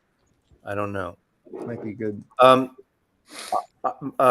Motoric 247. Alex. I know Alex. What do we you got? have, 3 is a strikeout. If you say what's in the box a third time on my Instagram. Yeah. Well, anyway, I think that's a cool pickup, Mazzy, and it's fun. Like, sometimes it's a good opportunity to celebrate the record. Like, you obviously got to spin all your copies, and it is kind of a fun thing to do. Is it still? It's still available on their site. Yeah, it's still available. I mean, so is the Vince Guaraldi. If I went back, I probably wouldn't have ordered after listening to it because it's not that much better than my OJC. But I'm fine with it.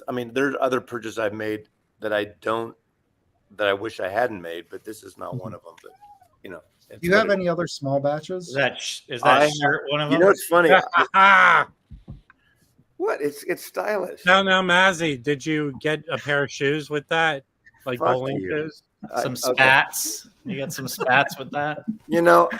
I fucking left San Francisco, moved to Seattle, where everyone dresses like Eddie Vedder. Give me a break. Okay. Yeah, that's not Eddie Vedder. That's like Eddie Vedder's son. And they're like 2 foot, 3 foot tall, or 3 foot 2 tall. Now, Eddie Vedder is a Hawaiian. This what was the right? first one batch I have? What was the first one? Coltrane. No, Coltrane, right? I have that. Now, here's an interesting story. Yeah.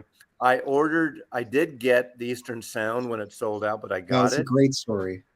But Michael 45 didn't get his, so I sent it to him. Oh. That's when we were on speaking terms, and I sent it to Michael in Germany. Well, didn't you also give Eastern He wanted Sounds? everything. I didn't really give a shit. What? Didn't you give Eastern Sounds to Coleman? Wasn't there a story with Coleman with Eastern Well, Sounds? that's the story of when he was in home hospice. I bought a copy of whatever copies in print. Is it OJC? I forgot what. I think copy. so. Yeah. I bought he had never heard the album. I played it for him. We played it for it, and that was the last record that he texted me about. But it wasn't the one step or the single batch. Okay. I love that record, and I have that one. And I didn't feel I needed the small batch, and that at that point, Michael 45 wanted every fucking version of the small batches. He wanted the whole collection. So, to me, if someone wants something that bad and they want the whole thing, and it doesn't matter to me, I'd rather just turn them on to it. We trade it or whatever. Yeah, but also that small batch was impossible to get. That was a really nice gesture. Well, I'm a nice guy. Despite what Rob says. Yeah. Even though I work fun of your appearance, not how nice you are. No, I was at the Playboy Mansion. I saw how Hef dressed. Yeah, he didn't dress like that. He wore like a bathrobe. He wore a smoking jacket or a robe. Can we all wear robes next week? Let's all wear robes next week. I'm not going to live this down. Spartans wore red so that if they the kinks, if they got injured, that they wouldn't signal to the enemies that they were injured or to their peers that they were, hurt. So, okay. One of my top three favorite groups is the Kinks. I just learned that. One of my top three favorite groups is the Kinks. Look at this. Is that your cassette? Uh-huh. Oh, no, your phone. Looks like a mariachi band. White piping. It looked like a mariachi band. Yeah. It is very Latin, isn't it? It is. The three amigos. Here's my question to the panel. Since we're talking small batch craft, we're seeing what they done. So, what would you guys would think they do next? What would we like them, or what do we think? No, what kind of seems to be the next one? Let's go around the panel. Any guesses? All right. I wouldn't be surprised. Let's start with Mazzy. Mazzy, do you have any initial reaction to that? Okay, here's one I would like, but it's a record that I just adore. And every time I see a used copy and they're cheap, I buy it for people, and they still don't they love it when they hear it, but it's a cheap record. Is that first Mose Allison Sings record, the black and white? Yeah, it's solid. Yeah, That'd be kind of a cool record. I love that fucking record. That's an easy record to get for under $15 though. What are the labels? What are the labels that it has to be? Riverside and so you got Jazzland and Riverside and Prestige, Fantasy, any Fantasy, Pablo, Milestone, Fantasy, Milestone, all the OJC stuff, really. Yeah. I mean, it looks like they got creative with the Monk, so I'll guess they won't go creative, and it'll probably be another Bill Evans. Like Explorations. It'll probably be like Explorations. Next up, Max, is there something you would like a super one-step deluxe treatment applied to? It could be whatever title you want. Whatever title. Honestly, no. I don't know. It's just not my world, so I don't know. I don't know That's fair. I see a lot, or I guess I used to see a lot of the OGs come through of that kind of stuff. I've seen Brilliant Corners several times, but no, I don't get into that world of the hi-fi stuff. That's fair. That's almost all direct to consumer. It doesn't. That's go kind of like, Chad. Analog Production says that they're going to be working on this Atlantic 75. I don't want to open up Pandora's box with this, but I have all those Coltranes already. It's like, yes, it'd be nice to have a nicer copy, but like, do I really want to spend a bunch, hundreds of dollars on them, or should I continue building my collection? You're not the audience then. There's someone That's else. what I mean. It just. I don't think there is an audience. That's my. There's totally an audience. There's definitely the comments in my video. Half the comments are people ordering 5 or 10 or 15 of them. Okay, Mazzy, but there is also Rhino or Atlantic is putting them out at 33. Of course, they're minusing out anyone under like 40 or 35, 40. There's also going to be I'm not going to get any of them, but there's going to be the people that, have like 7 copies of kind of blue. Exactly. They're going to get it. The 7 copies of Dark Side of the Moon people are going to get it. Look at George Borden. He says, I'll get the Bad Companies. I love that record. He's not a young kid. There are people going to buy it. He just called you decrepit and old, George Borden. Also, everybody should be subbing up to George Borden. He has a killer channel with. Well, wait. He doesn't need your fucking help. He's got probably got more fantasy. Nicole has a good great duo. Nicole, is he related to Lizzie Borden? Nicole, they should repress that. Borden cheese. They should repress the Creedence box again, Nicole. That was a great analog production. But here's the funny thing too. I have no problem finding VG Plus or better Creedence titles. But that's not the point. Anything you're buying, you could find cheap things. You could. I think it's better. That is the point, though. That is the point. No, it's not, because there are a lot of people that don't want to dig. No, I think Mazzy's right with this. There are people that don't want to dig. Yeah. That they don't want to go through 5 copies to test if the one they get is quiet. No, you're right. There are lazy people all over this. Well, I don't know if that's there are people that like 45 RPM. Hey, remember when Music Matters Jazz? You know what? Mazzy's right. They're a bunch of fucking. Mazzy hangs out at those fancy restaurants where they wear pajamas. Look, I think that Music Matters Jazz. Music Matters Jazz was a 45 only label until the last year. Okay. Number one, we're going around the horn, so we're pausing this. Wyoming Dave. Wait, what would be a horn is like whatever it is. Wyoming Dave, what would be your small batch? And is there a title that you noticed that the Atlantic 75 that you're interested in? I got one. Well, I would say with some of those since I don't have anything by John Coltrane except this reissue, I might get one of his someday. I like John Coltrane. Okay. All right, well, that sounds good. Okay, so I'm going to jump in with a small batch pick. I think I would love to see this.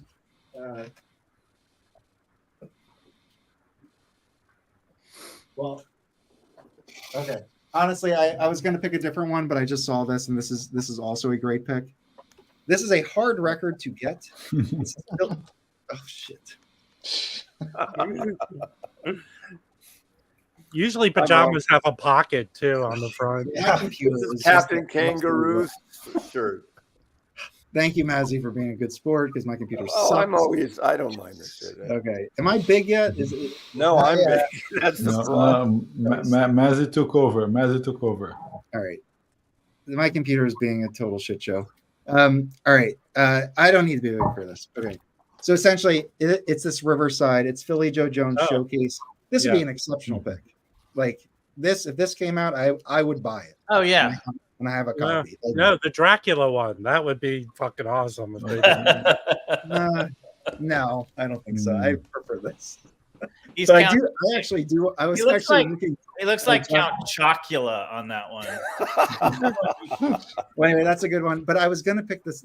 There's a Sam Jones on Riverside that's really good. Oh, let me just close the store. And then the Atlantic 75. Quickly, I would, I'm probably not going to buy any of them, honestly. But if I were to pick one, it would be the Giant Steps, for sure.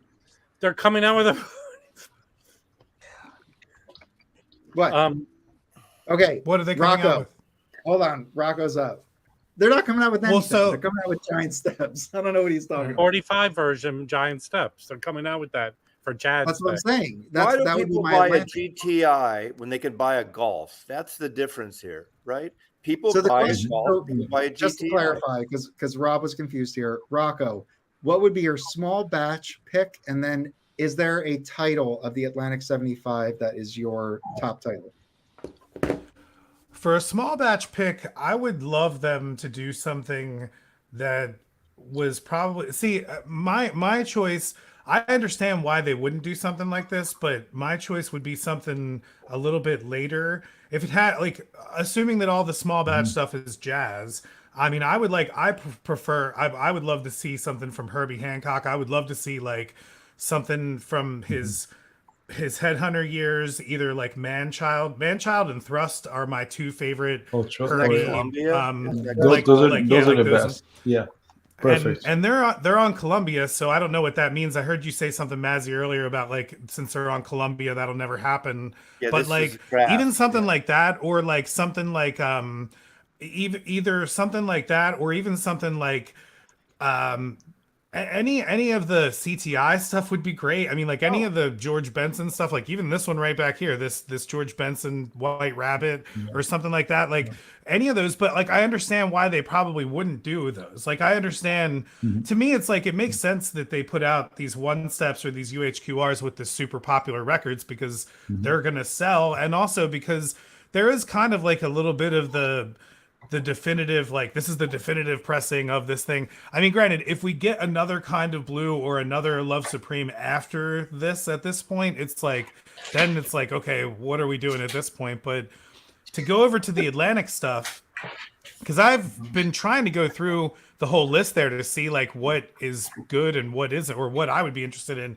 And I do have the Otis Redding box set it's called like the Otis Collection, which is all of the studio. It's the studio collection, which by the way is one of the best box sets you can get. It's only like $100, and you get all of the Otis Redding soul or studio records in it. And I think 3 of them are still AAA master. It's all from Rhino Records. But I'm looking at this now and I'm like, okay, so the Atlantic ones with the 45s, like they're enticing me just because of the 45, and the ones in the Rhino box set aren't gatefold.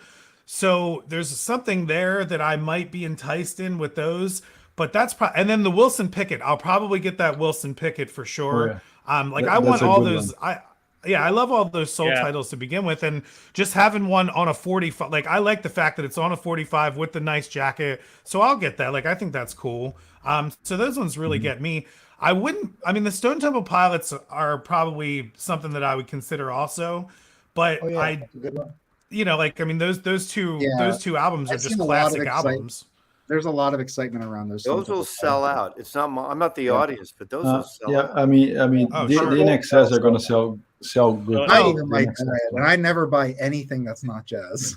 And that's the thing that gets me is this. So like, there's this whole subscription part of it where it's like, if you buy like it's like $4,700, and you get the first 100 numbering, and then I think if you pay like $4,000, you get the second 500 numbering.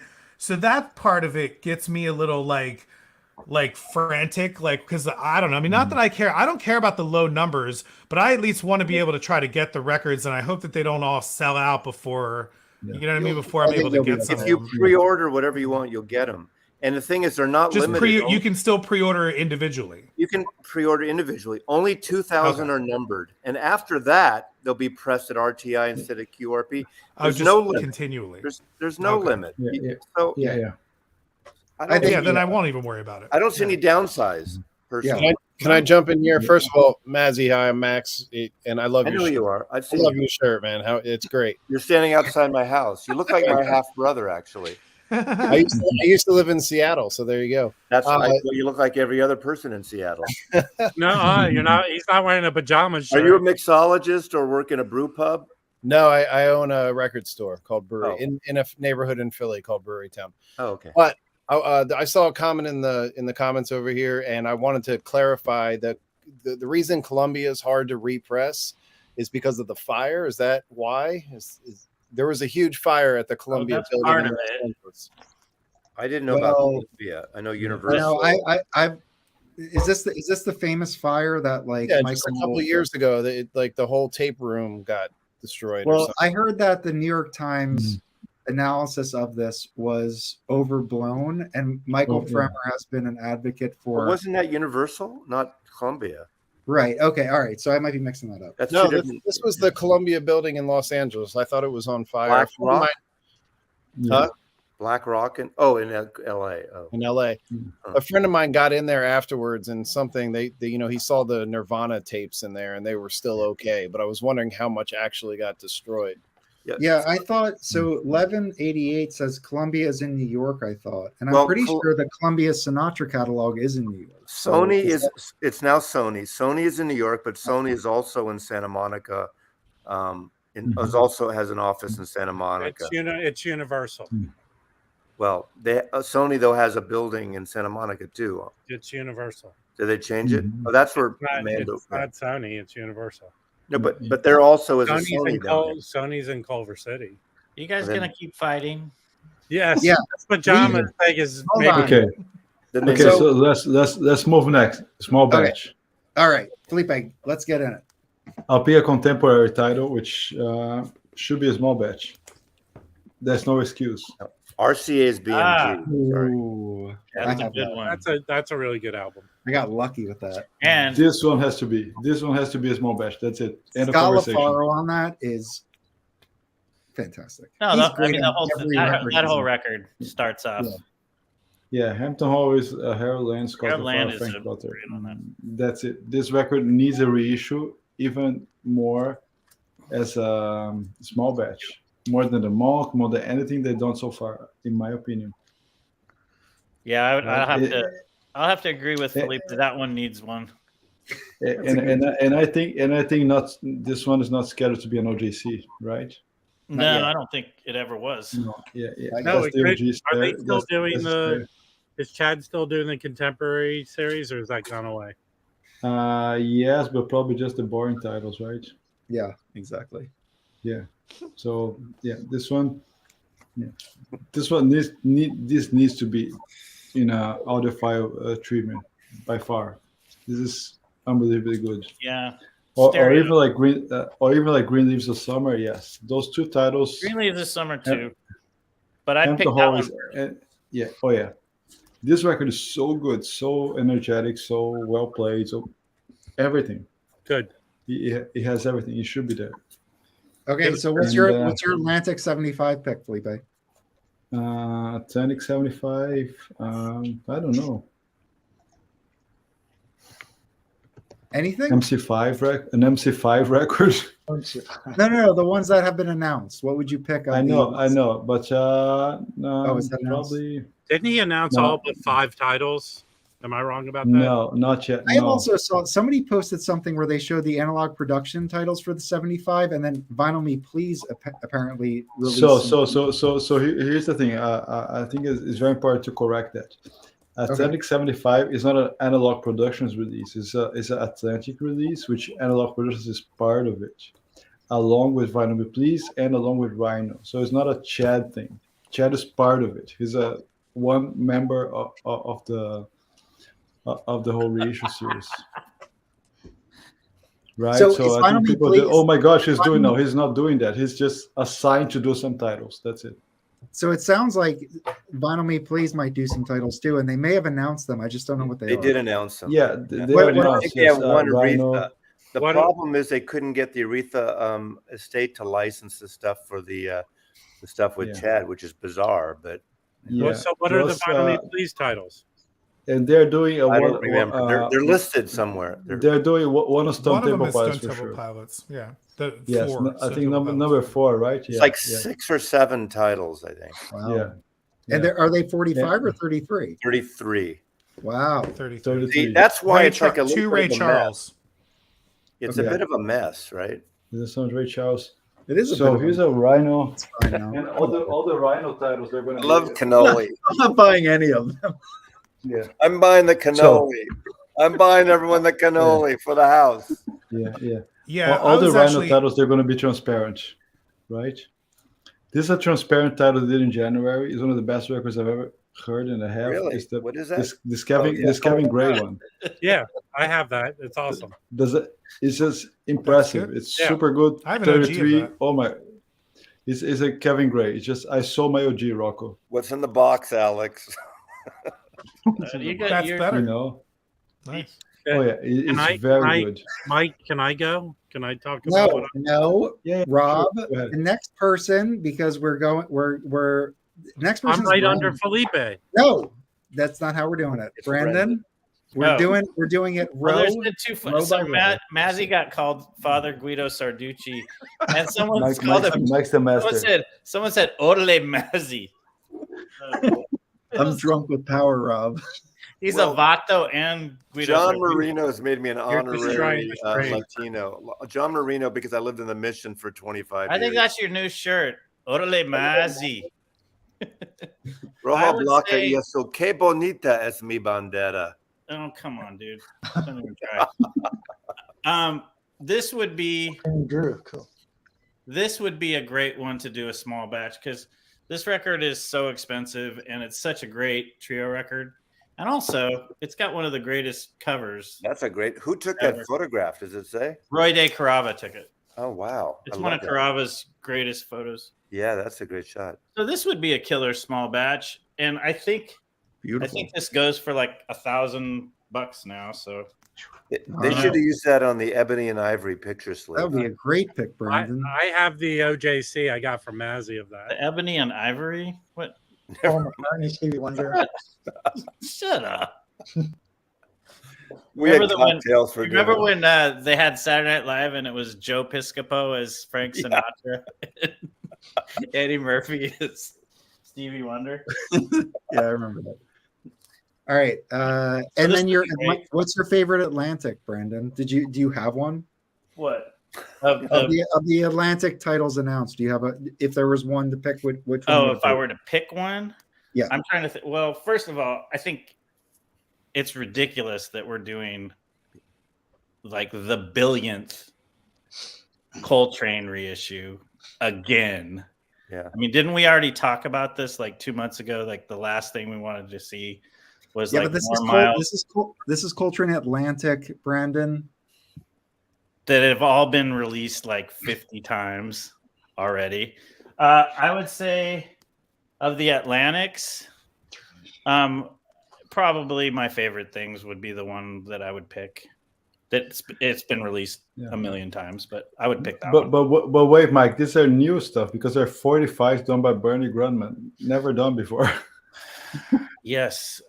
You think? Well, my favorite things fit on one side. I guess it does. For Okay, how many guys here bought the Coltrane 45, the recent UHQ? we have two at least. So I did. So why did you buy that when there's a 33? It's the same kind of analogy. It's already available in a grade 33, but you went and bought a UHQR 45. Mazzy's starting shit. Mazzy's No, just apparently it sounds. I think. But that's the same logic. Or It does kind of sound. blue. Anyone it here have does 45 kind of What's blue? that? Yeah. What's Who, that who was lyric? it last Like, week?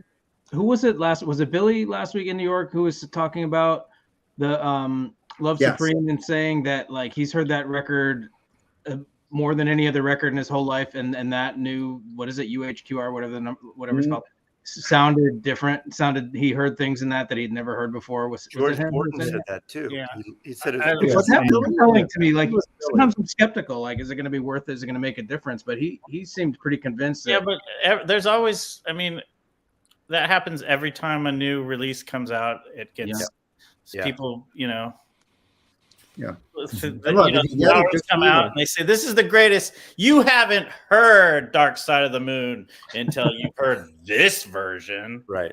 It never ends. It which I never guess isn't there a new version of that album about to come out anyway? Isn't there a new remix of that or remaster of that coming out? Yeah. I'm Dark sure Side. there's always a new. Yeah. No. I mean, I mean, there's gonna be another I think Messi, you have a point. I mean, I got UHQRs 45 for kind of blue for Love Supreme, but those are dear to me. I wanted to get something different, but I cannot do this for every single one. Exactly.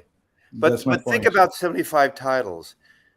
There's at least a segment of people that like any one record. I'm not going to buy Phil Collins, but Phil Collins are going to fucking sell out.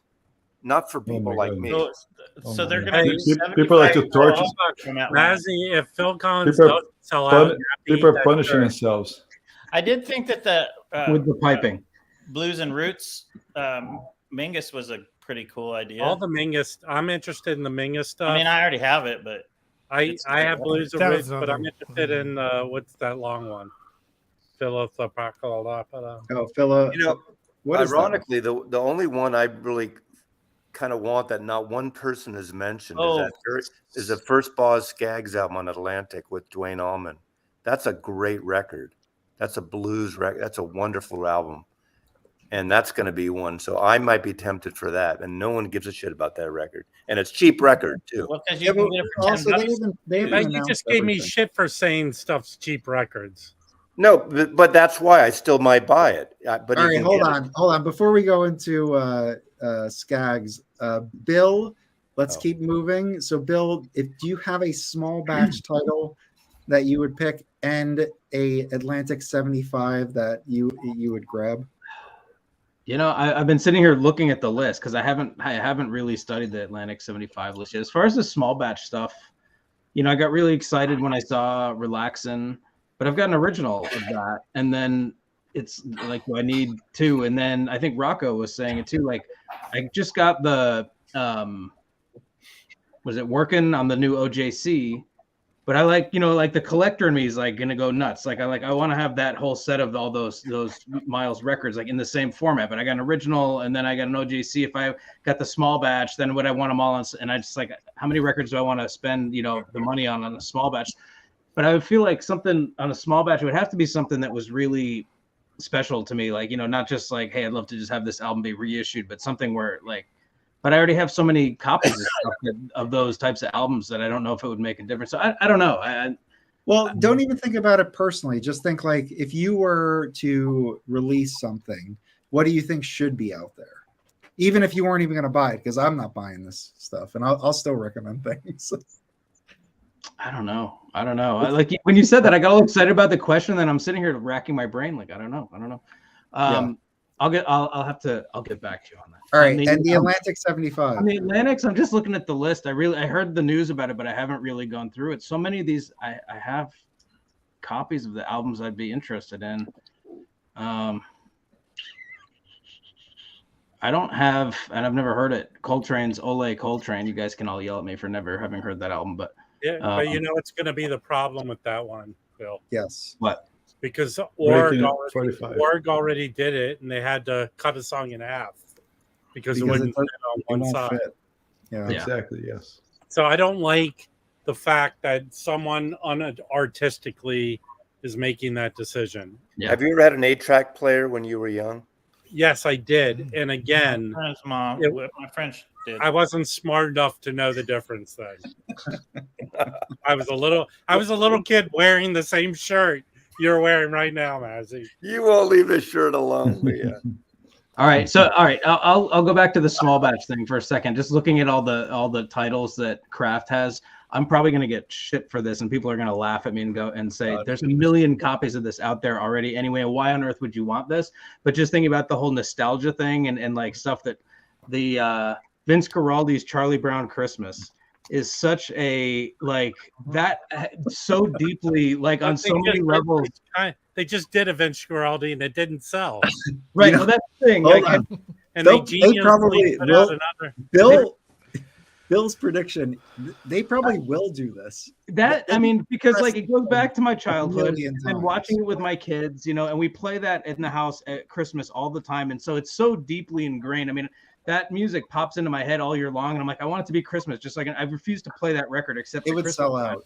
I guarantee would sell. And it's like, I probably would be a dumbass and buy it just because I probably would too. It's so like anytime I see, there's a new version of that with 72,000, you know, takes of one of the tracks. Like there was some digital version that came out and there were like, did you guys see that a few years ago? And there was like 1 million tracks, like 70 tracks or something. And it's like 1 million of the same song over. And I'm like, I'm going to listen to this and listen for differences. And I'm like, I'm okay. I need to just go outside or do something else now. I'm becoming a crazy person. Honestly, that would definitely sell out. I think it might. I mean, 100%. I'm totally Yeah, confident. I coming got from the that. guy- I got the Yeah. Target one last year that came out. I think it was from Kraft, and it was on green and yellow vinyl, and Yeah. it's beautiful. Like it looks really, really nice. I mean, I was actually surprised. I only got it for like $15 at Target, and I was like, oh, look at like I bought it just because like you're saying of how the nostalgia of it. I just wanted it for my kids. Just Yeah. for my kids to have it and get the poster. And I opened it up and I saw the vinyl and I was like, holy shit, this is beautiful. So Yeah. but that was The $15. problem is if they did, Yeah, if they right. did, Exactly. YouTube VC would probably explode. What's that? Oh, what? What for that? For a Vince Guaraldi one step, Yeah. people I think right, yeah. lose. I think people would just lose They their did shit. one, didn't they? Do the, Like in a good way or in a bad way? They Mike? did, but three strikes. Yeah. They're gonna Didn't do they two do- more. Yeah. You know, the one I didn't get. Did anyone get Black Orpheus Impressions of Black? That's a great record. Yeah, but they made a stupid mistake. They Why? put out the one step, then they put out a 3-disc set at the Oh, same right. time. But that's a wonderful record, I think. If the 3-disc one comes down cheap, I'll probably get that. But am I allowed to go yet? Am Mike still mad at me because I've been bashing him this whole stream? All right, come on. We saved the best for last. Let's Well, go. because I've only had this in arm's length. I want this one because of the sweaters. Now, I don't understand why Shelly and Barty have the cardigans. Is that and Yacht Jazz? Ray's Yacht wearing one without the button. That looks like Yacht Jazz. No, you like Yacht the polo. Jazz. Um, Yacht Jazz. here's the real issue. Kraft does such a good job of putting out regular titles. They sound great. They're done well. They're titles people want. That they've already created a situation where their small batch means nothing in their catalog and the way they sell shit. Right? They came out with the Lockjaw box. They came out with the Sunny box. They're going to come out with another announcement for a box. Then they just announced a Wes Montgomery title. They're putting out more interesting titles in a regular way than they would ever do in the small batch. You know, that live at that, is it at the Black Hawk? Where is the West Montgomery? Berkeley. It's Berkeley. That looks kind of interesting. Well, but this is what's funny. They've created a scenario where their regular releases or the Jazz Dispensary releases are more interesting than any title Well, they that's could good. come By up far. with. By far. By Isn't that a far. good thing? Isn't that a good Yes. thing? Yeah. Yeah, no, I'm not mad about it, but their regular releases are so much more. You know, like, okay, even think their- of the business side. I know we're music fans. We don't think of the business side, but here's the deal. You have, like Max, you got a record. So I don't know if this is the same for you, but you got to think of these labels. Like I did an interview like about a month ago with this guy, Jason from Rhino, and he did all the Little Feat. He's doing the Talking Heads and some other stuff. And some people were upset that they might be doing some record store day stuff too. And Little Feat is not a big seller at all. You know, they're a cult in a way band, but they're a fucking great band. But when he mentions, like he goes in the Hoffman forums, when he mentions record store day, people go, don't do a record store. I can't get it. I can't get it. The trouble is, I mean, the reality is if they do 2,000 or 5,000, not guaranteed, but they're going to sell out. Whereas you put it in the store on a regular release, it'll sit there. I'll buy it next year. I'll buy it next month. Those kind of records don't sell. So you put it on a limited edition, whether it's, you know, I know they're not selling like they were these, and when, you know, but when you do something that's like a temporal thing, time-wise, or a limited press run, people tend to feel that FOMO or that thing. They have to buy it now because it may not be around the corner. So that's the reality of the labels, and I get that. I do that with my labels. I always do a limited to 250 run of special colored vinyl inserts, whatever I can do. And then everything else is unlimited. So I feel like you need both worlds because. And they probably sell for the cult, for the, you know, the freaks or whatever, you know, whatever band you're into. I gotta, you know what, guys, I gotta go, but I want to see if I had a choice of a one step, it would be this record. I love that record. Great pick. Didn't they just do that as a AP? No, As a They did. Mazzy cried in that shirt. Well, Esposito says that's like one of the that's a reference record for him. Hey, Max, I sent a little note in my order. Cool. To for Sweet. the Max, record. thank you so much for joining. Guys, if Mike, if you could put a link to Max's store in the description. Yeah, I will. I hope he sold the last 50 of your records tonight. Yeah, and Max, also, you are welcome here anytime. Come up. You don't, we don't have to do big spotlight. You can just come chill. You're awesome. Thank you for joining. Thanks for coming, Max. You never gave me that invitation. Yeah. Rocco too. Cool, man. Yeah. Hey, You guys, and I've got a ton of other stuff. I always collected before I collected just strictly Philly. I have so many other small collections where I'm a completist. All the Parliament Funkadelic, every Nina Simone record there is. I mean, wow. I went crazy on it at a time, and I have access. And that's one thing about owning a record store. I'm the first person to see everything, so nothing gets by me if I need it. Magic got the new Betty Davis. I got sent these. Apparently, I'm the Light in the Attic list now. They sent these to me. They're Seattle based, yeah. The guy for free. The guy, I got these. They sent me the Morphine records, which I absolutely They send you a shirt too? No, they sent me a poster though. Nice. That's cool. What am I going to do with it? But frame it up. Stick put it next to John Lennon behind you there somewhere. Yeah. Put it in your garage. I got literally too much artwork. No, but Rob turned this down. This was a Dizzy Collection 2i. I turned it down because you told me something. Yeah, it's crackly, and I washed it, I cleaned it, and everything, and it's crackly, but it's a nice copy, except it's crackly. So this is the kind of thing where you're better off buying a reissue of this, 33, in a big fat box. Yeah, but you toss the box, You know what? Actually, I disagree because you get the later 70s Columbias that sound great, and they're super, and you can get. If anyone wants to buy this for not $1, but 30, it's a $30 record. $30, I'd sell it to you. I've always said the thing is everybody complains about Kind of Blue. It was kind of noisy. It's noisy. But the thing, like the reissues with Kind of Blue before we complained about A Love Supreme. But the funny thing is about Kind of Blue is that there is no cheap all analog version. It's just so like when people put out. Well, there's a cheap, really good version. But there's no cheap all analog version. It sounds really good. The mono. If people want Records Pro Day mono. Yeah. Yeah, that's the one I have. I love it. That sounds great. It's cheap. Yeah. Well, anyway, I feel like you would think for Miles Davis there'd be a stereo imprint all analog 33 for $35 all day, and there isn't. If you want like an AAA version of it, you're gonna have to pay a little bit. That's so weird. I personally Columbia for like $35.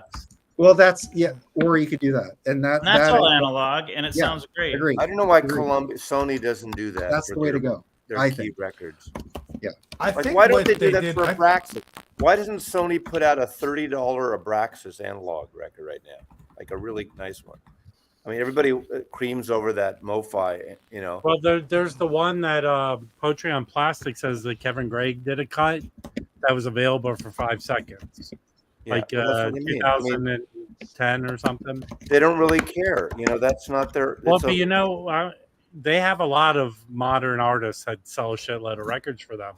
That's why these big labels, like the smaller reissue labels, like Music on Vinyl, is putting out Miles titles. They have like Sorcerer coming out. Oh yeah. And sometimes. I think most of digital. Are they digital cuts? Well, here's the funny thing: they never say if they're digital. Or I not. thought all the music on vinyl was. No, but I heard some of them, like those Miles titles, might be from plates they already had that were analog plates. Right. Yeah. I mean, the first three. Go ahead. The Coltrane Love Supreme, I think. They did it. I mean, I think it's a good offering now that there's the 33, the normal 33 for a normal price, and then there's this, really great UHQR for 45. I think that might. I hope that that's what they do in the future, because I don't like what they did with the 33 miles UHQR and then a 45 UHQR, because then it's like you have two of these UHQRs and it's like, what's the point? I would have preferred them to do, and like you were just saying, like a good $30 kind of blue analog production version with the gatefold, just like the Coltrane, and then do the 45 UHQR. And maybe Sorry, it seems Rocco, like that's just your gain is crackling a little bit, I think. Oh, okay. There's something with your mic. I just want to. Sorry to Maybe I'm interrupt too you. Yeah, it sounds like Mazzy's a copy of Kind of Blue. Yeah. Sorry. Is that a little All better? right, you sound good. You're good. It's still kind of popping a little bit, but it's not as bad. Yeah, it does sound like this copy. Somebody said put you sound Rocco through the electric. spin clean. Is that a little better? Check. Well, now we can't hear I you. can't hear you. How about that now? All right, guys, I do have to run. I got to take these dogs out. Yeah, me too. Thank you for introducing me to Kraft. I mean to Sam. Sam. Records. Oh, of course. Well, what's the third one you got there, Bill? Oh, just Hold two. on, Bill. I have That Clark Barney Terry, Yeah, Barney Clark Weiland's Terry and Barney Weiland. Which Clark Terry is that? It's Clark Terry and his orchestra, I think. Clark Terry and his orchestra featuring Yeah. Paul on Solid. Yeah, it's really good. good. Nice. Really good. Paul I Gonzalez. gotta go hang out with my homies, so I will. Wait, you're having a sleepover? Adios, Jose, and Juan Moreno, and Roberto Carlos Valentin. Let us know if there was a pillow fight. Yeah, I'm not. You know, I got a sense of humor. I'm sorry. So fuck you guys. Take care. Thanks for joining, Mazzy. I got this week as well. All right, hold Posted on. the other day. I love this Oh, one. cool. Where's that from? Oh, you just found that. Oh, Is that the 70s reissue? Yeah, it's not an original. I've been keeping an eye out for those. It's the Japanese. Well, actually, this is the US 70s, but it sounds great. Yeah. I picked this that's up the one I have. for $20. Who's on I there? love that cover. Yeah, Yeah. it's great. Looks really good. Those Who's early on? Blue Note 10 inches had some really cool covers. I love Who's them. on there with him? Agreed. Frankie Skeet, It's like 54 or something. Oscar Pettiford, and Lee Abrams. So it's a quartet. Okay. If I anyone, wish the reissue series dove more into the 5000 series. if anyone's in LA tomorrow and has some money, Record Safari's got this out tomorrow morning. Oh, nice. I don't What do they Was it want? Leo Parker? OG Mono, I looked it up. He'll have would- at least $150. Oh, that's a good deal. Hey, I got something. This is kind of from our stream, but All right, and I do have to run in like a minute. Yeah, remember we were on the chat. We were talking about Yes. Leroy Jenkins. yeah. So Oh. I pulled this one out. Oh, is you that guys- on Tomato? It's on Tomato. This was the one I was talking about. This is the only Jenkins I have where That's it's cool. he's the leader, but it's Cool. got a cool group. It is obviously Leroy Jenkins on violin, Andrew Surreal on percussion, Anthony Davis on piano, George Lewis on trombone. And Richard Teitelbaum. Oh, I have a Richard Teitelbaum record I found. The There's- Teitelbaums. Yeah, he's a Moog synthesizer kind Yeah, of.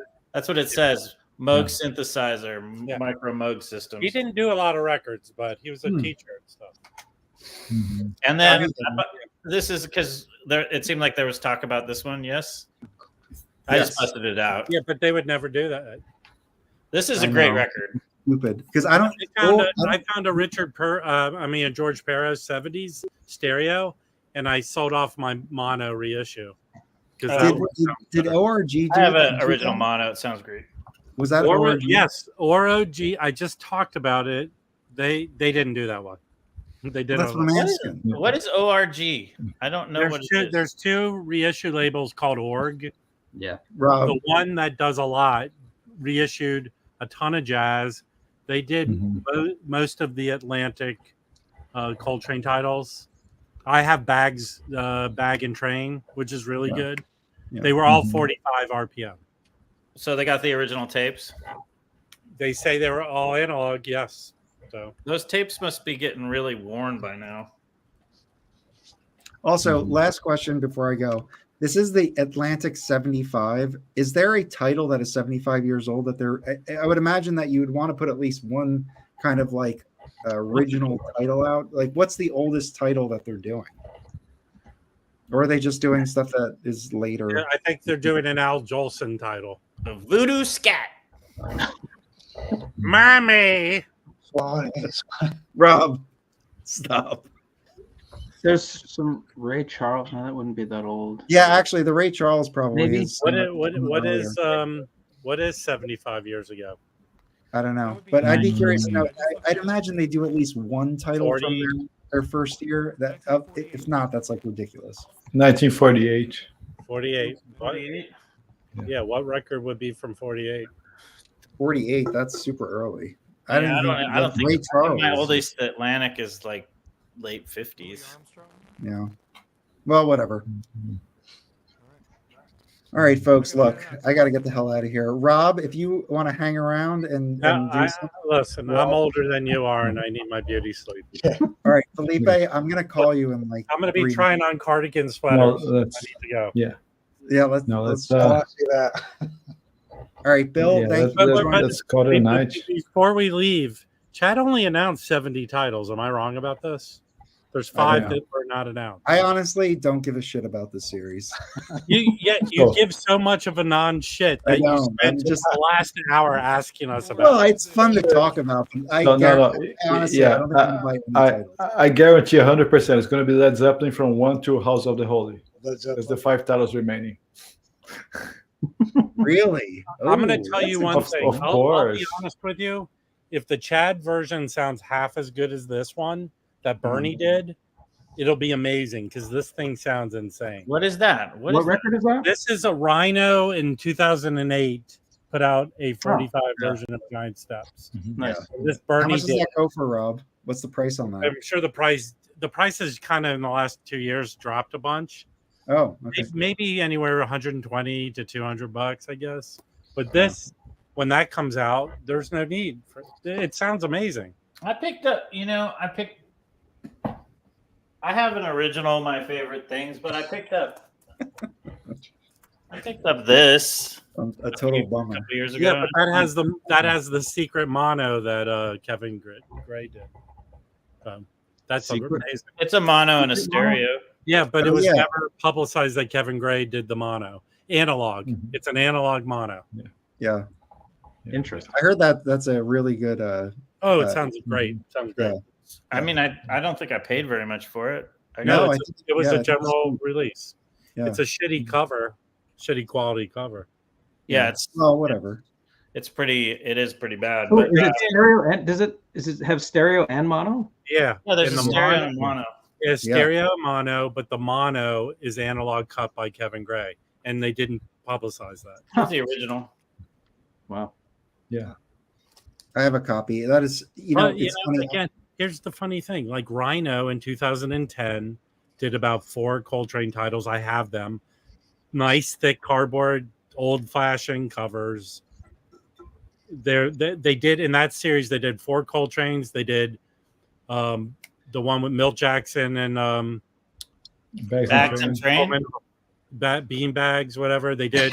And the best, and here's what's funny: a year and a half ago on Chad's website, he had a bunch of them for $16.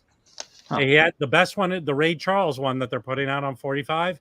He had that one forever for $16. He had the Shape of Jazz to Come, the stereo that Bernie did for Rhino for $16 forever. Fucking Chad didn't announce any Ornette. Give me a break. Well, Not the title. Give me a because fucking break. he just did 2 contemporaries. Yeah, whatever. That he was forced to do that. We all know that. There's you know what? There's a bunch of contemporary releases that not just the For Real and the Sonny Release. Simmons, both Sonny Simmons records he did for contemporary. Release those. Do them right now, please, Kraft. Yeah, also the Prince Lachey on contemporary. Do both Firebirds and Cry, please. Thank you very much. So anyway, I think I gotta jump off this. I do want to do goodbyes because I feel like Bill, Blue Note Vinyl Spinners, everybody needs to sub him up. And Bill started he is subbed up to be a YouTube channel, and we need to encourage him to make some videos. So I haven't done anything yet. Yeah.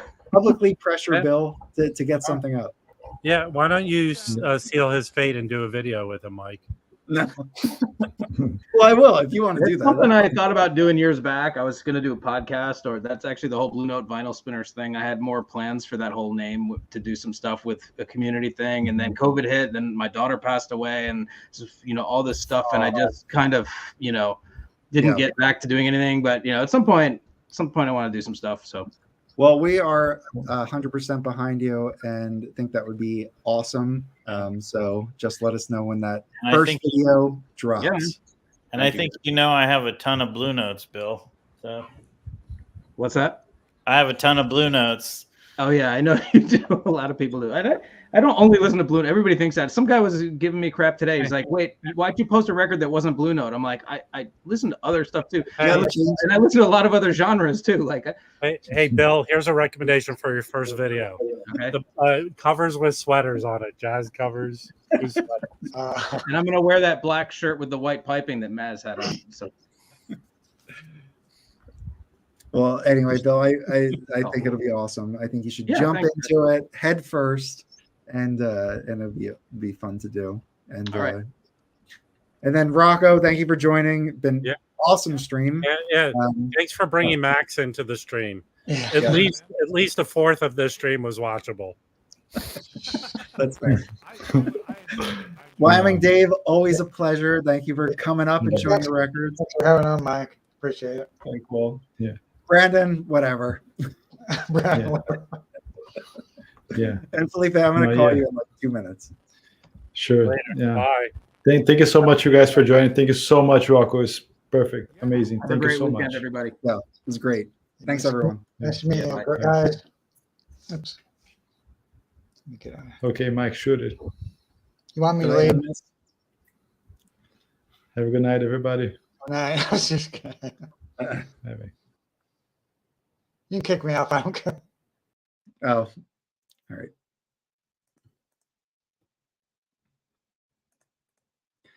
Oh, God. End the stream.